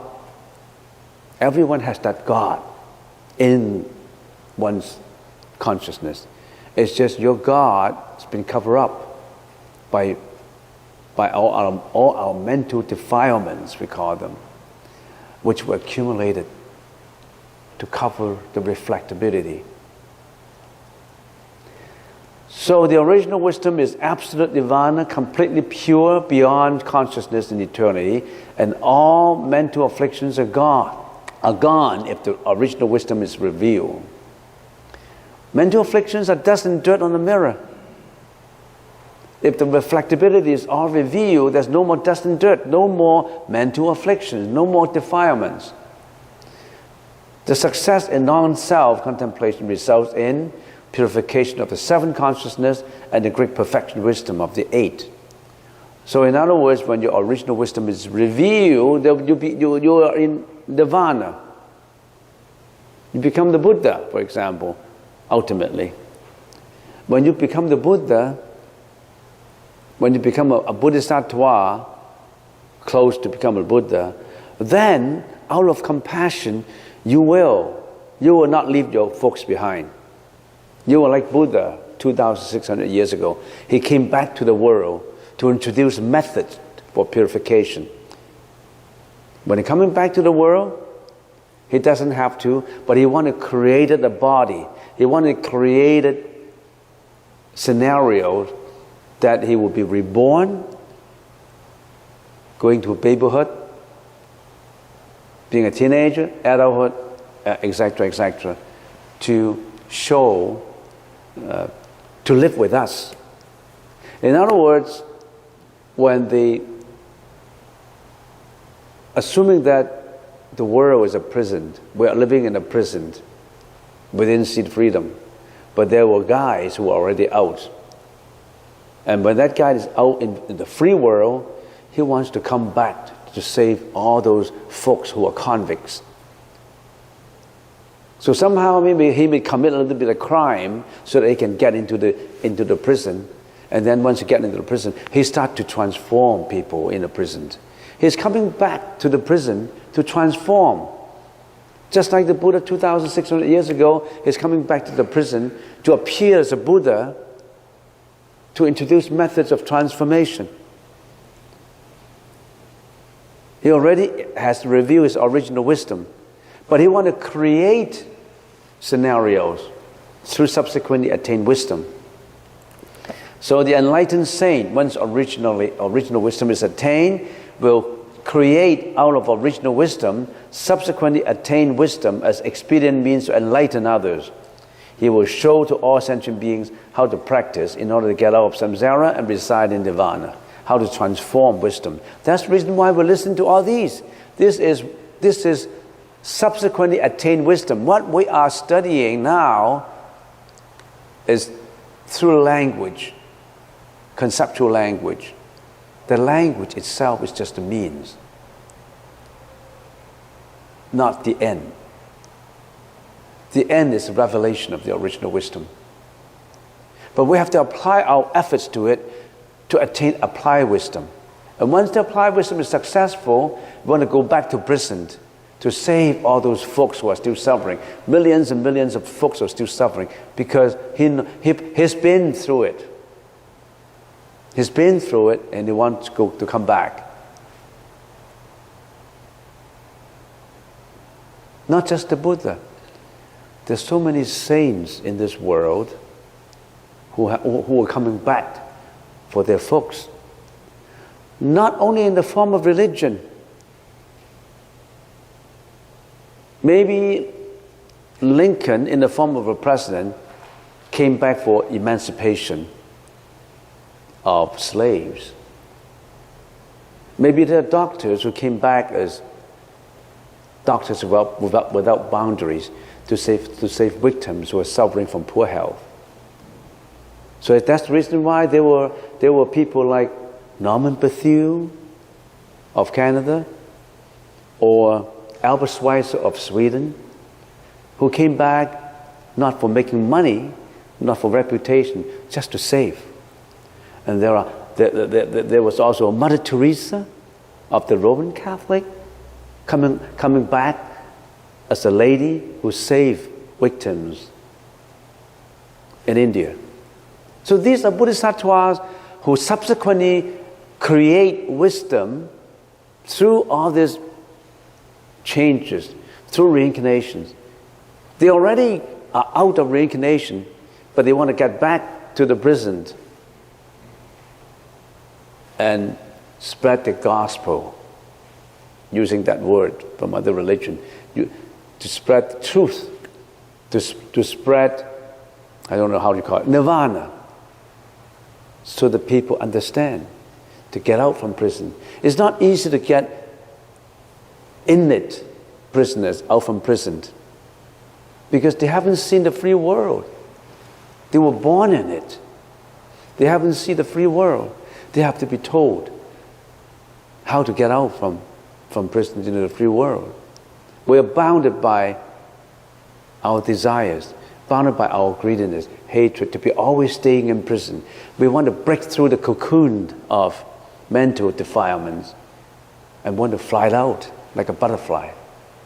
We don't want to be a caterpillar always bounding himself in a cocoon, never get out.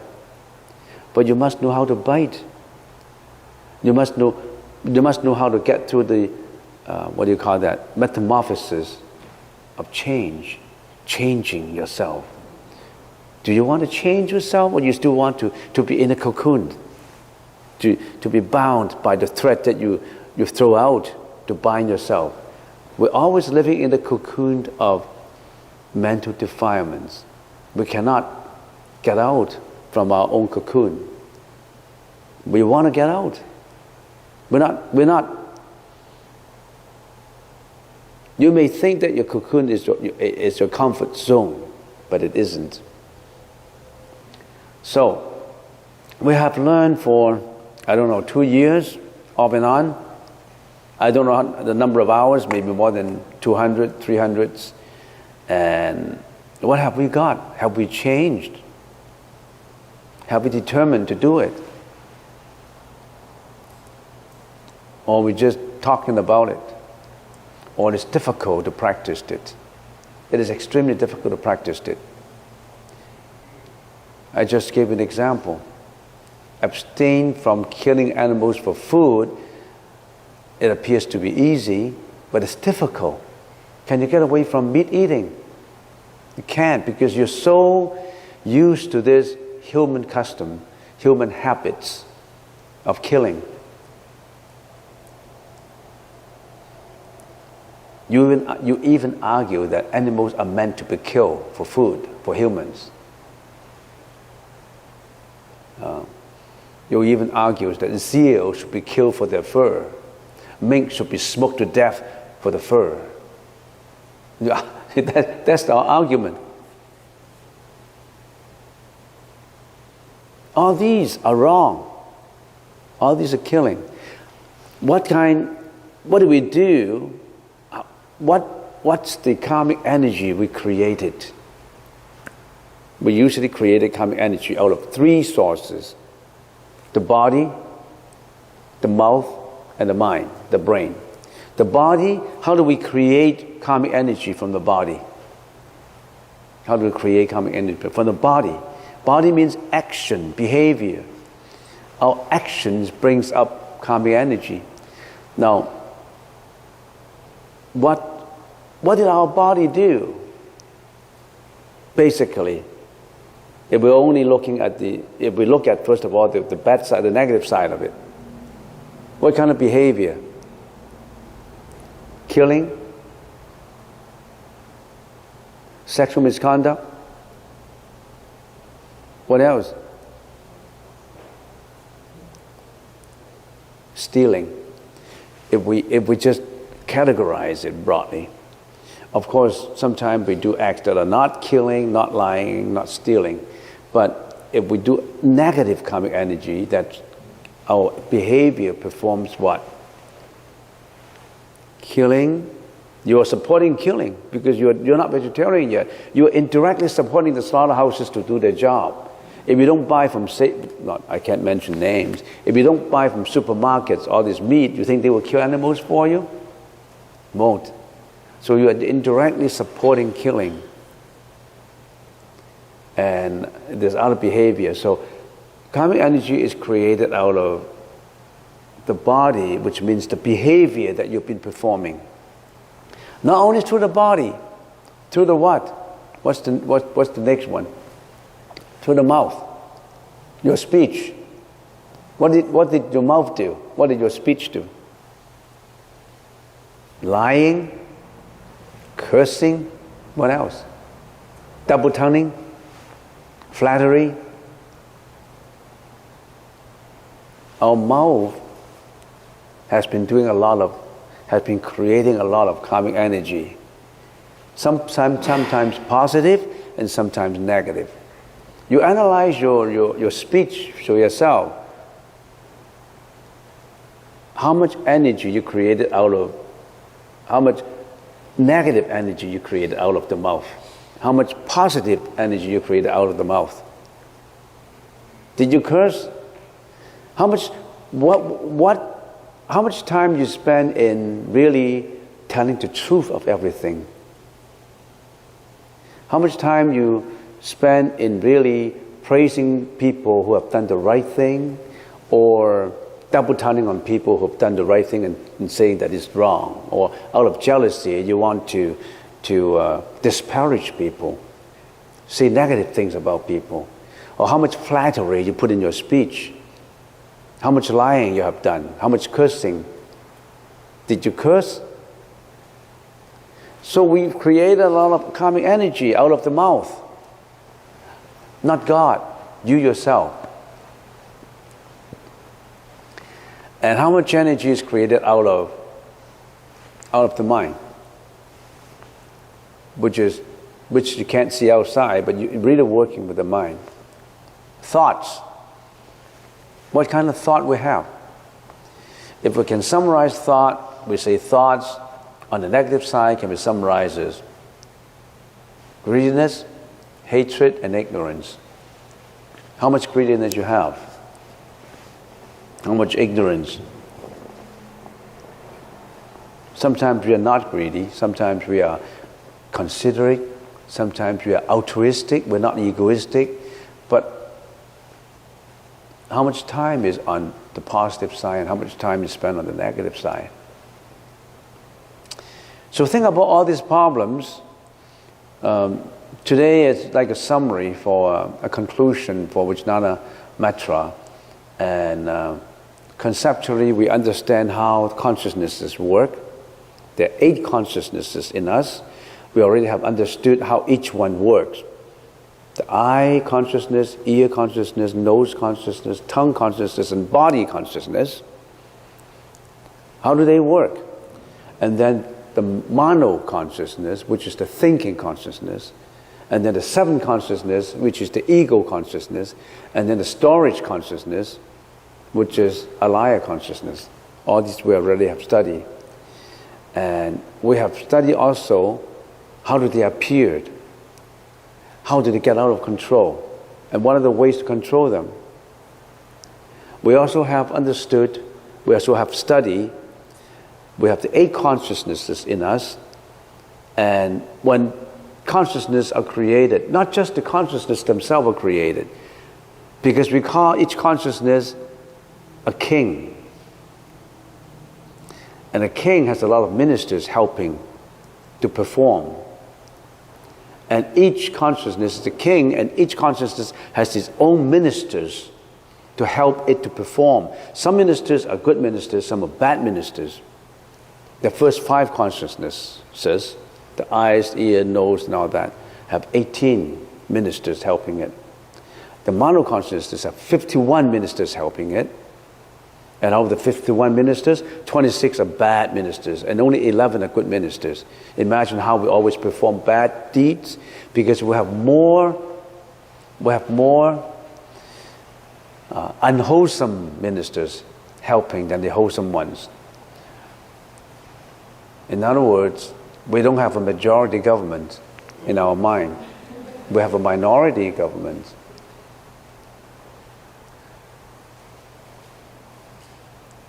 Who elected these ministers? You yourself elected your own ministers. So, we have concomitant mental functions helping all these consciousnesses to perform. And in meditation, what do? In each session of meditation, we're actually training our mind to be mindful when all these ministers are working negatively.